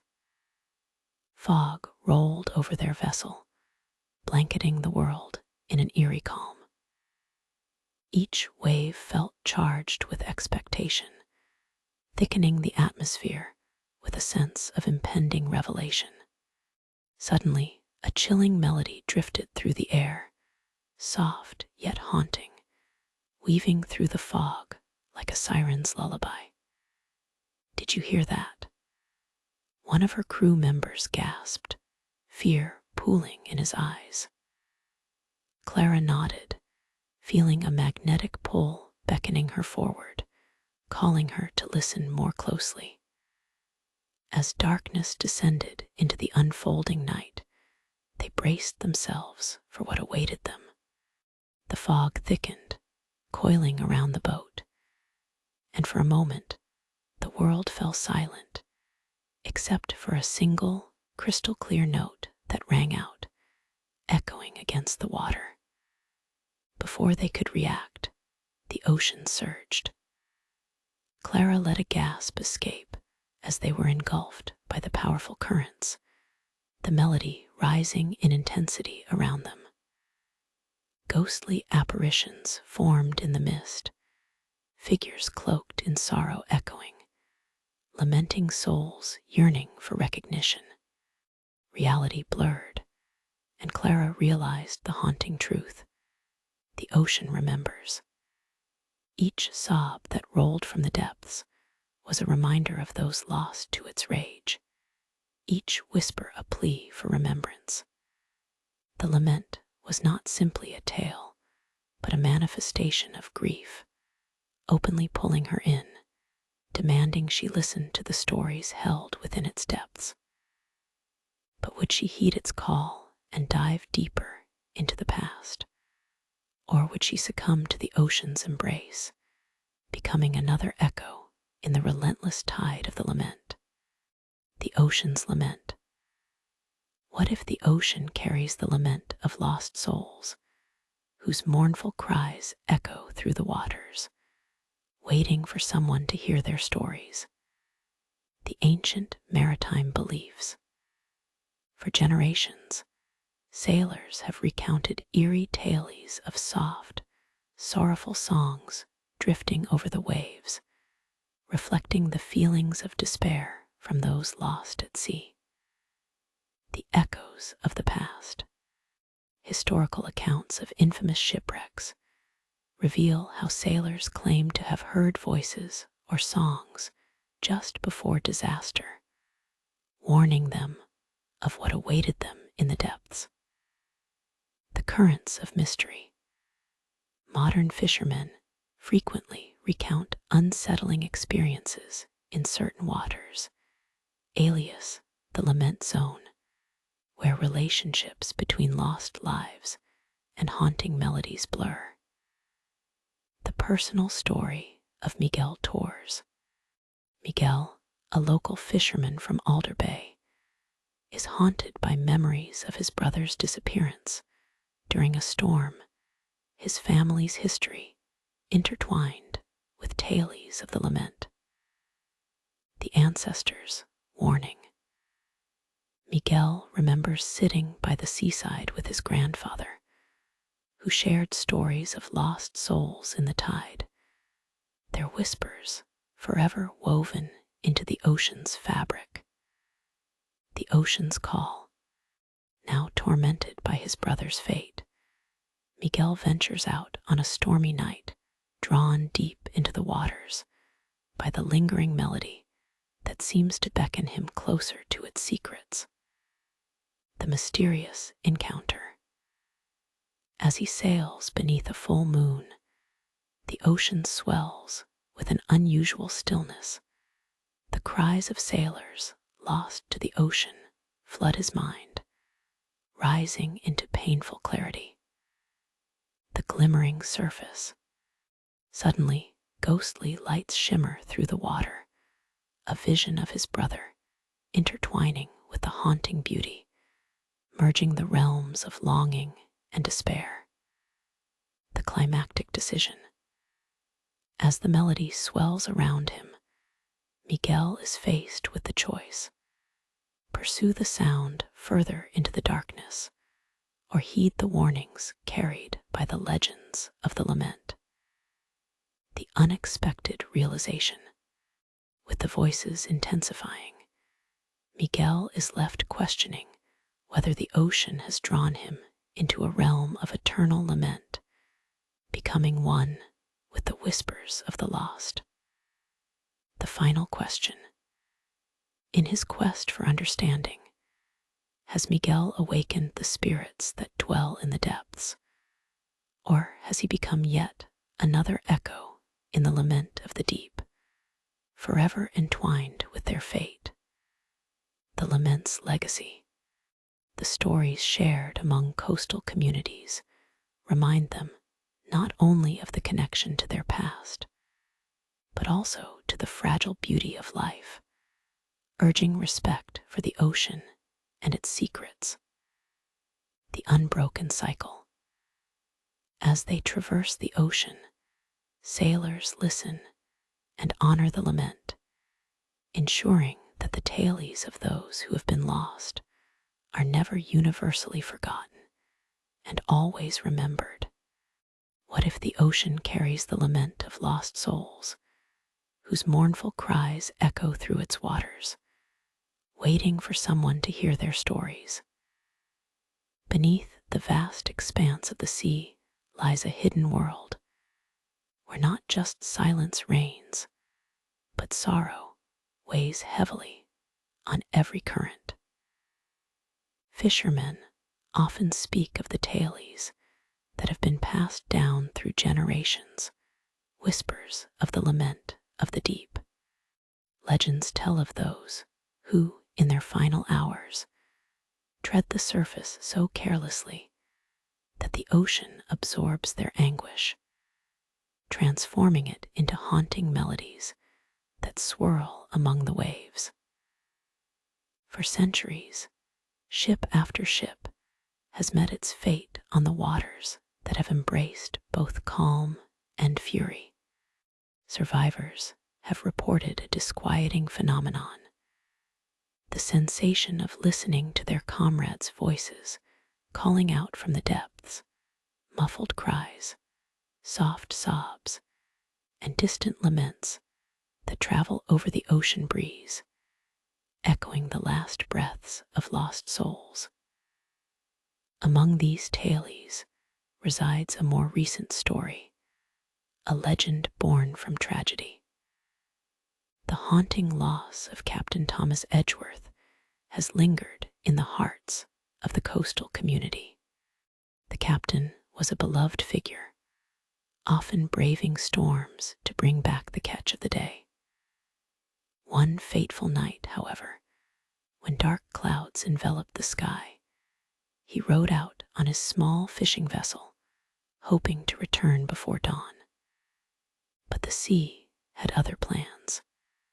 With waves crashing and wind howling, his ship was claimed by the chaos that roiled at the water's surface. In the months that followed, locals claimed they could hear his lamenting wails on quiet nights, carried by the tides to those willing to listen. In this community lived a woman named Clara, a marine biologist by trade. Her passion lay in understanding the ocean's intricate ecosystems. But the tragedy surrounding Captain Edgeworth's disappearance became a personal calling for her. Clara couldn't shake the feeling that unraveling the mysteries behind the haunting cries might lead her to a deeper understanding of her own life, a life intertwined with loss. Driven by the sorrowful stories echoing in her memory, she made it her mission to explore the depths where the lament was strongest. As Clara prepared her expedition, she felt the weight of history bearing down upon her. The community's belief in Captain Edgeworth's ghost continued to grow, warning her of the dangers lurking in those waters. They whispered tales of the ocean's ability to claim those who disturb the peace of the fallen. but her resolve to honor the lost souls pushed her onward, unafraid of confronting their memories. With her crew aboard, Clara embarked into the night, the moon casting its glow over the waves, just as it had on the night the captain was lost. They floated further out, tension hanging thick in the air. The waters darkened ominously, an eerie calm enveloping them as they approached the dive site famed for its ghostly echoes. Suddenly, a thick fog rolled in, muffling the sounds of the sea, as though the ocean held its breath, preparing for an unveiling. "Listen," Clara urged, drawing her crew closer, eyes wide with anticipation. It began a soft melody carried by the wind, echoing like a ghostly serenade, beckoning them to wander deeper into the unknown. Each crew member felt the chill of the atmosphere shift around them, the water shimmering in an otherworldly glow, a gateway to the tailies of the lost. "We need to dive," Clara whispered, her determination strong against the weight of fear that pressed down on them.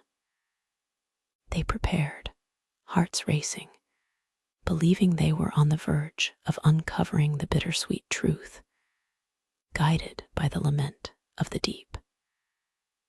As they descended into the depths, their lives would forever be intertwined with those who once sailed the treacherous waters, the echoes of the past waiting to greet them. What if the ocean's depths are a confluence of ancient mysteries, where the fates of lost souls and the mysteries of forgotten civilizations intertwine beneath the surface?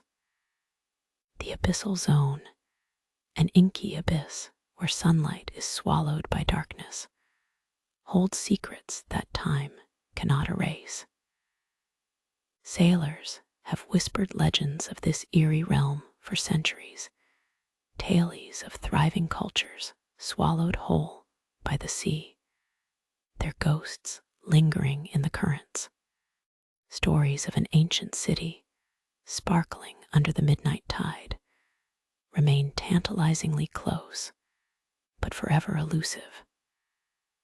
What truly happened to those who ventured into the abyssal zone? Historical accounts speak of valorous explorers who risked everything, only to return haunted by visions of grotesque shapes lurking out of sight.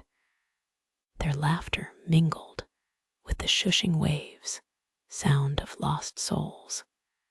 The ocean reflects not only the beauty of life above the surface, but also the weight of tragic histories buried deep below. Dr. Emma Stone, a passionate marine biologist, became captivated by the whispers of these underwater legends after discovering her grandfather's sea journals filled with tales of wondrous explorations and ominous warnings. Growing up with such stories inspired her to uncover the truths hidden beneath the waves, where few dared to tread. As her expedition to the Abyssal Convergence approached, feelings of dread mingled with excitement. Emma felt a connection to her past, as if the ocean was urging her forward into the depths, drawing her ever closer to the secrets of her ancestors.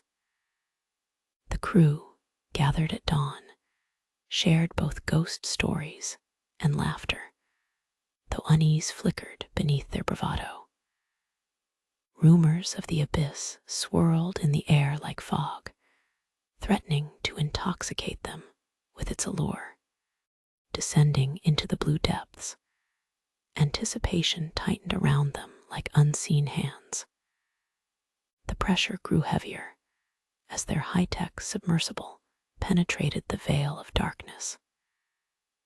Navigational tools flickered and tinged with uncertainty as eerie echoes reverberated within their ears. Pressing on, the submersible's lights illuminated strange formations, a kaleidoscope of bioluminescent wonders juxtaposed against the oppressive blackness. Suddenly, the ocean shifted. Currents pulled with primal force, an undercurrent that felt both terrifying and alluring. The abyss felt alive, pulsing with an energy that chilled Emma's bones. Had they angered whatever dwelled in the darkness below? Then they found it, a silhouette emerging from the shadows, crowned with shimmering lights dancing like stars across the structure. The ruins of an ancient civilization rose from the ocean floor, their intricate designs revealing echoes of life long gone. Emma felt her heart race with wonder, but wonder quickly turned to dread as the scenery morphed into chaos. As they began to document their extraordinary findings, a sudden noise erupted from the depths, a roar that sent pure terror racing through the crew. The murky water was alive, with monstrous shapes darting past them. Fear gripped their hearts as the realization struck that they had ventured beyond the realm of knowledge, awakening something that was never meant to resurface. Was it merely the abyss guarding its secrets, or something else entirely? A fierce protector of the legacies lost to time. The question lingered heavily in the air as shadows danced just beyond their view.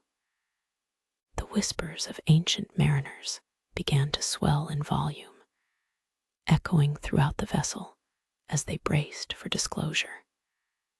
Have they opened a forbidden door, or were they fated to join the lost souls dwelling eternally within the depths of the abyss, forever entwined with the history that binds them to the sea? What if the ocean, in its depths, carries the lament of lost souls, whose mournful cries echo through the waters, waiting for someone to hear their stories? In the coastal town of Marin's Cove, tales of the lament of the deep danced on the lips of fishermen and sailors alike. They spoke of a haunting melody that emerged from the depths, a sorrowful song woven into the very fabric of the ocean, echoing the experiences of those souls claimed by the relentless sea. It whispered of shipwrecks, of lives extinguished in stormy nights, drawing shivers from those who dared to listen. Local lore spoke of a terrible storm almost a century ago, when the SS Argonaut met its fate against the jagged cliffs, taking with it a crew of brave souls. To this day, the townsfolk believed their spirits lingered near the wreck, eternally searching for their lost comrades, their cries a symphony of despair that only the ocean could truly comprehend. Many a sailor turned his back on the treacherous waters as storm clouds gathered. The warnings echoed through generations as mothers cautioned their children after dark, while spirits whispered tales of the drowned to the winds. Among those shaped by the ocean's mysteries was Lee Thompson, a passionate marine biologist raised by her grandfather, who thrived on tales of the sea's enchantment. As a child, Lee sat wide-eyed, captivated by her grandfather's stories of the lament, which inspired her now-renowned work focused on the preservation of marine ecosystems. The stories ignited a fervor in her heart, urging her to mingle science with the deep-seated myths that breathed life into the community. Yet, Lee harbored a secret grief that clung to her like sea mist.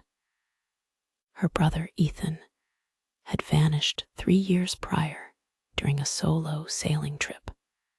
Lee could still hear his laughter in the wind and see the joy on his face as he shared tales of adventure on the open sea.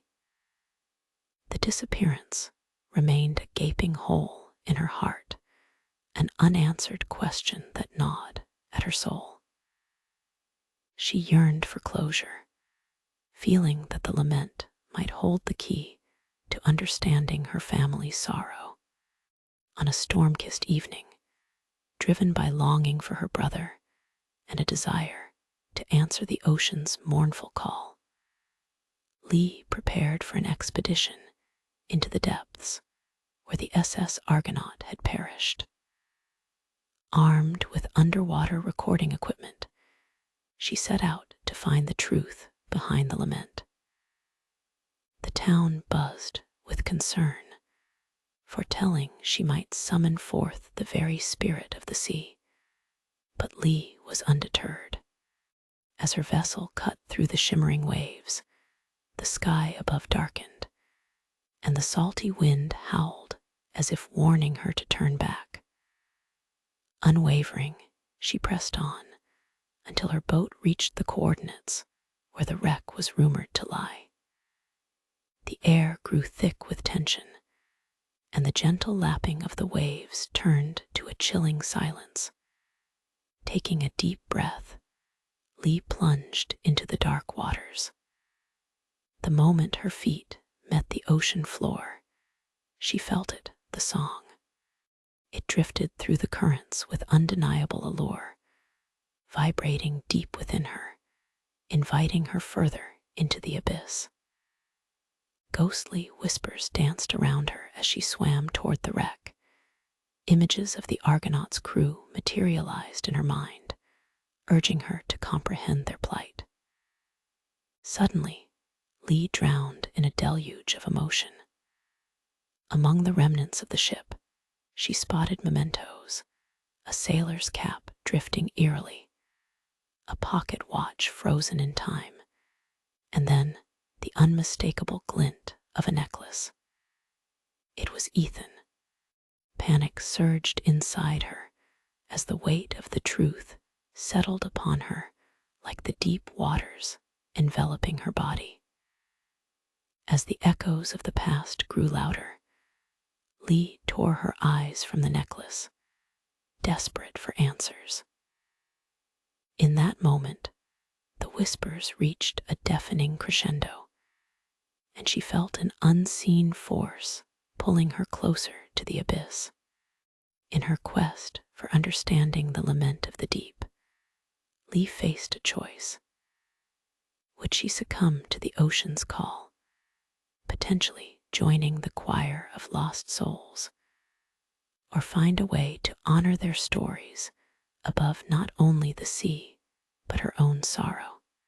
What if the ocean's depths are a confluence of ancient mysteries, where the fates of lost souls and the secrets of forgotten civilizations intertwine beneath the surface? The Abyssal Convergence is a name whispered among sailors and scholars alike, an area fraught with danger and enigma. Here the ocean speaks in tones of sorrow, housing the echoes of countless shipwrecks and the secrets of civilizations swallowed whole. Fishermen often tell tales of their nets returning eerily empty, shrouded in the aura of disquiet that surrounds this fabled location.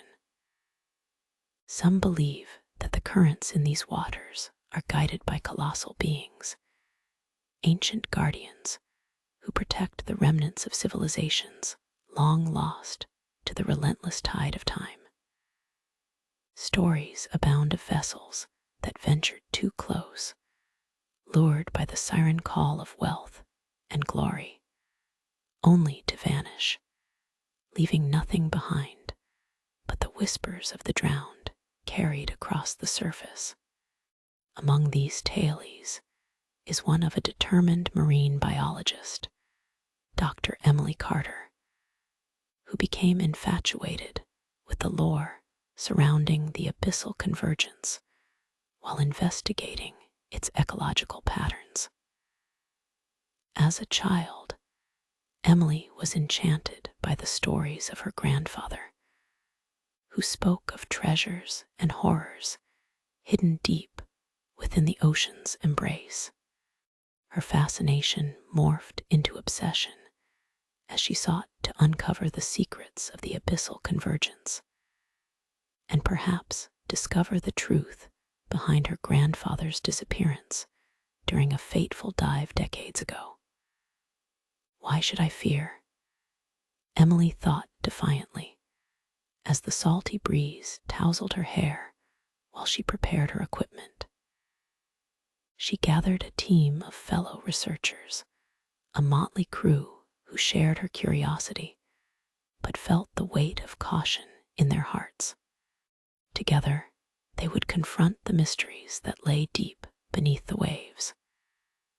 As they set sail towards the notorious waters, the sky darkened unexpectedly, as if the very atmosphere conspired against them. An unease settled upon the crew, but the collective excitement pushed them onward, yearning to explore the enigmatic depths of the convergence. The tension was palpable as they prepared to descend into the dark embrace of the ocean. When they finally dropped anchor and began their descent, silence enveloped them, broken only by the rhythmic sound of their own hearts echoing within the confines of their gear. Emily felt a fog of emotions, anticipation, hope, fear, that tangled within her as they plunged deeper, leaving the bright world behind. Darkness soon consumed them, but their lights pierced through, illuminating the mysterious structures that began to materialize on their sonar. Their instruments began to register strange readings, unidentifiable shapes shifting beneath them, a pulsing current that seemed to beckon them closer. With every passing moment, Emily felt pulled toward the darkness, sensing an energy and an essence that enveloped them. Suddenly, an unexpected surge of water swept through the vessel, throwing them into disarray. What was that? Someone shouted as alarms indicated a shift in their surroundings. Before Emily could gather her thoughts, they caught a glimpse of a colossal silhouette emerging from the depths, spinning in the currents and revealing glowing eyes that seemed to pierce through the dark. Panic surged through the crew as they wrestled with the unyielding pull of the Abyssal Convergence. Emily stood frozen, torn between awe and terror, her thoughts racing. Have we stirred something ancient? Something guarding these secrets? She wondered in disbelief. The depths of the ocean seemed to whisper their discontent, a ghostly chorus echoing past her mind. And then the melody began. Not a song of sirens, nor the harmony of nature, instead, a cacophony of voices intertwined with the water, a haunting chorus of ancient mariners trapped within the bowels of the ocean. In that moment, Emily realized the significance of the convergence. It was more than a mystery. It was a remembrance of the past. The souls lost to time enveloped in despair and longing. As her heart raced, Emily grasped the chilling realization. In seeking to unravel the truth of the Abyssal Convergence, have we awakened an ancient force guarding its depths? Or have we merely become another chapter in the stories whispered through the waves? The ocean continued its dance, neither revealing nor releasing its secrets, leaving them to ponder the price of discovery and the weight of legacy intertwined in the currents of the Abyssal Convergence. What if a song echoes through the fog, drawing sailors into the depths with a melody so enchanting that it blurs the line between danger and desire? As the sun dipped below the horizon, the waters shimmered with twilight, casting a golden glow that bordered on ominous. It was on such nights that the stories of the siren's lure came alive, an enchanting melody that had lured many mariners to their doom, a haunting ghost of beauty lurking beneath the waves. Local lore echoed with warnings of the siren, a creature of beauty said to charm sailors with her sweet song, promising treasures and love to those who dared to follow her call. The folklore spoke of many who had surrendered to her melody, their ships vanishing into the dark sea, leaving only whispers and memories behind. Families mourned, searching for closure with every crashing wave that carried the melody of their lost loved ones. In this coastal village lived a young marine researcher named Lee Hawkins. Product of her environment, Lee had grown up with tales of the siren, spending restless nights drifting off to sleep with fantasies of uncovering the truth behind the myth. Yet, it was not just a tale for her, it was deeply personal. Years ago, her brother had vanished during a stormy night, the boat he captained never to return, a mystery that forever haunted her family. The pain of loss shaped Lee's obsession with discovering the truth of the siren. She spent tireless hours studying aquatic behaviors and folklore, intertwining her academic pursuits with the yearning to find closure for her family. More than just an exploration of the waters, this journey was about confronting her fears and her brother's absence. As she prepared for her expedition into the depths of the notorious Cove of Echoes, Lee felt a mixture of anticipation and dread. The local stories whispered in her mind, urging caution as she assembled her crew and set sail on her small research vessel, the Ocean Whisperer. The mist rolled in thick around them, swirling like a veil cloaking their path as they navigated closer to where the sirens were said to call. "Something feels wrong," one crew member remarked, glancing into the haunting fog. "Stay focused," Lee replied, suppressing her own unease. "We're here to collect data, not to chase folklore." Yet as the fog began to thicken, the wind carried a faint, melodious sound, a haunting serenade that wrapped around them like a soft embrace. Lee's heart raced. It was intoxicating. The ethereal music seeped into her very being, tugging at her emotions as if echoing the memories of her brother. "Do you hear that?" Lee whispered, unable to mask her longing. "Yeah, it's beautiful," said a crew member, entranced by the melody, his eyes glazed with fascination. "We should follow it." "No," she warned, already sensing the danger. It was a delicate dance between allure and dread, as the music beckoned them closer to peril. With a tremor in her voice, she pressed, "We need to focus on the task. We shouldn't stray." But temptation, wrapped in the sweet strains of the siren's song, ensnared them all. The melody grew stronger, hauntingly beautiful, as it intertwined with the salty air.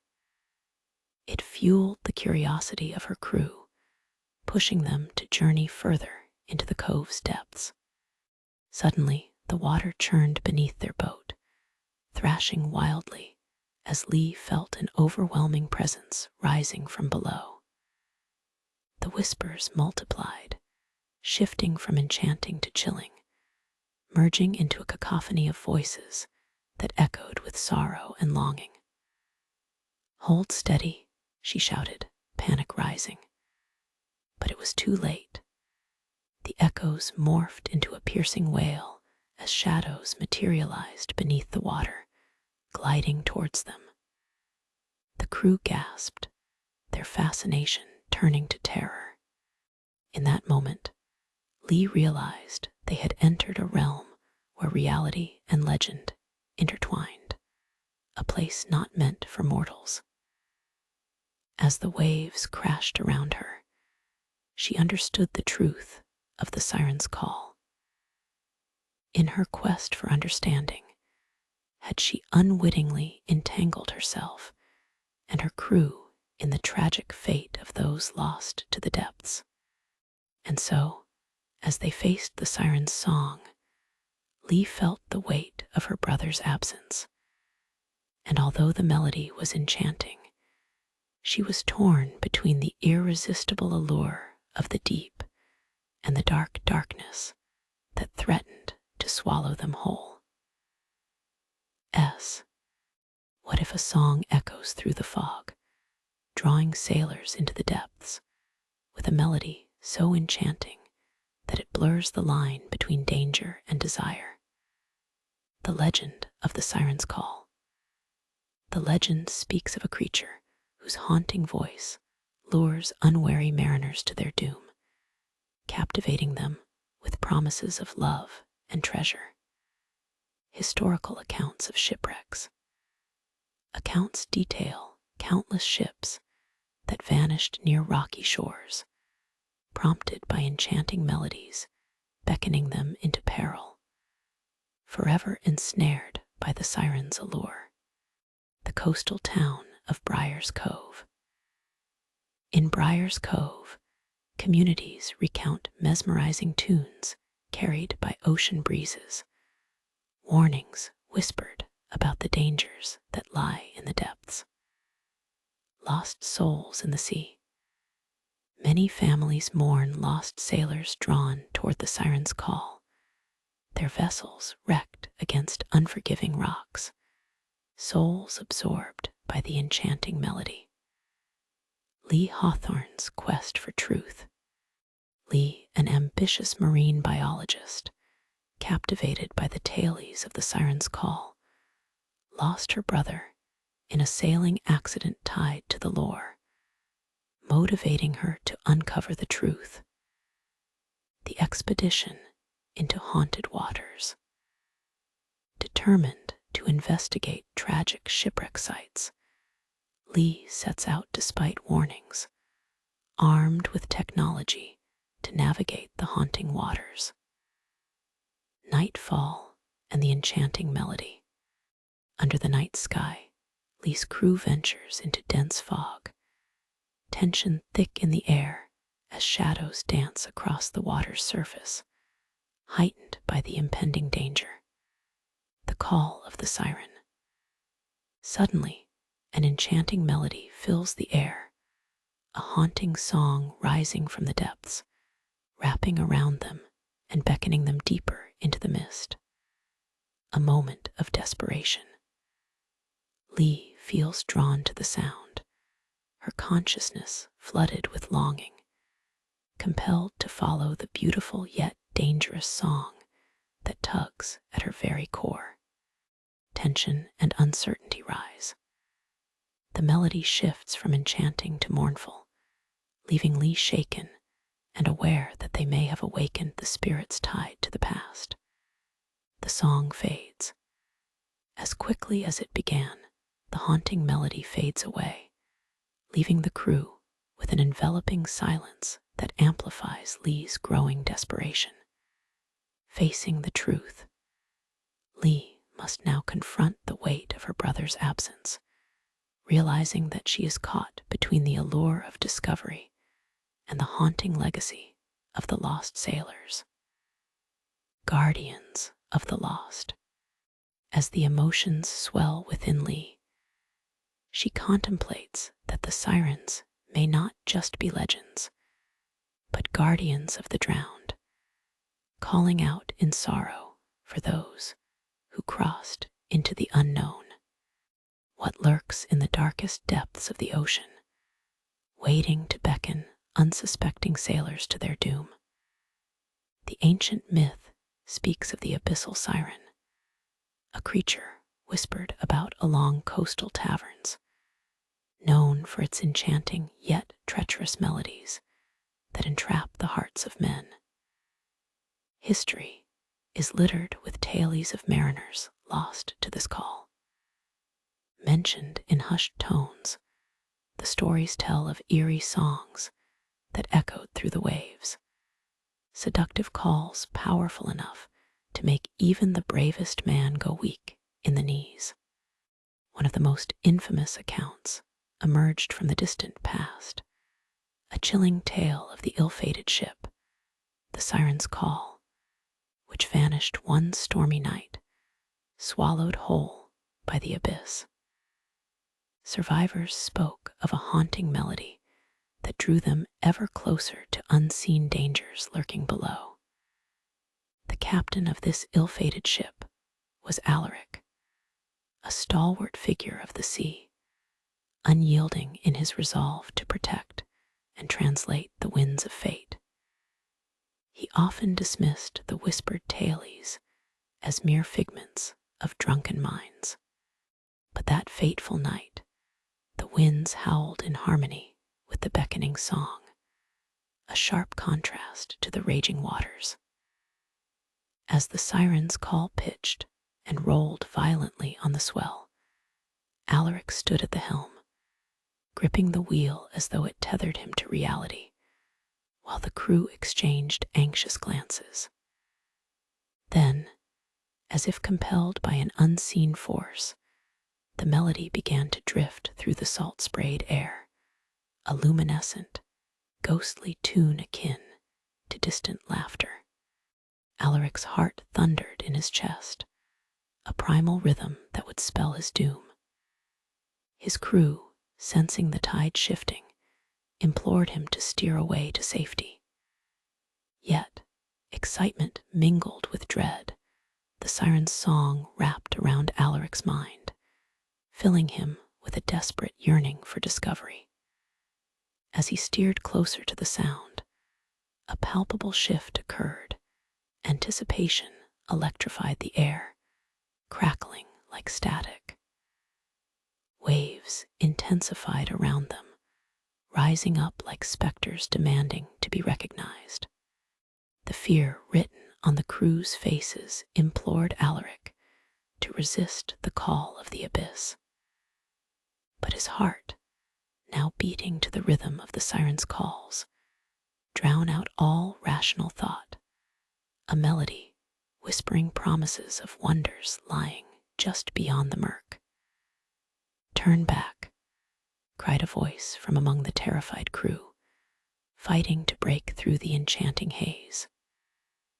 Alaric hesitated, torn between the alluring song and the sounds of reason. The siren's voice crescendoed, wrapping around him like a lover's embrace, distinctive and undeniable. Then, abruptly, silence enveloped the ship, the siren's voice quenched, replaced by an eerie hush. Confusion clouded the crew's faces. Alaric gazed into the abyss, sensing the unsettling presence of mysteries best left undisturbed. Just then, a cruel wave surged, tossing the ship violently and sending Alaric overboard. Cold water engulfed him like a grave, stifling his cries for breath. As he fought against the dark pressure, the siren's melody lingered, seductive and sorrowful, urging him to give in. He understood then, the sirens did not merely lure, they protected. They served as guardians of the deep, enchantresses calling sailors into the abyss to reveal the profound power of the ocean. Ultimately, Alaric found himself face to face with an underwater chasm where the siren's voice faded into the blackness. The last thought echoing in his mind was simple yet profound. Who truly survives the siren's call? Thus, the legend of the Abyssal Siren lived on, forever echoing through the dreams and nightmares of those daring enough to listen, entwined with the haunting depths of the ocean, forever inviting wonder and despair. The Dragon's Triangle, Japan's Bermuda. In a region south of Japan, over 700 sailors have disappeared since 1950, including an entire research vessel sent to investigate the disappearances themselves. Known in Japanese folklore as Mono-Yumi, the Sea of the Devil, this triangular area of the Pacific Ocean stretches from western Japan to Guam to Taiwan, encompassing the Philippine Sea and parts of the East China Sea. The Japanese government officially designated the area a danger zone on nautical charts until the 1980s, marking it as a region where ships vanish without explanation. What makes the Dragon's Triangle particularly unsettling is how precisely it mirrors the Bermuda Triangle. Both regions lie at exactly 35 degrees north latitude, but on opposite sides of the world. Both experience unusual electromagnetic disturbances that interfere with navigational equipment, and both have swallowed countless vessels without leaving wreckage behind. The most disturbing incident occurred in 1952, when the Japanese government sent the research vessel Kaiomaru No. 5 specifically to investigate the mysterious disappearances. The 31-man research team vanished without a trace, no distress call, no debris, nothing. The very scientists sent to solve the mystery became part of it instead. Japanese legends tell of Yumibazu massive, ink-black sea spirits that rise from calm waters to destroy ships. Sailors for centuries reported seeing giant, smooth heads like black pearls emerging from the depths in this region, followed by monstrous tentacles that could crush wooden vessels. Modern analysts have suggested these might be sightings of rare giant squid, rogue waves, or volcanic phenomena. The Dragon's Triangle sits atop one of the most geologically active regions on Earth, the Pacific Ring of Fire. More than 75% of Earth's volcanoes form a horseshoe shape around the Pacific Ocean, with the Dragon's Triangle directly over a particularly volatile section. Underwater volcanic eruptions in this area occur with startling frequency, sometimes creating temporary islands that appear and disappear within days. These volcanic processes release enormous quantities of methane gas trapped in sea floor deposits. When methane bubbles up in sufficient concentration, it can significantly lower water density, causing ships to lose buoyancy and sink with catastrophic speed, too quickly even to issue distress calls. This would explain the complete absence of debris. In 1978, the Kurosaki Maru No. 7, a cargo vessel with a crew of 11, disappeared in the region. Its automated weather report had transmitted clear conditions just 30 minutes before all contact was lost. When search aircraft arrived at its last reported position, they found nothing but calm, empty ocean. No oil slick, no floating cargo, no emergency rafts, just empty water. Pilots flying over the Dragon's Triangle report similar phenomena to those experienced in the Bermuda Triangle: sudden compass malfunctions, inexplicable visual distortions where the horizon seems to blur or shift, and what some have described as temporary blackouts during which aircraft cover impossible distances. In 1988, a Japanese cargo plane reported all electrical systems failing simultaneously while crossing the region. The aircraft managed to glide to an emergency landing, but investigators could find no mechanical explanation for the complete system failure. Researchers, using remote sensing equipment, have detected unusual magnetic anomalies in the region. Earth's magnetic field appears to fluctuate unpredictably in certain pockets of the Dragon's Triangle, with variations strong enough to render compasses useless and potentially interfere with electronic navigation systems. Japanese maritime authorities record an average of one ship disappearance every 2 months in this region, though many cases go unreported internationally.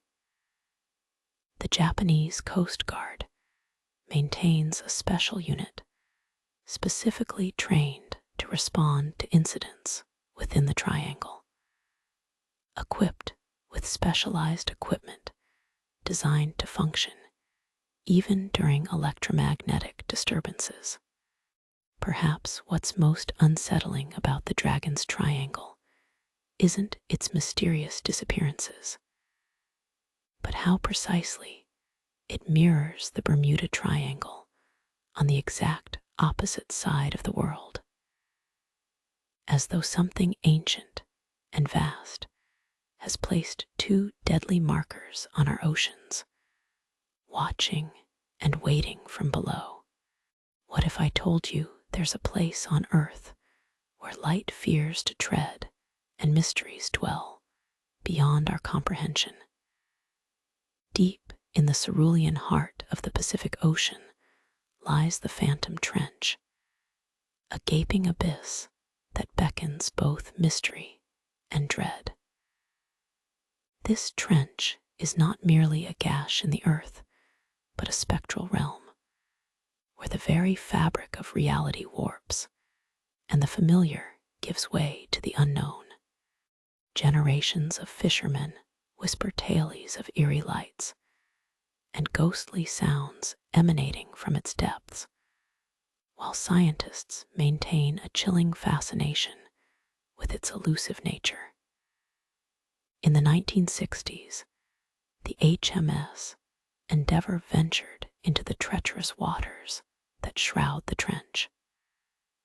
The crew, seasoned in navigating the tumultuous waves, felt an undeniable tension intensifying as their vessel approached the abyss.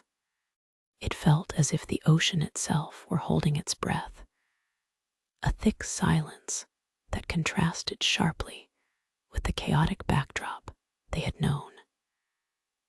Echoes of warnings from the local fishermen crept into their minds, their voices sinking into the depths of uncertainty. The Phantom Trench is no place for the living. Only days before, a tragic thunderstorm had devastated a nearby coastal village, its fury swallowed by the insatiable trench.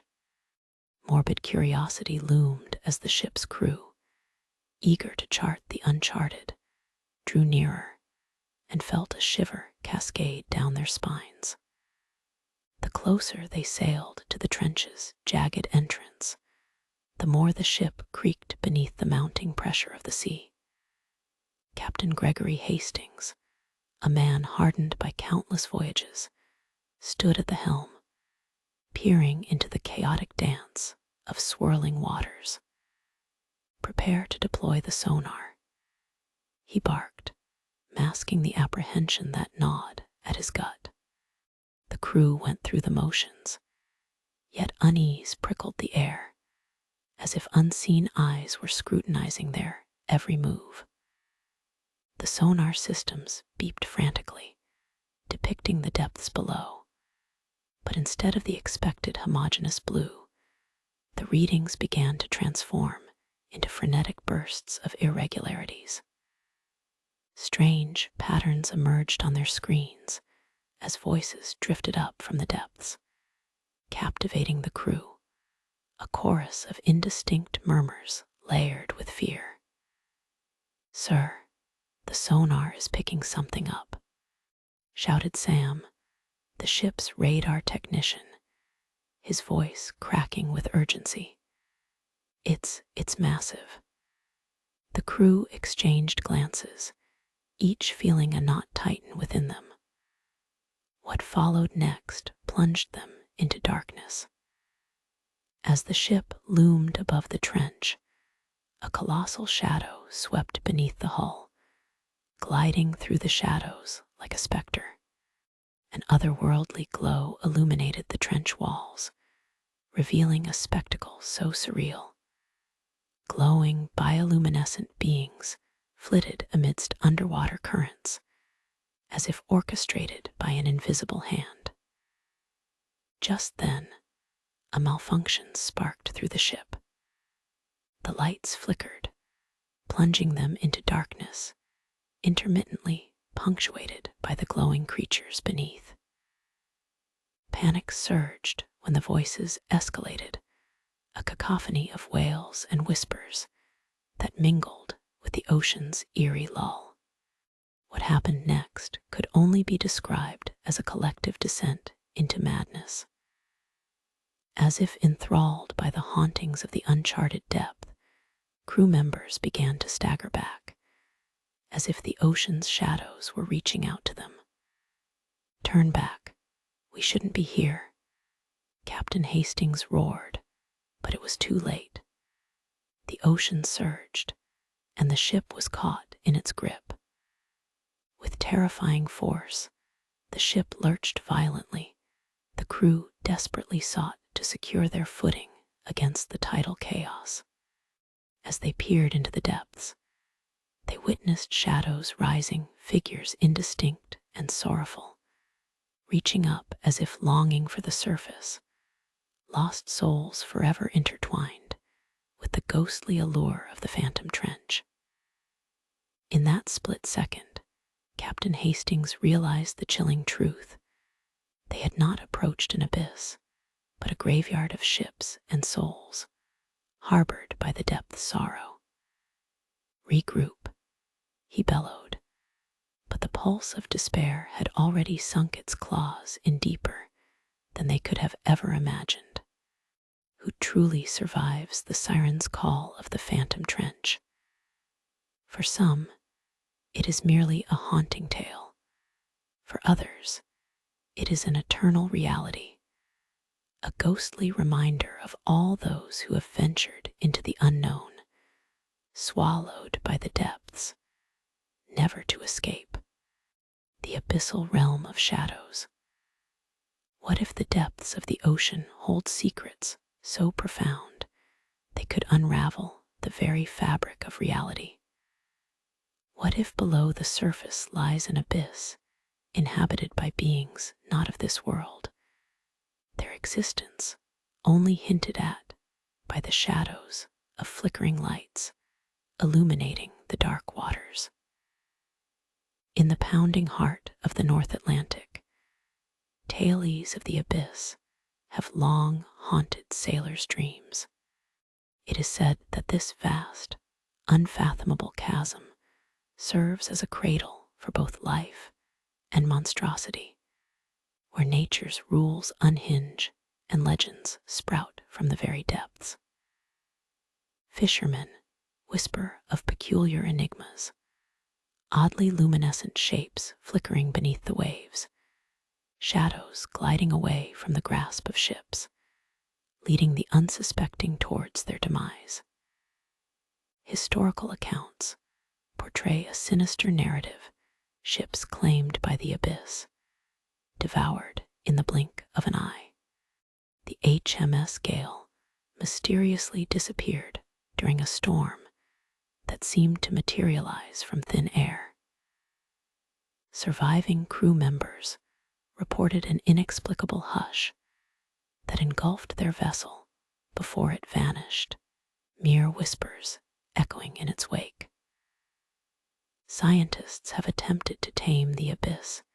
Deep-sea submersibles plunge into these depths, equipped with cutting-edge technology. Yet they return mere ghosts of their former selves, clutching more questions than answers. Oceanographers map its treacherous terrain, driven by the hope of uncovering new life forms or even remnants of ancient civilizations. But each descent tightens the noose of foreboding. The abyss watches, its secrets locked away, a keystone to a riddle best left unexplored. Amidst these tales of wonder and terror, Dr. Alina Roth stands at the precipice of a revelation. Driven by ambition and curiosity, she is well aware of the whispers of the abyss, but the call goes deeper for her. The ocean took her father, a man of science who vanished while studying the very phenomenon she now seeks to understand, a burden that weighs heavily upon her heart. Her father had always claimed the ocean hid more than fish. It lived, breathed, a conscious entity resonating with the rhythm of currents. Dr. Roth leads an expedition to venture into renowned waters known for cries that drift through the mist, her heart racing with anticipation mingled with despair. As the vessel descends into the vast, all-consuming dark, the rays of the sun dissipate, leaving only the glow of their advanced lights cutting through the bleakness. They approach unusual rock formations, haunting silhouettes lurking just out of reach, the air thick with unspoken emotions that strangle the crew with trepidation. Suddenly, the sonar system begins to ping erratically, a sign they are not alone. Horrified yet intrigued, Alina feels an atmosphere thicken around her as shadows swirl in the dimness. Crew members clutch their instruments, faces draining of color as they register the anomaly. Somewhere deep below, a sound echoes, a haunting melody that reverberates against the hollow walls of the ocean, charming them closer to oblivion. Alina's heart quickens as they approach a rocky ledge, identified as the resting place of the gale, the embodiment of stories she wished to flee from. Hovering above it, something begins to reveal itself. The ethereal glow catches their attention, and for an instant, all fear dissipates, a curiosity ignites. Yet, in that moment of wonder, an insidious cold spreads through the submersible, the melody transforming into a lament, warning them away from the depths. Suddenly, the underwater world erupts in chaos as instruments begin to malfunction. Dark shapes dart through fogging visions, urging dread into their minds.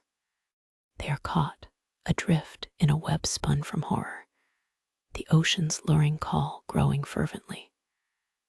As darkness envelops them, Alina confronts the abyss and its guardians, torn between instinctual fear and inquisitive yearning.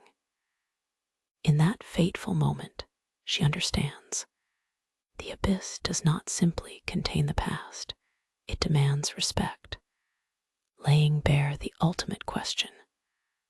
Are they unearthing secrets of the deep, or merely invoking an ancient curse that entwines their fates with the abyss itself? What if beneath the waves lies a cemetery of ships, where the whispers of the drowned linger like shadows in the dark? Deep within the ocean's embrace lies a somber phenomenon known as the Whispering Graveyard. This eerie expanse of the sea is peppered with shipwrecks, claimed by the depths, yet outspoken in their silence. Fishermen have long regaled tales of sounds that emerge from these forgotten vessels, ghostly echoes of sailors trapped betwixt the realms of life and death. The legend of the Whispering Graveyard is steeped in sorrow and intrigue, with local lore recounting to families who hear the mournful cries of their loved ones echoing through the fishing nets, forever anchored to their tragedies. One heart-wrenching account details the tragic fate of the transatlantic ship, the SS Mariner, which sank during a fierce storm while carrying pioneers to the New World. Those who survived spoke of hearing the voices of loved ones who had passed, urging them back to familiar shores. But for many, that solace turned to despair. Others have never returned, swallowed whole by unrelenting depths. Reports of apprehensive fishermen venturing too close to the graveyard recount inexplicable vibrations and ghostly hums filling their ears, often leaving them shaken as they hurried to the safety of the shore. Then there's Tom Caldwell, a seasoned diver whose curiosity has always outweighed his skepticism. Tom's life has been an endless quest for discovery, but the haunting tales of the Whispering Graveyard tug at him, calling him to embark on a journey to explore a wreck long thought lost.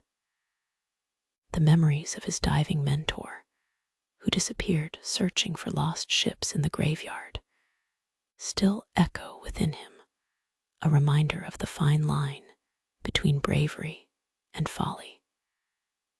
As he prepares for a dive into the depths beneath the graveyard, emotion clings to him like a second skin.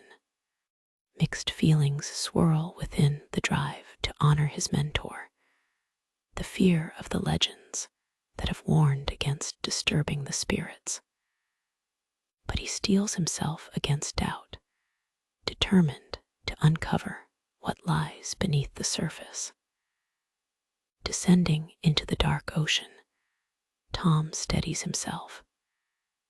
The underwater world unfolds, a realm of ethereal light from bioluminescent creatures weaving through the shadows.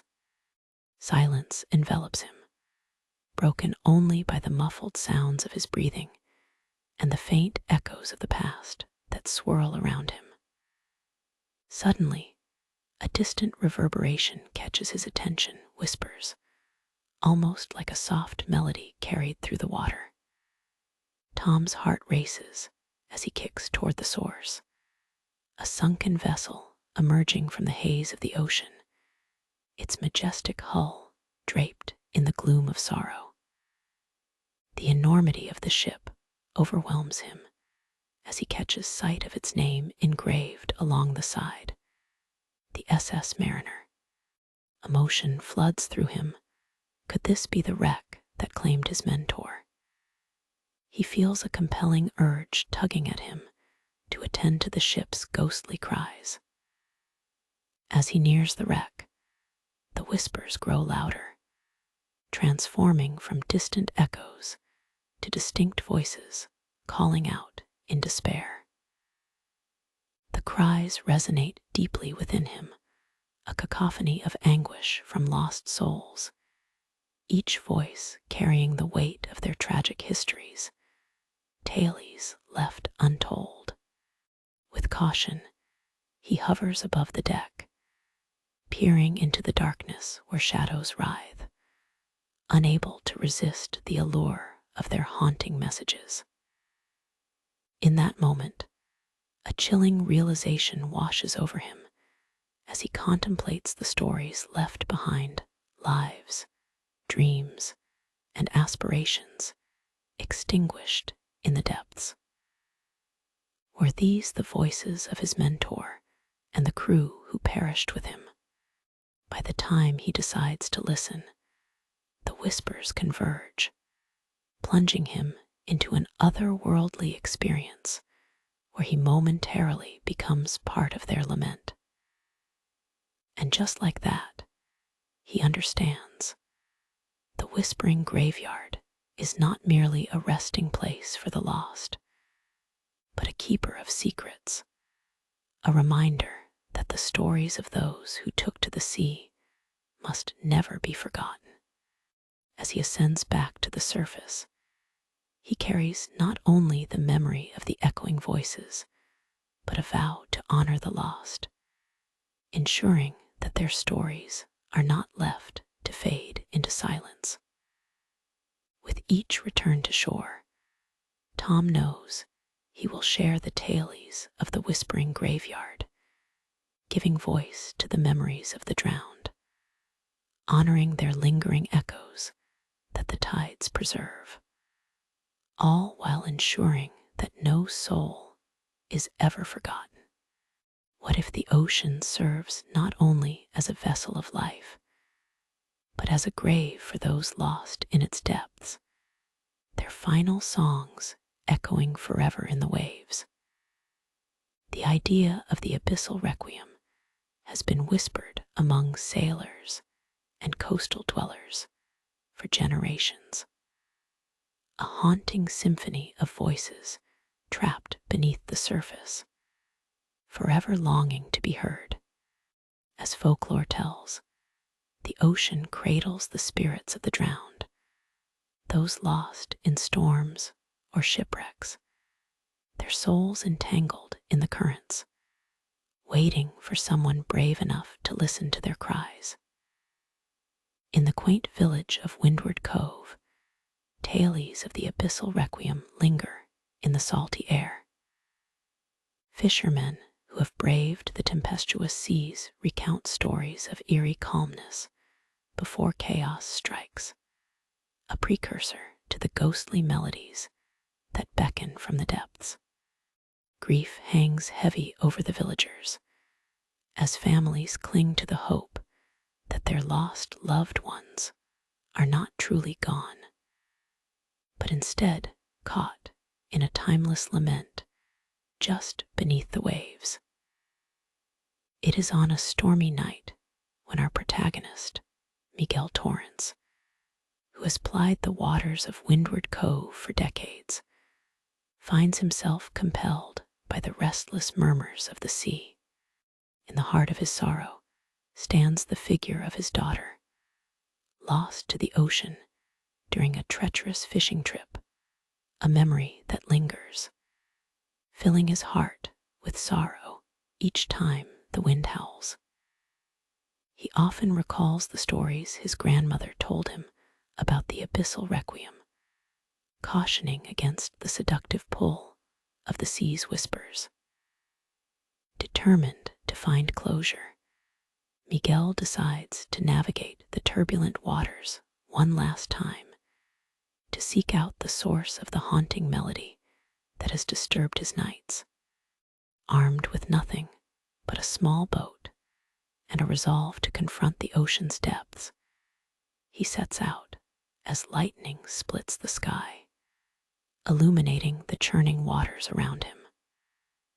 As Miguel ventures deeper into the cove, he feels an unnatural stillness envelop him, as if the tempest that raged just moments before has ceased to exist.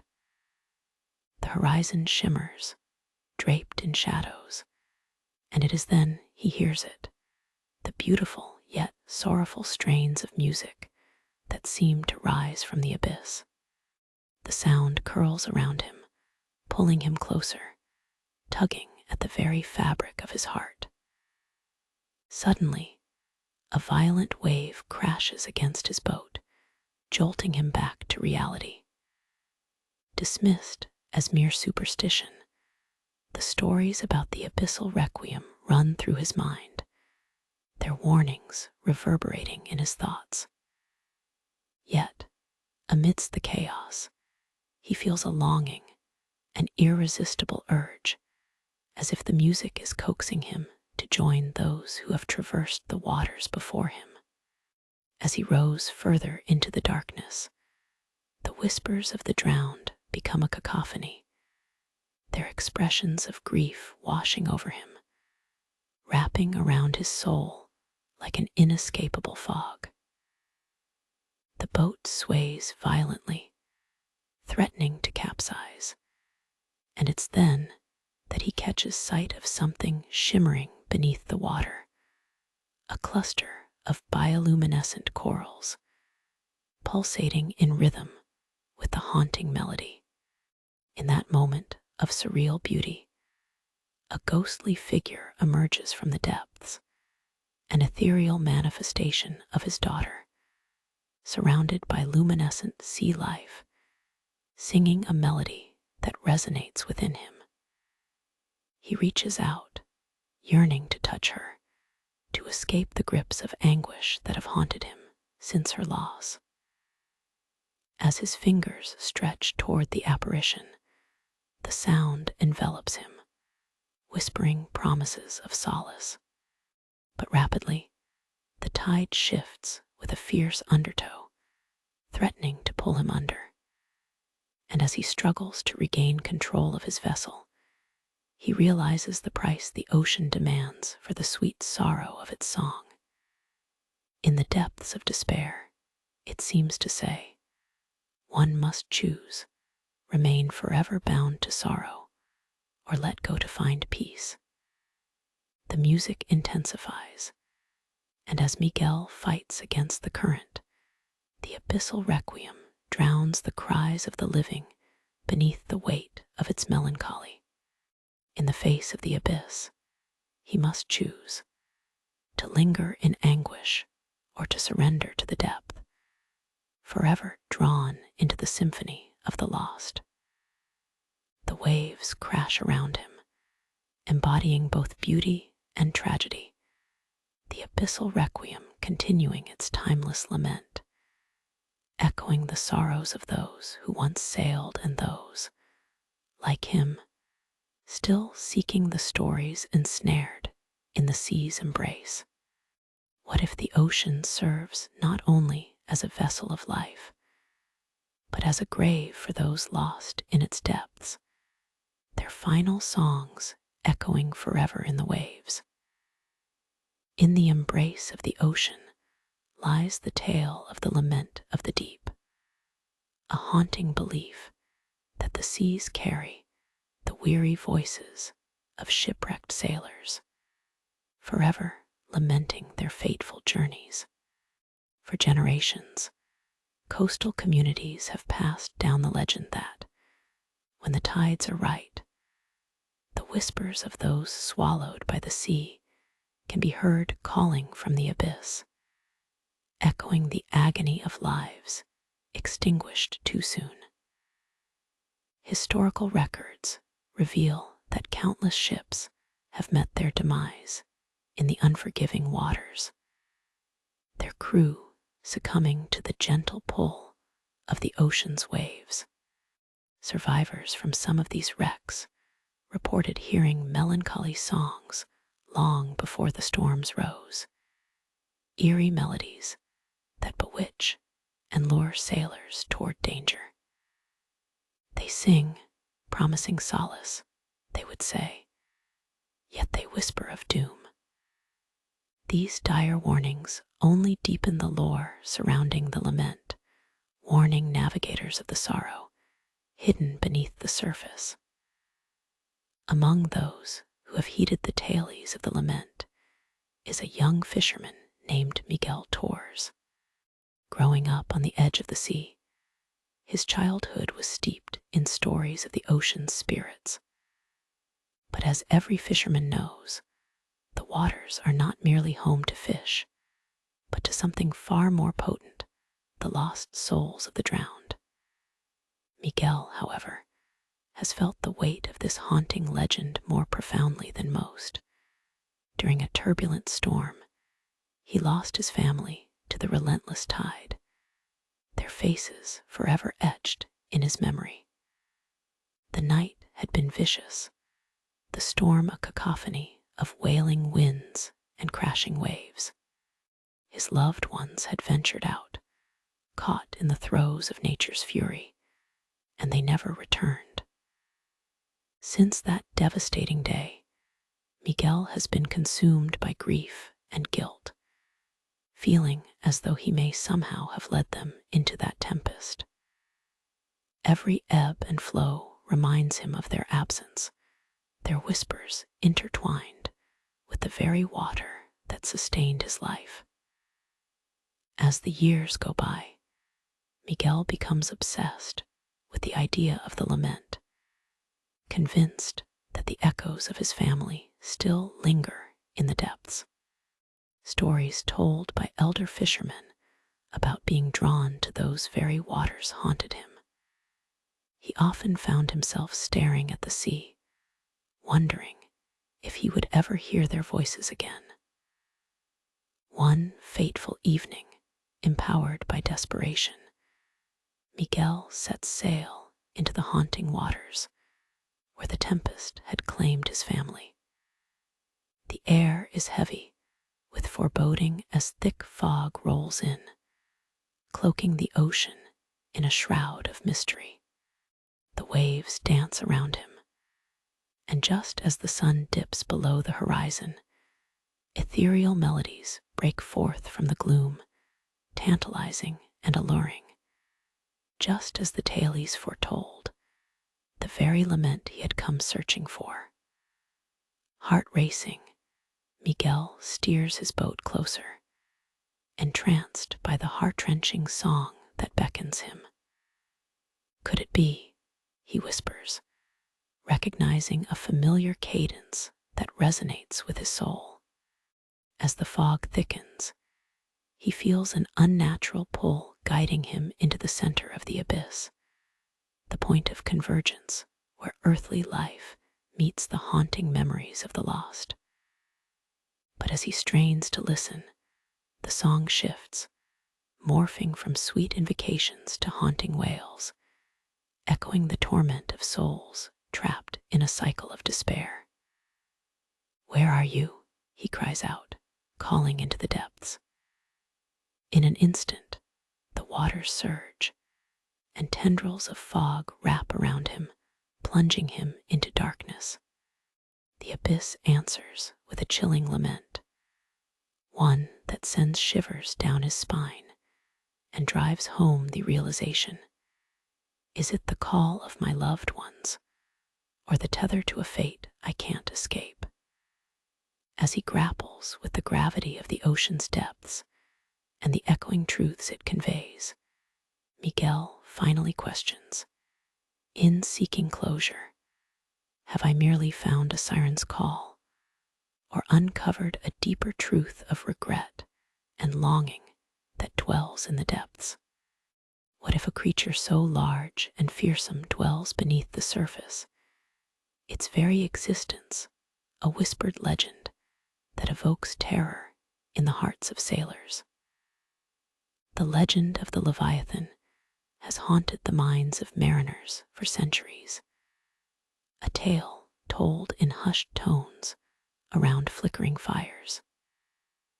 Descriptions of this colossal sea monster paint a picture of unimaginable size and power, feared by fishermen who dare to traverse the perilous waters. Ancient texts describe it as a gargantuan beast capable of engulfing entire ships, while storm clouds gather ominously above the horizon, invoking both awe and dread. Historically, accounts from sailors recount chilling encounters with monstrous creatures rising from the ocean's depths. The excitement of discovery clashes with the sinister realities of the unknown, leaving seasoned veterans trembling at the thought of the weighty presence lurking just beneath the surface. Tales spread through the annals of maritime history, filled with gripping stories that heighten the sense of foreboding and suspense.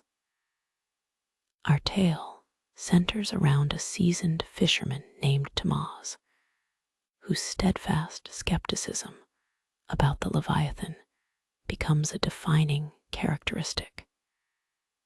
He chuckles at the frightened expressions of his younger crew, dismissing their superstitions as mere fables to elevate their fear. Brimming with confidence, Tamaz prepares for a deep-sea fishing expedition, steeling himself against the whispers of caution that float through the salt air. Deep down he grapples with uneasiness that subtly grasps at his heart. As darkness descends, Tamaz and his crew venture into uncharted waters, tensions escalating with each passing wave. An unsettling calm blankets the ocean, the water rolling in soft, almost inviting swells, while hidden energy pulses beneath. Unbeknownst to them, the Leviathan watches, waiting for the opportune moment to reveal itself.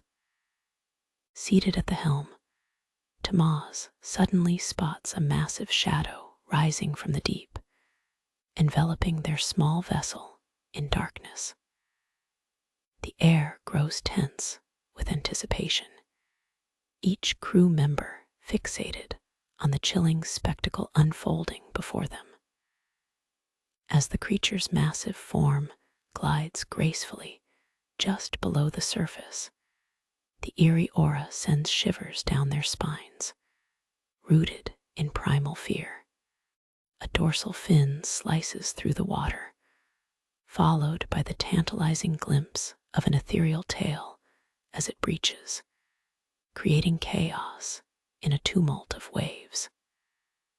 In a moment that changes everything, the Leviathan rises from the depths entirely, an awe-inspiring spectacle bathed in moonlight. Its form dwarfs their boat, each scale glistening like polished armor, exquisite yet terrifying. It gazes upward with knowing, ancient eyes that hold secrets of the ocean deep, casting a weighty silence over the atmosphere, as if time itself stills to witness the encounter. Tamaz struggles to process the creature before him, a haunting blend of beauty and horror that captivates and terrifies. Is this Leviathan a mighty predator, drawn by the scent of intruders to its realm, or a guardian of the ocean's secrets, intent on preserving the delicate balance of life beneath the surface? As the Leviathan begins to turn, rippling through the water elegantly, it emits a low, resonant hum that vibrates through the air, an unearthly sound that seems to stir the very depths of the soul. The crew's fear transforms into something else, a ceremonial reverence for the being before them, which feels both welcoming and threatening. The ocean pulses at their feet, infused with otherworldly energy, echoing the heartbeats of those who have dared to tread these waters before them. Leave the audience with a chilling thought. Is the Leviathan merely a tale spun from anxiety and awe? Or is it a lingering reminder of humanity's hubris when faced with the immeasurable vastness and mystery of the oceans? Conclude with a reflection that frames the legend in the context of myth and reality. Perhaps the existence of such a creature is more than storytelling. It challenges humanity to acknowledge its adventure and respect for the deep waters that hold ancient secrets, ever ready to reclaim those who dare to explore. The vanishing of the HMS Levant. The HMS Levant was a marvel of engineering, a submarine designed for deep-sea exploration, until it vanished without a trace during a classified mission in the mid-1970s. The tales of its fate spread, merging with whispers of betrayal and cover-ups in the naval community, darkening the hearts of those who dared to listen. The eerie lights above.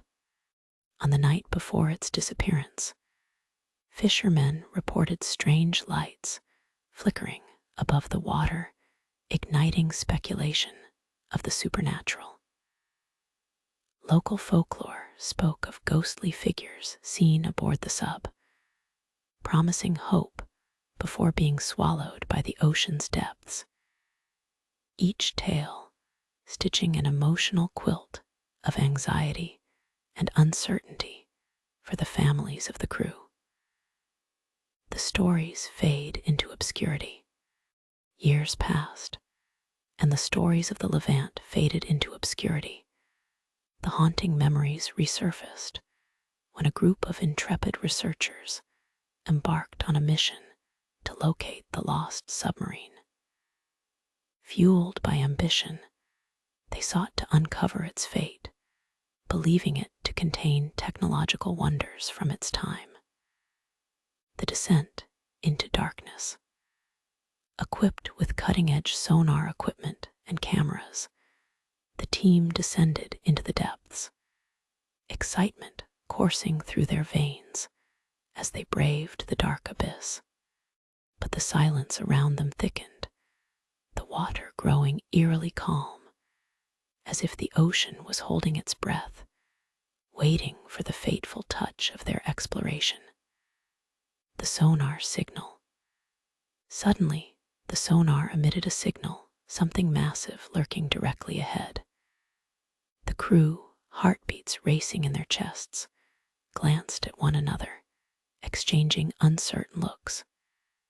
Ignoring their instinct to turn back, they pressed on, driven by a mix of fear and the insatiable lust for discovery. The haunted presence. As they navigated deeper, ghostly whispers enveloped them, intertwining with their anxiety, creating an unsettling chorus that threatened to shatter their focus. Pressing forward, the signal grew more pronounced, accentuated by the sense that unseen eyes were watching them with intense curiosity. The eerie sight. The moment they spotted the silhouette of the Levant rising from the abyss, its hull glistening with eerie bioluminescent algae. It materialized like a ghostly beacon in the depths. Emotions surged among the crew as they faced the haunting relic, an echo of an untold story beckoning them closer. The crescendo of whispers.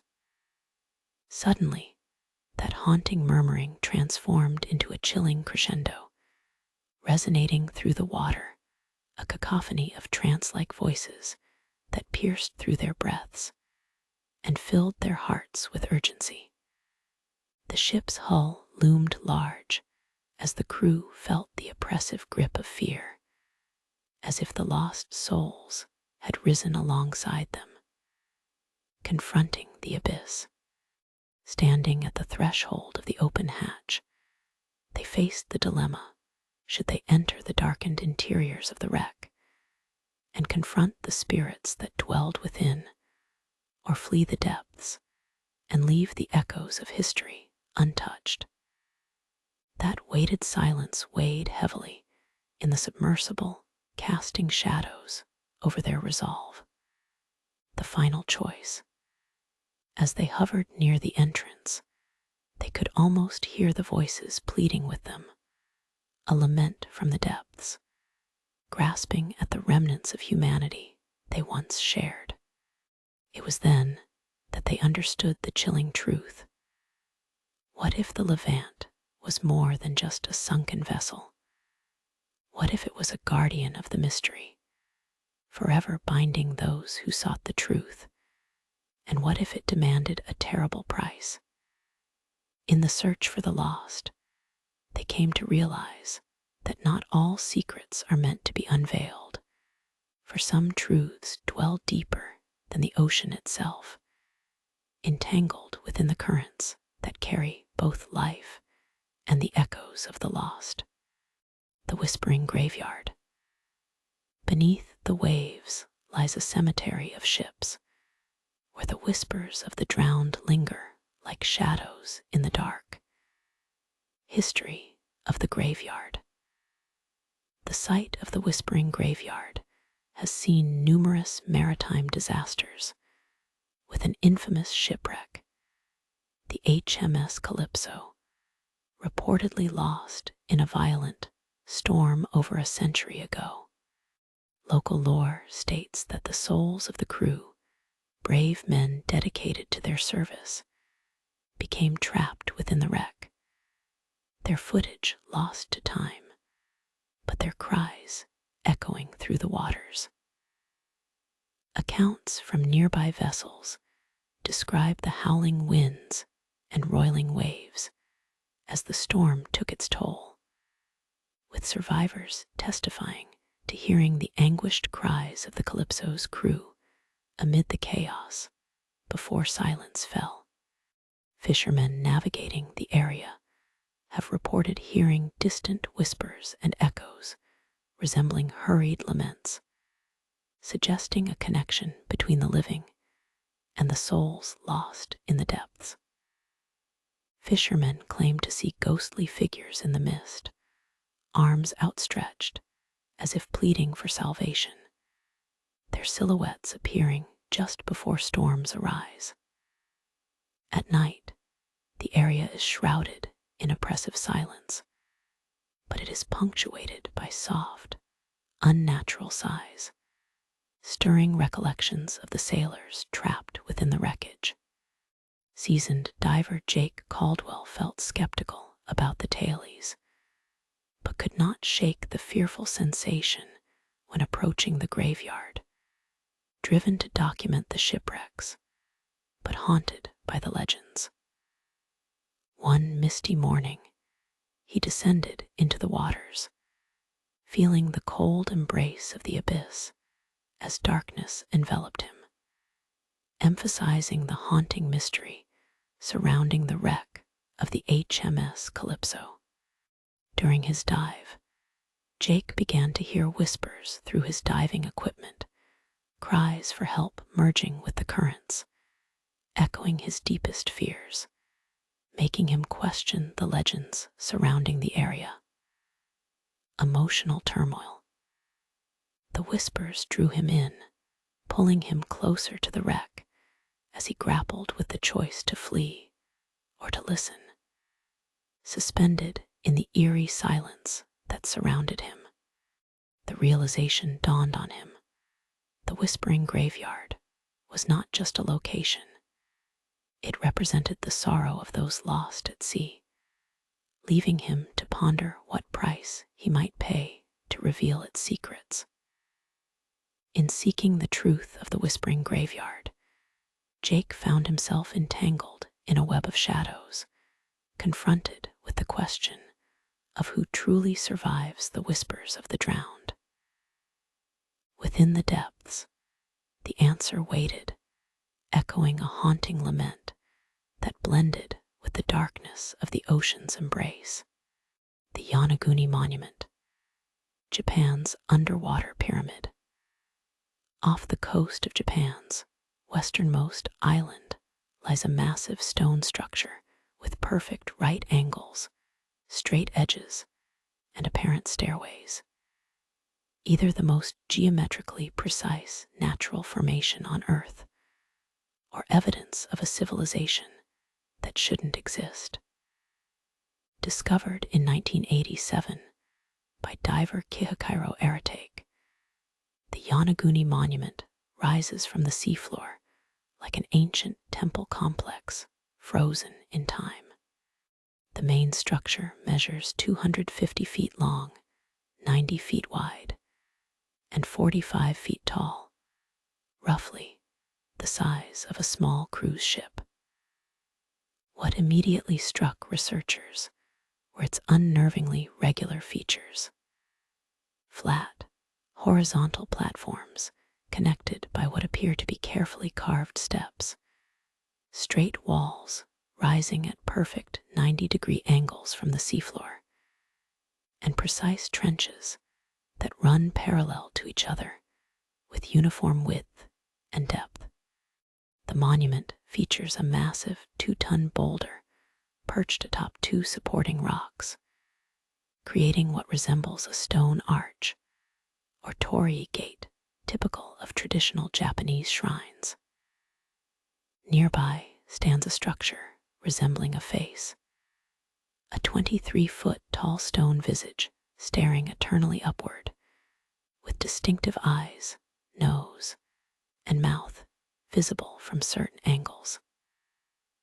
Most striking is what appears to be a straight road leading to the main structure, bordered by neatly aligned vertical stones.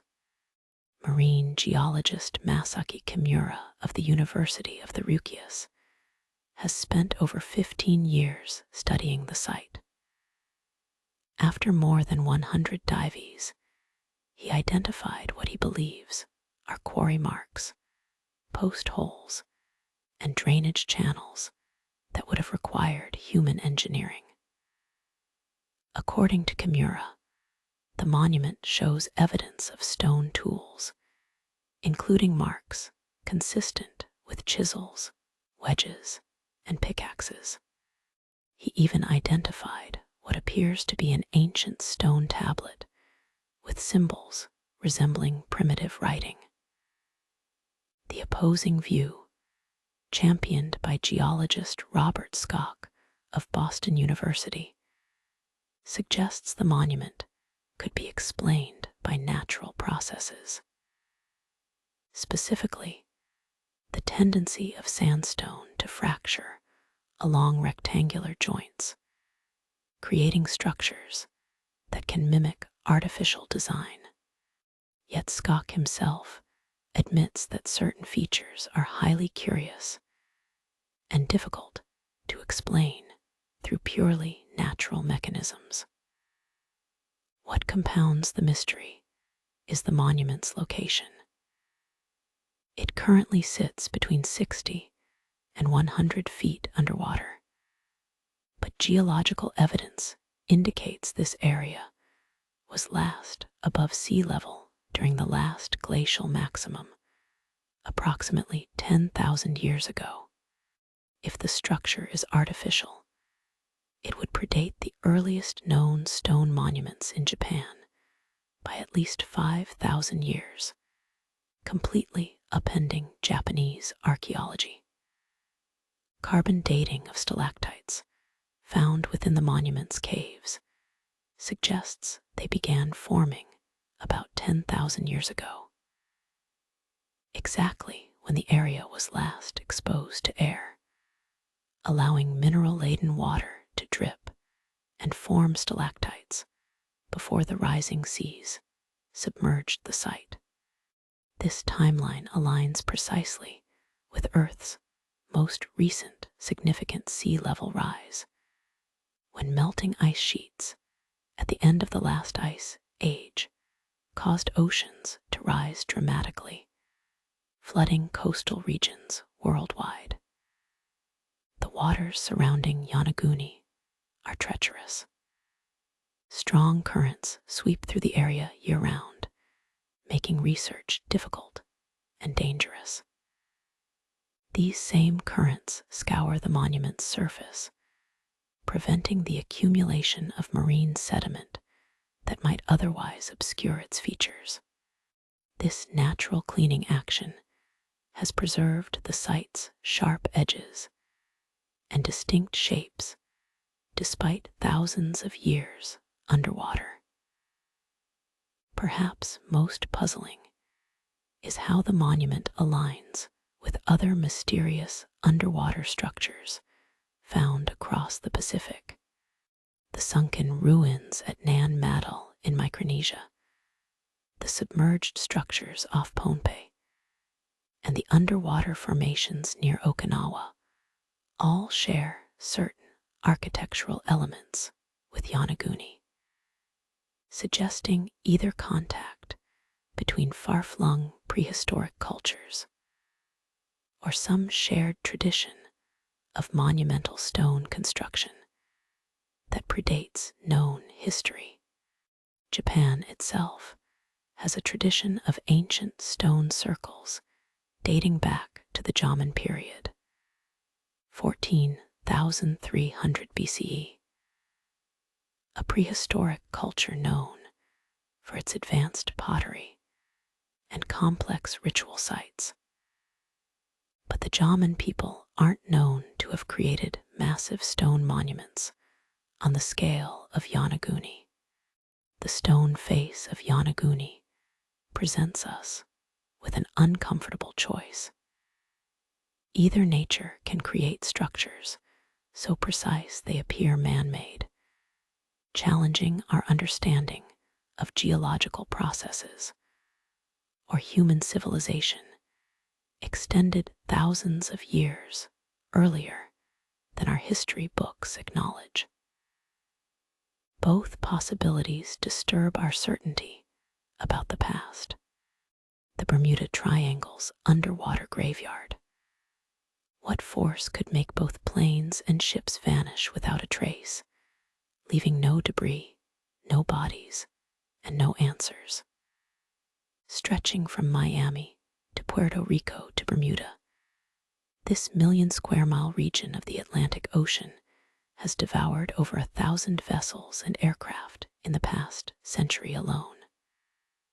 The pattern of disappearances defies rational explanation, not just wrecks, but complete vanishings. No mayday calls, no wreckage washing ashore, no oil slicks on the water's surface, just empty ocean where moments before had been life and motion. Consider Flight 19, December 5th, 1945. 5 Navy Avenger torpedo bombers took off from Fort Lauderdale for a routine training exercise, manned by 14 experienced airmen led by Lieutenant Charles Taylor. 2 hours into their flight, Taylor's voice crackled over the radio, tense with confusion. "We seem to be off course. We cannot be sure of our position. The water doesn't look right." The pilots reported compasses spinning wildly, the disorientation absolute. Their final transmission came at 7:04 p.m. Everything looks strange. Even the ocean doesn't look as it should. And then silence.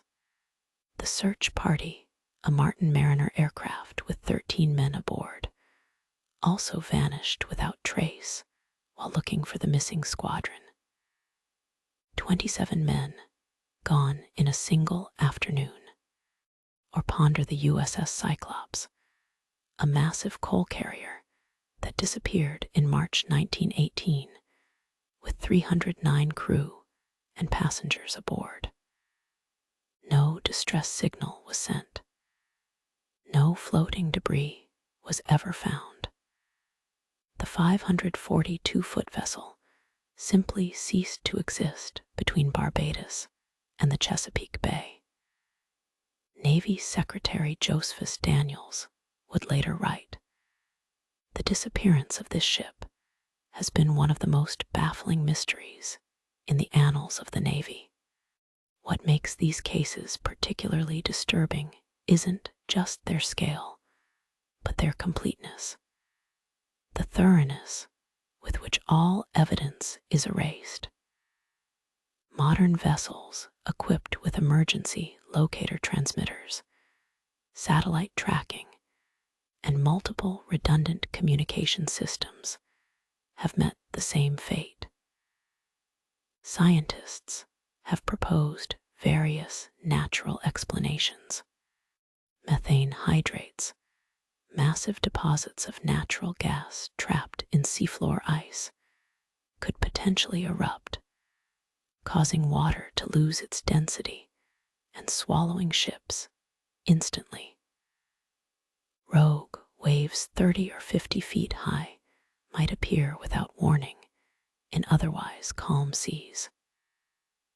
Geomagnetic anomalies could theoretically interfere with navigational equipment, yet none of these theories fully accounts for the pattern of disappearances, nor the strange phenomena reported by those who have traversed the triangle and lived to tell their tales.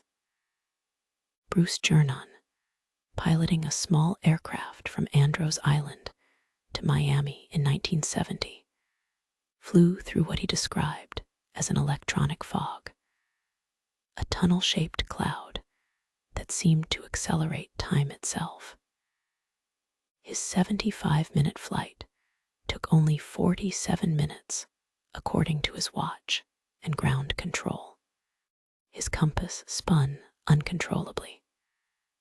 When he emerged from the cloud, he found himself over Miami Beach without explanation, having apparently traveled 100 miles in an instant.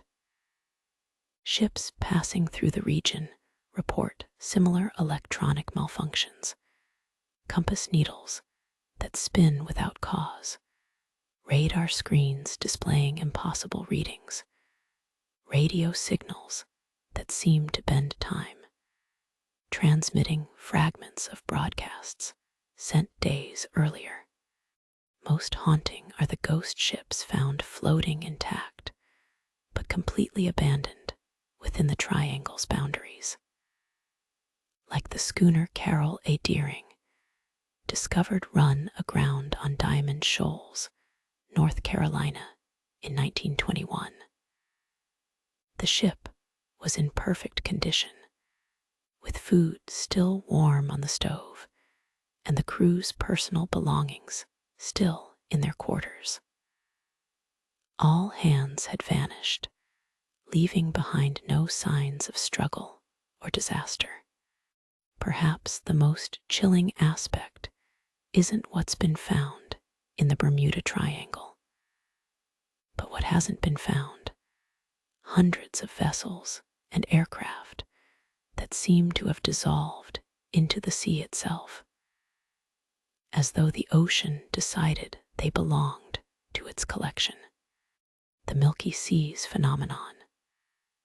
Imagine sailing at night when suddenly the black water transforms into a glowing, milky expanse stretching for miles in every direction, as though the stars themselves had fallen into the sea. For centuries, mariners have recorded encounters with this ghostly phenomenon in ships' logs, often with trembling hands and hushed voices. The SS Lima described it in 1995. The whole sea appeared to be lit up. The sea was whitish in appearance and resembled a field covered in snow. The bow waves and wake of the ship were plainly visible, glowing brightly.